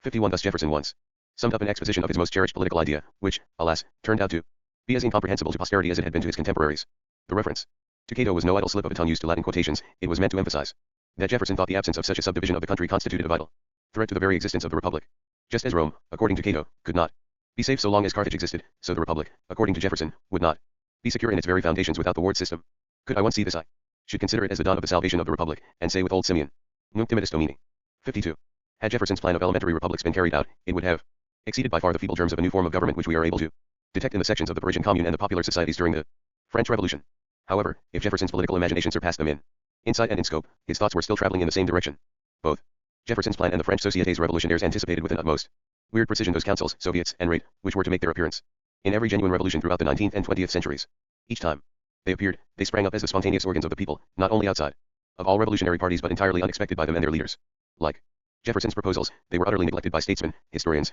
political theorists, and, most importantly, by the revolutionary tradition itself. Even those historians whose sympathies were clearly on the side of revolution and who could not help writing the emergence of popular councils into the record of their story regarded them as nothing more than essentially temporary organs in the revolutionary struggle for liberation. That is to say, they failed to understand to what an extent the council system confronted them with an entirely new form of government, with a new public space for freedom which was constituted and organized during the course of the revolution itself. This statement must be qualified. There are two relevant exceptions to it, namely a few remarks by Marx at the occasion of the revival of the Parisian Commune during the short-lived revolution of 1871, and some reflections by Lenin based not on the text by Marx, but on the actual course of the revolution of 1905 in Russia. But before we turn our attention to these matters, we had better try to understand what Jefferson had in mind. when he said with utmost self-assurance, the wit of man cannot devise a more solid basis for a free, durable, and well-administered republic. 53. It is perhaps noteworthy that we find no mention of the ward system in any of Jefferson's formal works, and it may be even more important that the few letters in which he wrote of it with such emphatic insistence all date from the last period of his life. It is true, at one time he hoped that Virginia, because it was the first of the nations of the earth which assembled its wise men peaceably together to form a fundamental constitution, would also be the first to adopt the subdivision of our counties into wards. 54. But the point of the matter is that the whole idea seems to have occurred to him only at a time when he himself was retired from public life and when he had withdrawn from the affairs of state. He who had been so explicit in his criticism of the Constitution because it had not incorporated a Bill of Rights never touched on its failure to incorporate the townships which so obviously were the original models of his elementary republics where the voice of the whole people would be fairly, fully, and peaceably expressed, discussed, and decided by the common reason of all citizens. 55. In terms of his own role in the affairs of his country and the outcome of the revolution, the idea of a ward system clearly was an afterthought, and, in terms of his own biographical development, the repeated insistence on the peaceable character of these wards demonstrates that the system was to him the only possible nonviolent alternative to his earlier notions about the desirability of recurring revolutions. At any event, we find the only detailed description of what he had in mind in letters written in the year 1816, and these letters repeat rather than supplement one another. Jefferson himself knew well enough that what he proposed as the salvation of the Republic actually was the salvation of the revolutionary spirit through the Republic. His expositions of the ward system always began with a reminder of how the vigor given to our revolution in its commencement was due to the little republics, how they had thrown the whole nation into energetic action, and how, at a later occasion, he had felt the foundations of the government shaken under his feet by the New England townships, the energy of this organization being so great that there was not an individual in their states whose body was not thrown with all its momentum into action. Hence, he expected the wards to permit the citizens to continue to do what they had been able to do during the years of revolution, namely, to act on their own and thus to participate in public business as it was being transacted from day to day. By virtue of the Constitution, the public business of the nation as a whole had been transferred to Washington and was being transacted by the federal government, of which Jefferson still thought as the foreign branch of the Republic, whose domestic affairs were taken care of by the state governments. 56. But state government and even the administrative machinery of the county were by far too large and unwieldy to permit immediate participation in all these institutions. It was the delegates of the people rather than the people themselves who constituted the public realm, whereas those who delegated them, and who, theoretically, were the source and the seat of power remained forever outside its doors. This order of things should have sufficed if Jefferson had actually believed, as he sometimes professed, that the happiness of the people lay exclusively in their private welfare, for because of the way the government of the Union was constituted, with its division and separation of powers, with controls, checks, and balances, built into its very center, it was highly unlikely, though of course not impossible, that a tyranny could arise out of it. What could happen, and what indeed has happened over and over again since, was that the representative organs should become corrupt and perverted. 57. But such corruption was not likely to be due, and hardly ever has been, due to a conspiracy of the representative organs against the people whom they represented. Corruption in this kind of government is much more likely to spring from the midst of society, that is, from the people themselves. Corruption and perversion are more pernicious, and at the same time more likely to occur, in an egalitarian republic than in any other form of government. Schematically speaking, they come to pass when private interests invade the public domain, that is, they spring from below and not from above. It is precisely because the republic excluded on principle the old dichotomy of ruler and ruled that corruption of the body politic did not leave the people untouched, as in other forms of government, where only the rulers or the ruling classes needed to be affected, and where therefore an innocent people might indeed first suffer and then, one day, effect a dreadful but necessary insurrection. Corruption of the people themselves as distinguished from corruption of their representatives or a ruling class is possible only under a government that has granted them a share in public power and has taught them how to manipulate it. Where the rift between ruler and ruled has been closed, it is always possible that the dividing line between public and private may become blurred and, eventually, obliterated. Prior to the modern age and the rise of society, this danger, inherent in republican government, used to arise from the public realm, from the tendency of public power to expand and to trespass upon private interests. The age-old remedy against this danger was respect for private property, that is, the framing of a system of laws through which the rights of privacy were publicly guaranteed and the dividing line between public and private legally protected. The Bill of Rights in the American Constitution forms the last, and the most exhaustive, legal bulwark for the private realm against public power, and Jefferson's preoccupation with the dangers of public power and this remedy against them is sufficiently well known. However, under conditions, not of prosperity as such,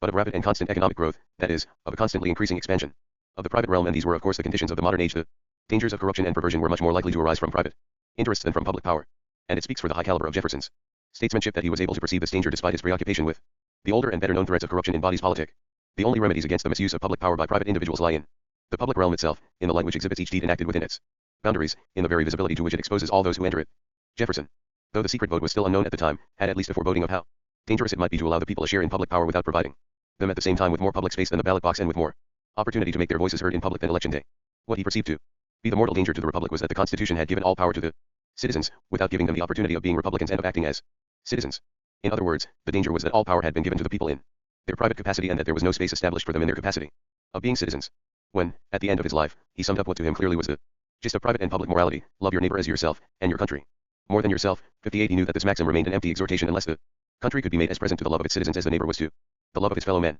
For just as there could not be much substance to neighborly love if one's neighbor should make a brief apparition once every 2 years, so there could not be much substance to the admonition to love one's country more than oneself, unless the country was a living presence in the midst of its citizens. Hence, according to Jefferson, it was the very principle of republican government to demand the subdivision of the counties into wards, namely, the creation of small republics through which every man in the state could become an acting member of The common government, transacting in person a great portion of its rights and duties. Subordinate indeed, yet important, and entirely within his competence. 59. It was these little republics that would be the main strength of the great one. 64. Inasmuch as the republican government of the Union was based on the assumption that the scat of power was in the people, the very condition for its proper functioning lay in a scheme to divide government among the many, distributing to everyone exactly the functions he was competent to. Without this, the very principle of republican government could never be actualized, and the government of the United States would be republican in name only. Thinking in terms of the safety of the republic, the question was how to prevent the degeneracy of our government, and Jefferson called every government degenerate in which all powers were concentrated in the hands of the one, the few, the well-born, or the many. Hence, the ward system was not meant to strengthen the power of the many, but the power of everyone within the limits of his competence, and only by breaking up the many into assemblies where everyone could count and be counted upon shall we be as republican as a large society can be.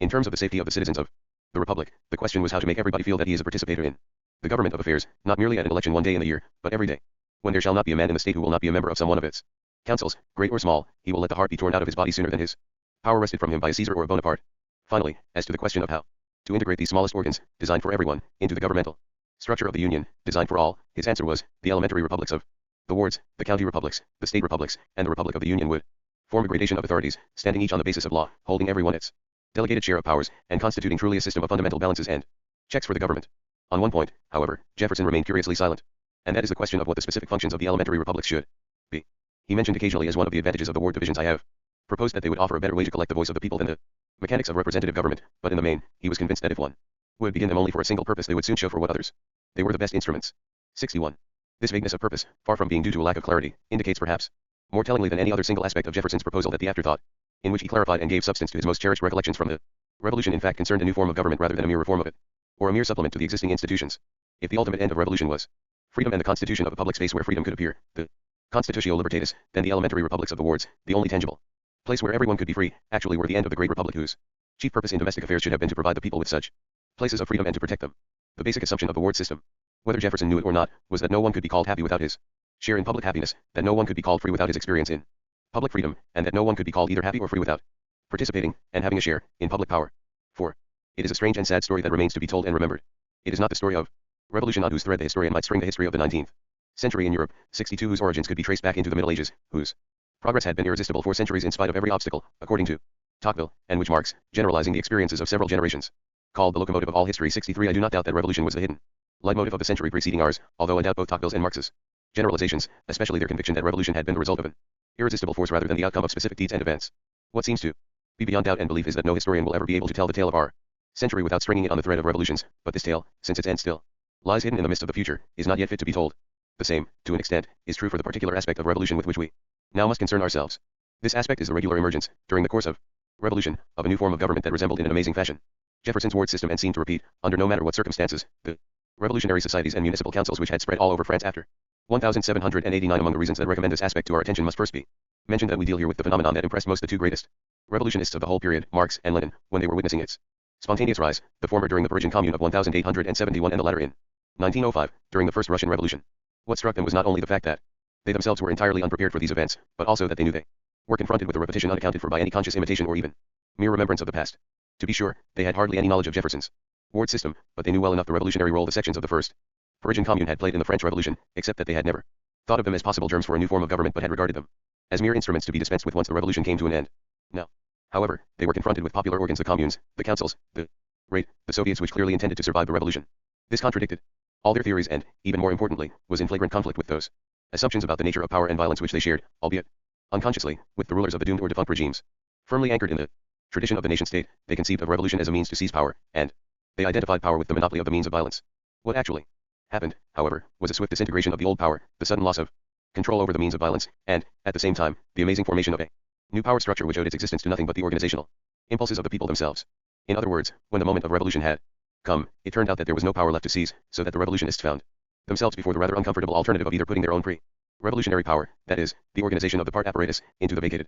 power center of the defunct government, or simply joining the new revolutionary power centers which had sprung up without their help. For a brief moment, while he was a mere witness of something he never had expected, Marx understood that the communal Verfassung of the Parisian Commune in 1871, because it was supposed to become the political form of even the smallest village, might well be the political form, finally discovered, for the economic liberation of labor. But he soon became aware to what an extent this political form contradicted all notions of a dictatorship of the proletariat by means of a socialist or communist party whose monopoly of power and violence was modeled upon the highly centralized governments of nation-states, and he concluded that the communal councils were, after all, only temporary organs of the revolution. 64 It is almost the same sequence of attitudes which, one generation later, we find in Lenin, who twice in his life, in 1905 and in 1917, came under the direct impact of the events themselves, that is to say, was temporarily liberated from the pernicious influence of a revolutionary ideology. Thus he could extol with great sincerity in 1905 the revolutionary creativity of the people, who spontaneously had begun to establish an entirely new power structure in the midst of revolution, 65, just as, 12 years later, he could let loose and win the October Revolution with the slogan, "All power to the Soviets." But during the years that separated the two revolutions, he had done nothing to reorient his thought and to incorporate the new organs into any of the many party programs, with the result that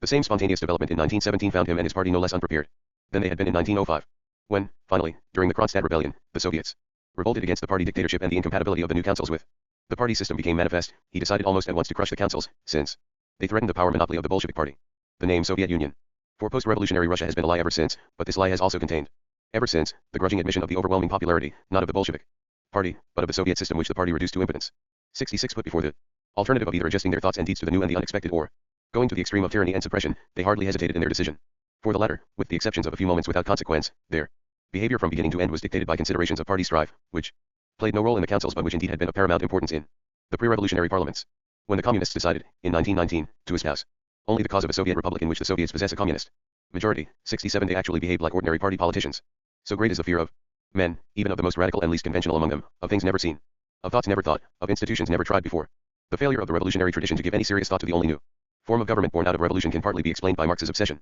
with the social question and his unwillingness to pay serious attention to questions of state and government. But this explanation is weak and, to an extent, even question-begging, because it takes for granted the overtowering influence of Marx on the revolutionary movement and tradition, an influence which itself still stands in need of explanation. It was, after all, not only the Marxists among the revolutionists who proved to be utterly unprepared for the actualities of revolutionary events. And this unpreparedness is all the more noteworthy as it surely cannot be blamed upon lack of thought or interest in revolution. It is well known that the French Revolution had given rise to an entirely new figure on the political scene, the professional revolutionist, and his life was spent not in revolutionary agitation, for which there existed but few opportunities, but in study and thought, in theory and debate, whose sole object was revolution. In fact, no history of the European leisure classes would be complete without a history of the professional revolutionists of the 19th and 20th centuries, who, together with the modern artists and writers, have become the true heirs of the Homme de lettres in the 17th and 18th centuries. The artists and writers joined the revolutionists because the very word bourgeois came to have a hated significance no less aesthetic than political. 68 Together they established Bohemia, that island of blessed leisure in the midst of the busy and over-busy century of the Industrial Revolution. Even among the members of this new leisure class, the professional revolutionist enjoyed special privileges since his way of life demanded no specific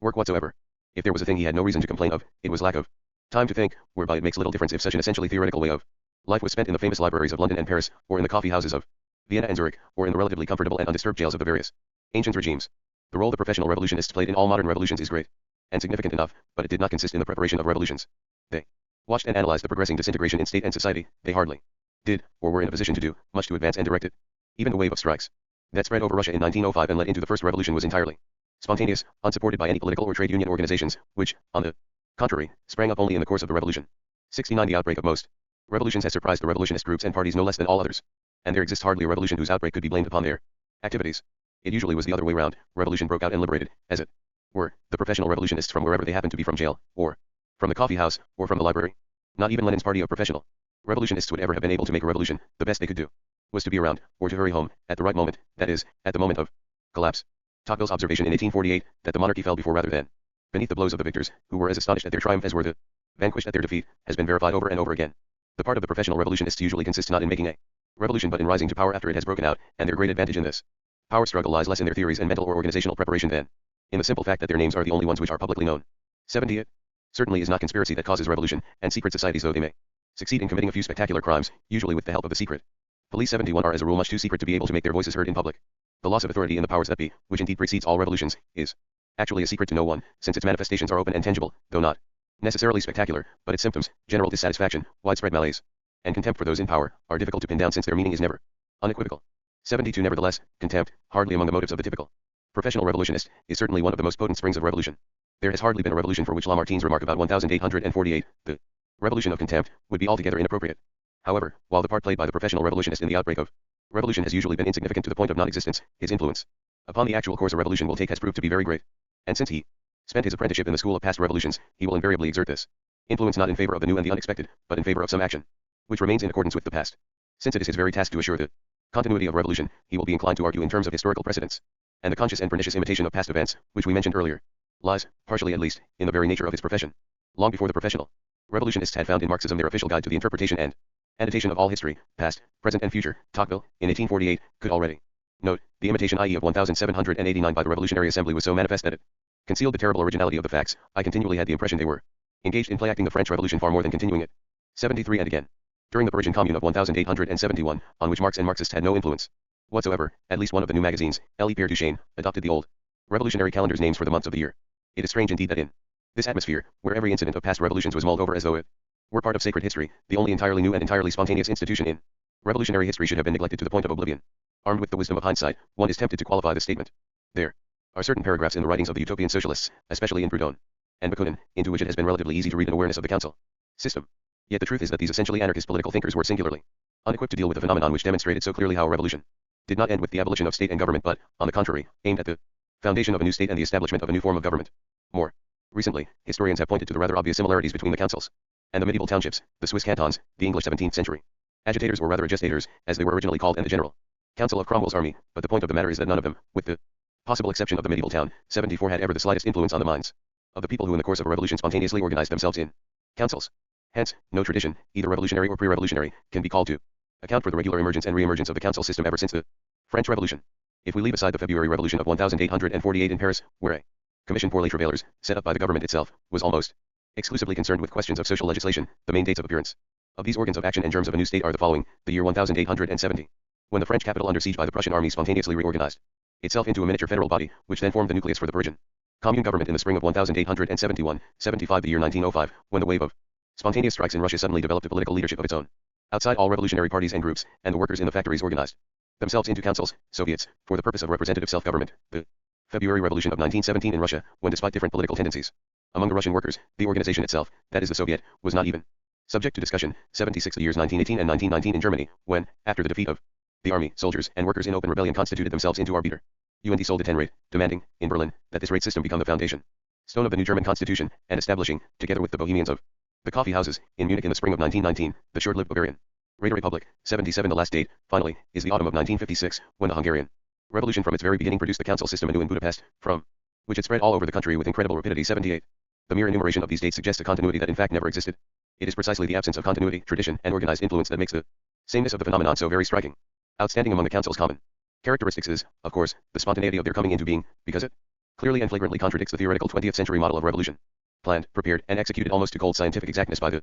professional revolutionaries. 79 It is true that wherever the revolution was not defeated, and not followed by some sort of restoration, the one-party dictatorship, that is, the model of the professional revolutionary, eventually prevailed, but it prevailed only after a violent struggle with the organs and institutions of the revolution itself. The councils, moreover, were always organs of order as much as organs of action, and it was indeed their aspiration to lay down the new order that brought them into conflict with the groups of professional revolutionaries, who wished to degrade them to mere executive organs of revolutionary activity. It is true enough that the members of the councils were not content to discuss and enlighten themselves about measures that were taken by parties or assemblies. They consciously and explicitly desired the direct participation of every citizen in the public affairs of the country. 80 And as long as they lasted, there is no doubt that every individual found his own sphere of action and could behold, as it were, with his own eyes his own contribution to the events of the day. 81 Witnesses of their functioning were often agreed on the extent to which the revolution had given birth to a direct regeneration of democracy, whereby the implication was that all such regenerations, alas, were foredoomed, since, obviously, a direct handling of public business through the people was impossible under modern conditions. They looked upon the councils as though they were a romantic dream, some sort of fantastic utopia, come true for a fleeting moment to show, as it were, the hopelessly romantic yearnings of the people, who apparently did not yet know the true facts of life. These realists took their own bearings from the party system, assuming as a matter of course that there existed no other alternative for representative government, and forgetting conveniently that the downfall of the old regime had been due, among other things, precisely to this system. For the remarkable thing about the councils was of course not only that they crossed all party lines, that members of the various parties sat in them together, but that such party membership played no role whatsoever. They were in fact the only political organs for people who belonged to no party. Hence, they invariably came into conflict with all assemblies, with the old parliaments as well as with the new constituent assemblies, for the simple reason that the latter, even in their most extreme wings, were still the children of the party system. At this stage of events, that is, in the midst of revolution, it was the party programs more than anything else that separated the councils from the parties, for these programs, no matter how revolutionary, were all ready-made formulas which demanded not action but execution to be carried out energetically in practice, as Rosa Luxemburg pointed out with such amazing clear-sightedness about the issues at stake. 82 Today we know how quickly the theoretical formula disappeared in practical execution, but if the formula had survived its execution, and even if it had proved to be the panacea for all evils, social and political, the councils were bound to rebel against any such policy, since the very cleavage between the party experts who knew and the mass of the people who were supposed to apply this knowledge left out of account the average citizen's capacity to act and to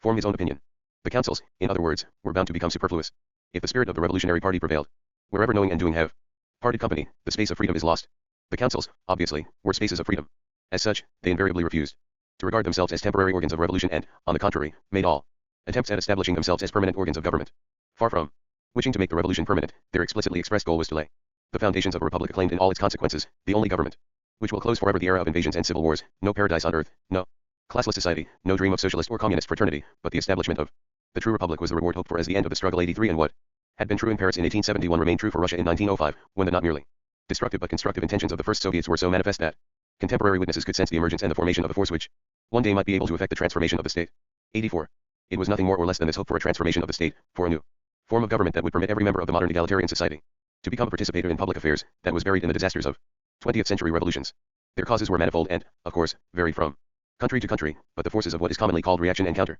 revolution are not prominent among them. Recalling the record of revolution in our century, it is the weakness rather than the strength of these forces which is impressive. The frequency of their defeat, the case of revolution, and last, not least the extraordinary instability and lack of authority of most European governments restored after the downfall of Hitler's Europe. At any rate, the role played by the professional revolutionaries and the revolutionary parties in these disasters was important enough, and in our context it is the decisive one. Without Lenin's slogan, all power to the Soviets, there would never have been an October Revolution in Russia, but whether or not Lenin was sincere in proclaiming the Soviet Republic, the fact of the matter was, even then, that his slogan was in conspicuous contradiction to the openly proclaimed revolutionary goals of the Bolshevik Party to seize power, that is, to replace the state machinery with the party apparatus. Had Lenin really wanted to give all power to the Soviets, he would have condemned the Bolshevik Party to the same impotence which now is the outstanding characteristic of the Soviet parliament, whose party and non-party deputies are nominated by the party and, in the absence of any rival list, are not even chosen, but only acclaimed by the voters. But while the conflict between party and councils was greatly sharpened because of a conflicting claim to be the only true representative of the revolution and the people, the issue at stake is of a much more far-reaching significance. What the councils challenged was the party system as such, in all its forms, and this conflict was emphasized whenever the councils, born of revolution,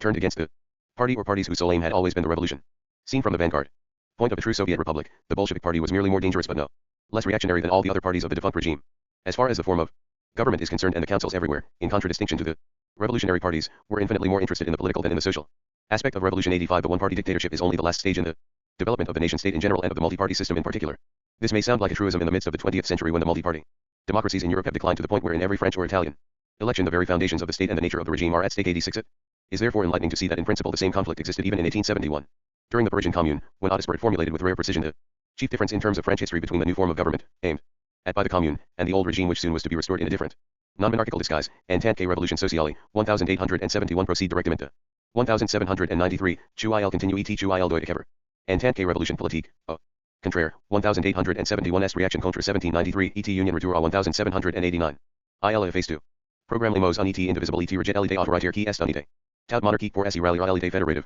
qui est par excellence l'idée. Liberal et Republican 87, my italics. These words are surprising because they were written at a time when there existed hardly any evidence, at any rate not for people unacquainted with the course of the American Revolution, about the intimate connection between the spirit of revolution and the principle of federation. In order to prove what Audespoir felt to be true, we must turn to the February Revolution of 1917 in Russia and to the Hungarian Revolution of 1956, both of which lasted just long enough to show in bare outlines what a government would look like and how a republic was likely to function if they were founded upon the principles of the council system. In both instances, councils or Soviets had sprung up everywhere, completely independent of one another, workers, soldiers, and peasants' councils in the case of Russia, the most disparate kinds of councils in the case of Hungary, neighborhood councils that emerged in all residential districts, so-called revolutionary councils that grew out of fighting together in the streets, councils of writers and artists, born in the coffee houses of Budapest, students and youth councils at the universities, workers' councils in the factories, councils in the army, among the civil servants, and so on. The formation of a council in each of these disparate groups turned a more or less accidental proximity into a political institution. The most striking aspect of these spontaneous developments is that in both instances it took these independent and highly disparate organs no more than a few weeks, in the case of Russia, or a few days, in the case of Hungary, to begin a process of coordination and integration through the formation of higher councils of a regional or provincial character, from which finally the delegates to an assembly representing the whole country could be chosen. 88 As in the case of the early covenants, co-associations, and confederations in the colonial history of North America, we see here how the federal principle, the principle of league and alliance among separate units, arises out of the elementary conditions of action itself, uninfluenced by any theoretical speculations about the possibilities of republican government in large territories, and not even threatened into coherence by a common enemy. The common object was the foundation of a new body politic, a new type of republican government which would rest on elementary republics in such a way that its own central power did not deprive the constituent bodies of their original power to constitute. The councils, in other words, jealous of their capacity to act and to form opinion, were bound to discover the divisibility of power as well as its most important consequence, the necessary separation of powers in government. It has frequently been noted that the United States and Great Britain are among the few countries where the party system has worked sufficiently well to assure stability and authority. It so happens that the two-party system coincides with a constitution that rests on the division of power among the various branches of government, and the chief reason for its stability is, of course, the recognition of the opposition as an institution of government. Such recognition, however, is possible only under the assumption that the nation is not indivisible, and that a separation of powers, far from causing impotence, generates and stabilizes power. It is ultimately the same principle which enabled Great Britain to organize her far-flung possessions and colonies into a commonwealth, that made it possible for the British colonies in North America to unite into a federal system of government. What distinguishes the two-party systems of these countries, despite all their differences, so decisively from the multi-party systems of the European nation-states is by no means a technicality, but a radically different concept of power which permeates the whole body politic. 89. If we were to classify contemporary regimes according to the power principle upon which they rest, the distinction between the one-party dictatorships and the multi-party systems would be revealed as much less decisive than the distinction that separates them both from the two-party systems. After the nation during the 19th century had stepped into the shoes of the absolute prince, it became, in the course of the 20th century, the turn of the party to step into the shoes of the nation. It is, therefore, almost a matter of course that the outstanding characteristics of the modern party, its autocratic and oligarchic structure, its lack of internal democracy and freedom, its tendency to become totalitarian, its claim to infallibility are conspicuous by their absence in the United States and, to a lesser degree, in Great Britain. 90. However, while it may be true that, as a device of government, only the two-party system has proved its viability and, at the same time, its capacity to guarantee constitutional liberties, it is no less true that the best it has achieved is a certain control of the rulers by those who are ruled, but that it has by no means enabled the citizen to become a participator in public affairs. The most the citizen can hope for is to be represented, whereby it is obvious that the only thing which can be represented and delegated is interest, or the welfare of the constituents, but neither their actions nor their opinions. In this system the opinions of the people are indeed unascertainable for the simple reason that they are not existent. Opinions are formed in the process of open discussion and public debate, and where no opportunity for the forming of opinions exists, there may be moods of the masses and moods of individuals, the latter no less fickle and unreliable than the former, but no opinion. Hence, the best the representative can do is to act as his constituents would act if they themselves had any opportunity to do so. The same is not true for questions of interest and welfare, which can be ascertained objectively, and where the need for action and decision arises out of the various conflicts among interest groups. Through pressure groups, lobbies, and other devices, the voters can indeed influence the actions of their representatives with respect to interest, that is, they can force their representatives to execute their wishes at the expense of the wishes and interests of other groups of voters. In all these instances the voter acts out of concern with his private life and well-being, and the residue of power he still holds in his hands resembles rather the reckless coercion with which a blackmailer forces his victim into obedience than the power that arises out of joint action and joint deliberation. Be that as it may, neither the people in general nor the political scientists in particular have left much doubt that the parties, because of their monopoly of nomination, cannot be regarded as popular organs, but that they are, on the contrary, the very efficient instruments through which the power of the people is curtailed and controlled. That representative government has in fact become oligarchic government is true enough, though not in the classical sense of rule by the few in the interest of the few. What we today call democracy is a form of government where the few rule, at least, supposedly, in the interest of the many. This government is democratic in that popular welfare and private happiness are its chief goals, but it can be called oligarchic in the sense that public happiness and public freedom have again become the privilege of the few. The defenders of the system, which actually is the system of the welfare state, if they are liberal and of democratic convictions, must deny the very existence of public happiness and public freedom. They must insist that politics is a burden and that its end is itself not political. They will agree with Saint Just, La liberté du peuple est dans essai. V privé, and la troubles point. KLE government and so un force pour protéger cet état is implicit contre la force meme. If, on the other hand, taught by the profound turmoil of this century, they have lost their liberal illusion about some innate goodness of the people, they are likely to conclude that no people has ever been known to govern itself, that the will of the people is profoundly anarchic, it wants to do as it pleases, that its attitude toward all government is hostility because government and constraint are inseparable, and constraint by definition is external to the constrained. 91. Such statements, difficult to prove, are even more difficult to refute, but the assumptions upon which they rest are not difficult to point out. Theoretically, the most relevant and the most pernicious among them is the equation of people and masses, which sounds only too plausible to everyone who lives in a mass society and is constantly exposed to its numerous irritations. This is true for all of us, but the author, from whom I quoted, lives, in addition, in one of those countries where parties have long since degenerated into mass movements which operate outside of parliament and have invaded the private and social domains of family life, education, cultural and economic concerns. 92. And in these cases the plausibility of the equation will amount to self-evidence. It is true that the movement's principle of organization corresponds to the existence of the modern masses, but their enormous attraction lies in the people's suspicion and hostility against the existing party system and the prevailing representation in parliament. Where this distrust does not exist, as for instance in the United States, the conditions of mass society do not lead to the formation of mass movements, whereas even countries where mass society is still very far from being developed, as for instance France, fall prey to mass movements, if only enough hostility to the party and parliamentary system is extant. Terminologically speaking, one could say that the more glaring the failures of the party system are, the easier it will be for a movement not only to appeal to and to organize the people, but to transform them into masses. Practically, the current realism, despair of the people's political capacities, not unlike the realism of Saint Just, is based solidly upon the conscious or unconscious determination to ignore the reality of the councils and to take for granted that there is not, and never has been, any alternative to the present system. The historical truth of the matter is that the party and council systems are almost coeval, both were unknown prior to the revolutions and both are the consequences of the modern and revolutionary tenet that all inhabitants of a given territory are entitled to be admitted to the public, political realm. The councils, as distinguished from parties, have always emerged during the revolution itself. They sprang from the people as spontaneous organs of action and of order. The last point is worth emphasizing. Nothing indeed contradicts more sharply the old adage of the anarchistic and lawless natural inclinations of a people left without the constraint of its government than the emergence of the councils that, wherever they appeared, and most pronouncedly during the Hungarian Revolution, were concerned with the reorganization of the political and economic life of the country and the establishment of a new order. 93 parties as distinguished from factions typical of all parliaments and assemblies, be these hereditary or representative, have thus far never emerged during a revolution. They either preceded it, as in the 20th century, or they developed with the extension of popular suffrage. Hence the party, whether an extension of parliamentary faction or a creation outside parliament, has been an institution to provide parliamentary government with the required support of the people, whereby it was always understood that the people, through voting, did the supporting, while action remained the prerogative of government. If parties become militant and step actively into the domain of political action, they violate their own principle as well as their function in Parliamentary government, that is, they become subversive, and this regardless of their doctrines and ideologies. The disintegration of parliamentary government in Italy and Germany after the First World War, for instance, or in France after the Second World War has demonstrated repeatedly how even parties supporting the status quo actually help to undermine the regime the moment they overstep their institutional limitations. Action and participation in public affairs, a natural aspiration of the councils, obviously are not signs of health and vitality but of decay and perversion in an institution whose primary function has always been representation. For it is indeed true that the essential characteristic of the otherwise widely differing party systems is that they nominate candidates for elective offices or representative government, and it may even be correct to say that the act of nominating itself is enough to bring a political party into being. 94 Hence, from the very beginning, the party as an institution presupposed either that the citizens' participation in public affairs was guaranteed by other public organs, or that such participation was not necessary and that the newly admitted strata of the population should be content with representation, or, finally, that all political questions in the welfare state are ultimately problems of administration, to be handled and decided by experts, in which case even the representatives of the people hardly possess an authentic area of action but are administrative officers, whose business, though in the public interest, is not essentially different from the business of private management. If the last of these presuppositions should turn out to be correct, and who could deny the extent to which in our mass societies the political realm has withered away and is being replaced by that administration of things which Engels predicted for a classless society, then, to be sure, the councils would have to be considered as atavistic institutions without any relevance in the realm of human affairs. But the same, or something very similar, would then soon enough turn out to be true for the party system, for administration and management, because their business is dictated by the necessities which underlie all economic process, are essentially not only non-political but even non-partisan. In a society under the sway of abundance, conflicting group interests need no longer be settled at one another's expense, and the principle of opposition is valid only as long as there exist authentic choices which transcend the objective and demonstrably valid opinions of experts. When government has really become administration, the party system can only result in incompetence and wastefulness. The only non-obsolete function the party system might conceivably perform in such a regime would be to guard it against corruption of public servants, and even this function would be much better and more reliably performed by the police. 95. The conflict between the two systems, the parties and the councils, came to the fore in all 20th century revolutions. The issue at stake was representation versus action and participation. The councils were organs of action, the revolutionary parties were organs of representation, and although the revolutionary parties half-heartedly recognized the councils as instruments of revolutionary struggle, they tried even in the midst of revolution to rule them from within.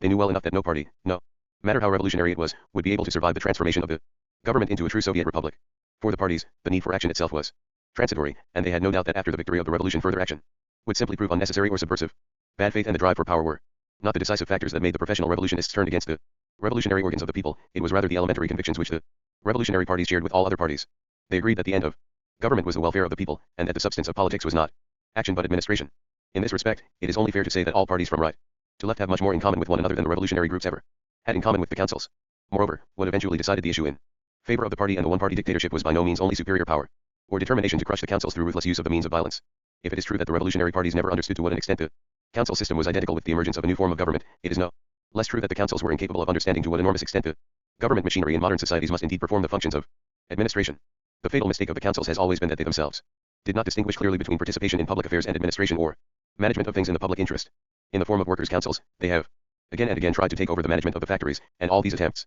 have ended in dismal failure. The wish of the working class, we are told, has been fulfilled. The factories will be managed by the councils of the workers. 96 This called wish of the working class sounds much rather like an attempt of the revolutionary party to counteract the council's political aspirations, to drive their members away from the political realm and back into the factories. And this suspicion is borne out by two facts. The councils have always been primarily political, with social and economic claims playing a very minor role, and it was precisely this lack of interest in social and economic questions which, in the view of the revolutionary party, was a sure sign of their lower middle class, abstract, liberalistic mentality. 97 In fact, it was a sign of their political maturity, whereas the workers wished to run the factories themselves was a sign of the understandable, but politically irrelevant desire of individuals to rise into positions which up to then had been open only to the middle class. No doubt, managerial talent should not be lacking in people of working class origins. The trouble was merely that the workers' council certainly were the worst possible organs for its detection. For the men whom they trusted and chose from their own midst were selected according to political criteria, for their trustworthiness, their personal integrity, their capacity of judgment, often for their physical courage. The same men, entirely capable of acting in a political capacity, were bound to fail if entrusted with the management of a factory or other administrative duties. For the qualities of the statesman or the political man and the qualities of the manager or administrator are not only not the same, they very seldom are to be found in the same individual. The one is supposed to know how to deal with men in a field of human relations, whose principle is freedom, and the other must know how to manage things and people in a sphere of life whose principle is necessity. The councils in the factories brought an element of action into the management of things, and this indeed could not but create chaos. It was precisely these foredoomed attempts that have earned the council system its bad name. But while it is true that they were incapable of organizing, or rather of rebuilding, the economic system of the country, it is also true that the chief reason for their failure was not any lawlessness of the people, but their political qualities. Whereas, on the other hand, the reason why the party apparatuses, despite many shortcomings, corruption, incompetence, and incredible wastefulness, eventually succeeded where the councils had failed lay precisely in their original oligarchic and even autocratic structure, which made them so utterly unreliable for all political purposes. Freedom, wherever it existed as a tangible reality, has always been spatially limited. This is especially clear for the greatest and most elementary of all negative liberties, the freedom of movement. The borders of national territory or the walls of the city-state comprehended and protected a space in which men could move freely. Treaties and International guarantees provide an extension of this territorially bound freedom for citizens outside their own country, but even under these modern conditions the elementary coincidence of freedom and a limited space remains manifest. What is true for freedom of movement is, to a large extent, valid for freedom in general. Freedom in a positive sense is possible only among equals, and equality itself is by no means a universally valid principle but, again, applicable only with limitations and even within spatial limits. If we equate these spaces of freedom which, following the gist, though not the terminology, of John Adams, we could also call spaces of appearances with the political realm itself, we shall be inclined to think of them as islands in a sea or as oases in a desert. This image, I believe, is suggested to us not merely by the consistency of a metaphor but by the record of history as well. The phenomenon I am concerned with here is usually called the elite, and my quarrel with this term is not that I doubt that the political way of life has never been and will never be the way of life of the many, even though political business, by definition, concerns more than the many, namely strictly speaking, the sum total of all citizens. Political passions, courage, the pursuit of public happiness, the taste of public freedom, and ambition that strives for excellence regardless not only of social status and administrative office but even of achievement and congratulation are perhaps not as rare as we are inclined to think, living in a society which has perverted all virtues into social values, but they certainly are out of the ordinary under all circumstances. My quarrel with the elite is that the term implies an oligarchic form of government, the domination of the many by the rule of a few. From this, one can only conclude as, indeed our whole tradition of political thought has concluded that the essence of politics is rulership and that the dominant political passion is a passion to rule or to govern. This, I propose, is profoundly untrue. The fact that political elites have always determined the political destinies of the many and have, in most instances, exerted a domination over them, indicates, on the other hand, the bitter need of the few to protect themselves against the many, or rather to protect the island of freedom they have come to inhabit against the surrounding sea of necessity, and it indicates, on the other hand, the responsibility that falls automatically upon those who care for the fate of those who do not. But neither this need nor this responsibility touches upon the essence, the very substance of their lives, which is freedom. Both are incidental and secondary with respect to what actually goes on within the limited space of the island itself. Put into terms of present-day institutions, it would be in Parliament and in Congress, where he moves among his peers, that the political life of a member of representative government is actualized, no matter how much of his time may be spent in campaigning, in trying to get the vote and in listening to the voter. The point of the matter is not merely the obvious phoniness of this dialogue in modern party government, where the voter can only consent or refuse to ratify a choice which, with the exception of the American primaries, is made without him, and it does not even concern conspicuous abuses such as the introduction into politics of Madison Avenue methods, through which the relationship between representative and elector is transformed into that of seller and buyer. Even if there is communication between representative and voter, between the nation and parliament, and the existence of such communication marks the outstanding difference between the governments of the British and the Americans, on one side, and those of Western Europe on the other, this communication is never between equals but between those who aspire to govern and those who consent to be governed. It is indeed in the very nature of the party system to replace the formula government of the people by the people by this formula, government of the people by an elite sprung from the people. 98. It has been said that the deepest significance of political parties must be seen in their providing the necessary framework enabling the masses to recruit from among themselves their own elites. 99. And it is true enough that it was primarily the parties which opened political careers to members of the lower classes. No doubt the party as the outstanding institution of democratic government corresponds to one of the major trends of the modern age, the constantly and universally increasing equalization of society, but this by no means implies that it corresponds to the deepest significance of revolution in the modern age as well. The elite sprung from the people has replaced the pre-modern elites of birth and wealth. It has nowhere enabled the people qua people to make their entrance into political life and to become participators in public affairs. The relationship between a ruling elite and the people, between the few, who among themselves constitute a public space, and the many, who spend their lives outside it and in obscurity, has remained unchanged. From the viewpoint of revolution and the survival of the revolutionary spirit, the trouble does not lie in the factual rise of a new elite. It is not the revolutionary spirit but the democratic mentality of an egalitarian society that tends to deny the obvious inability and conspicuous lack of interest of large parts of the population in political matters as such. The trouble lies in the lack of public spaces to which the people at large would have entrance and from which an elite could be selected, or rather, where it could select itself. The trouble, in other words, is that politics has become a profession and a career, and that the elite therefore is being chosen according to standards and criteria which are themselves profoundly unpolitical. It is in the nature of all party systems that the authentically political talents can assert themselves only in rare cases, and it is even rarer that the specifically political qualifications survive the petty maneuvers of party politics with its demands for plain salesmanship. Of course the men who sat in the councils were also an elite. They were even the only political elite of the people and sprung from the people the modern world has ever seen, but they were not nominated from above and not supported from below. With respect to the elementary councils that sprang up wherever people lived or worked together, one is tempted to say that they had selected themselves. Those who organized themselves were those who cared and those who took the initiative. They were the political elite of the people brought into the open by the revolution. From these elementary republics, the councilmen then chose their deputies for the next higher council, and these deputies, again, were selected by their peers. They were not subject to any pressure either from above or from below. Their title rested on nothing but the confidence of their equals, and this equality was not natural but political. It was nothing they had been born with. It was the equality of those who had committed themselves to, and now were engaged in, a joint enterprise. Once elected and sent in the next higher council, the deputy found himself again among his peers, for the deputies on any given level in the system were those who had received a special trust. No doubt this form of government, if fully developed, would have assumed again the shape of a pyramid, which, of course, is the shape of an essentially authoritarian government. But while, in all authoritarian government we know of, authority is filtered down from above, in this case authority would have been generated neither at the top nor at the bottom, but on each of the pyramid's layers, and this obviously could constitute the solution to one of the most serious problems of all modern politics, which is not how to reconcile freedom and equality but how to reconcile equality and authority. To avoid misunderstanding, the principles for the selection of the best as suggested in the council system, the principle of self-selection in the grassroots political organs, and the principle of personal trust in their development into a federal form of government are not universally valid. They are applicable only within the political realm. The cultural, literary, and artistic, the scientific and professional, and even the social elites of a country are subject to very different criteria, among which the criterion of equality is conspicuously absent. But so is the principle of authority. The rank of a poet, for instance, is decided neither by a vote of confidence of his fellow poets nor by fiat coming from the recognized master, but, on the contrary, by those who only love poetry and are incapable of ever writing a line. The rank of a scientist, on the other hand, is indeed determined by his fellow scientists, but not on the basis of highly personal qualities and qualifications. The criteria in this instance are objective and beyond argument or persuasion. Social elites, finally, at least in an egalitarian society, where neither birth nor wealth counts, come into being through processes of discrimination. It would be tempting to spin out further the potentialities of the councils, but it certainly is wiser to say with Jefferson, begin them only for a single purpose. They will soon show for what others they are the best instruments, for example, for breaking up the modern mass society, with its dangerous tendency toward the formation of pseudo-political mass movements, or rather, the best, the most natural way for interspersing it at the grassroots with an elite that is chosen by no one but constitutes itself. The joys of public happiness and the responsibilities for public business would then become the share of those few from all walks of life who have a taste for public freedom and cannot be happy without it. Politically, they are the best, and it is the task of good government and the sign of a well-ordered republic to assure them of their rightful place in the public realm. To be sure, such an aristocratic form of government would spell the end of general suffrage as we understand it today, for only those who as voluntary members of an elementary republic have demonstrated that they care for more than their private happiness and are concerned about the state of the world would have the right to be heard in the conduct of the business of the republic. However, this exclusion from politics should not be derogatory, since a political elite is by no means identical with a social or cultural or professional elite. The exclusion, moreover, would not depend upon an outside body, if those who belong are self-chosen. Those who do not belong are self-excluded. And such self-exclusion, far from being arbitrary discrimination, would in fact give substance and reality to one of the most important negative liberties we have enjoyed since the end of the ancient world, namely, freedom from politics, which was unknown to Rome or Athens and which is politically perhaps the most relevant part of our Christian heritage. This, and probably much more, was lost when the spirit of revolution, a new spirit, and the spirit of beginning something new failed to find its appropriate institution. There is nothing that could compensate for this failure or prevent it from becoming final, except memory and recollection. And since the storehouse of memory is kept and watched over by the poets, whose business it is to find and make the words we live by, it may be wise to turn in conclusion to two of them, one modern, the other ancient, in order to find an approximate articulation of the actual content of our lost treasure.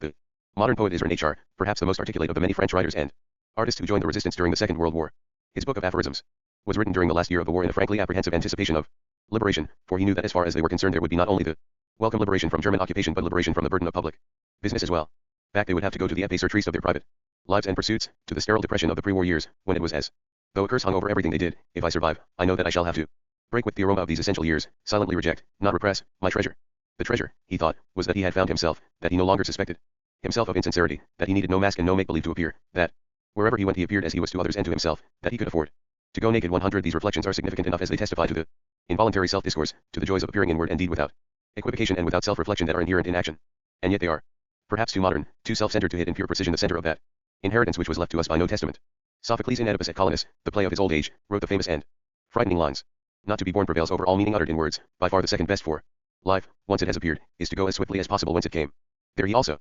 let us know, through the mouth of Theseus, the legendary founder of Athens and hence her spokesman, what it was that enabled ordinary men, young and old, to bear life's burden. It was the polis, the space of men's free deeds and living words, which could endow life with splendor.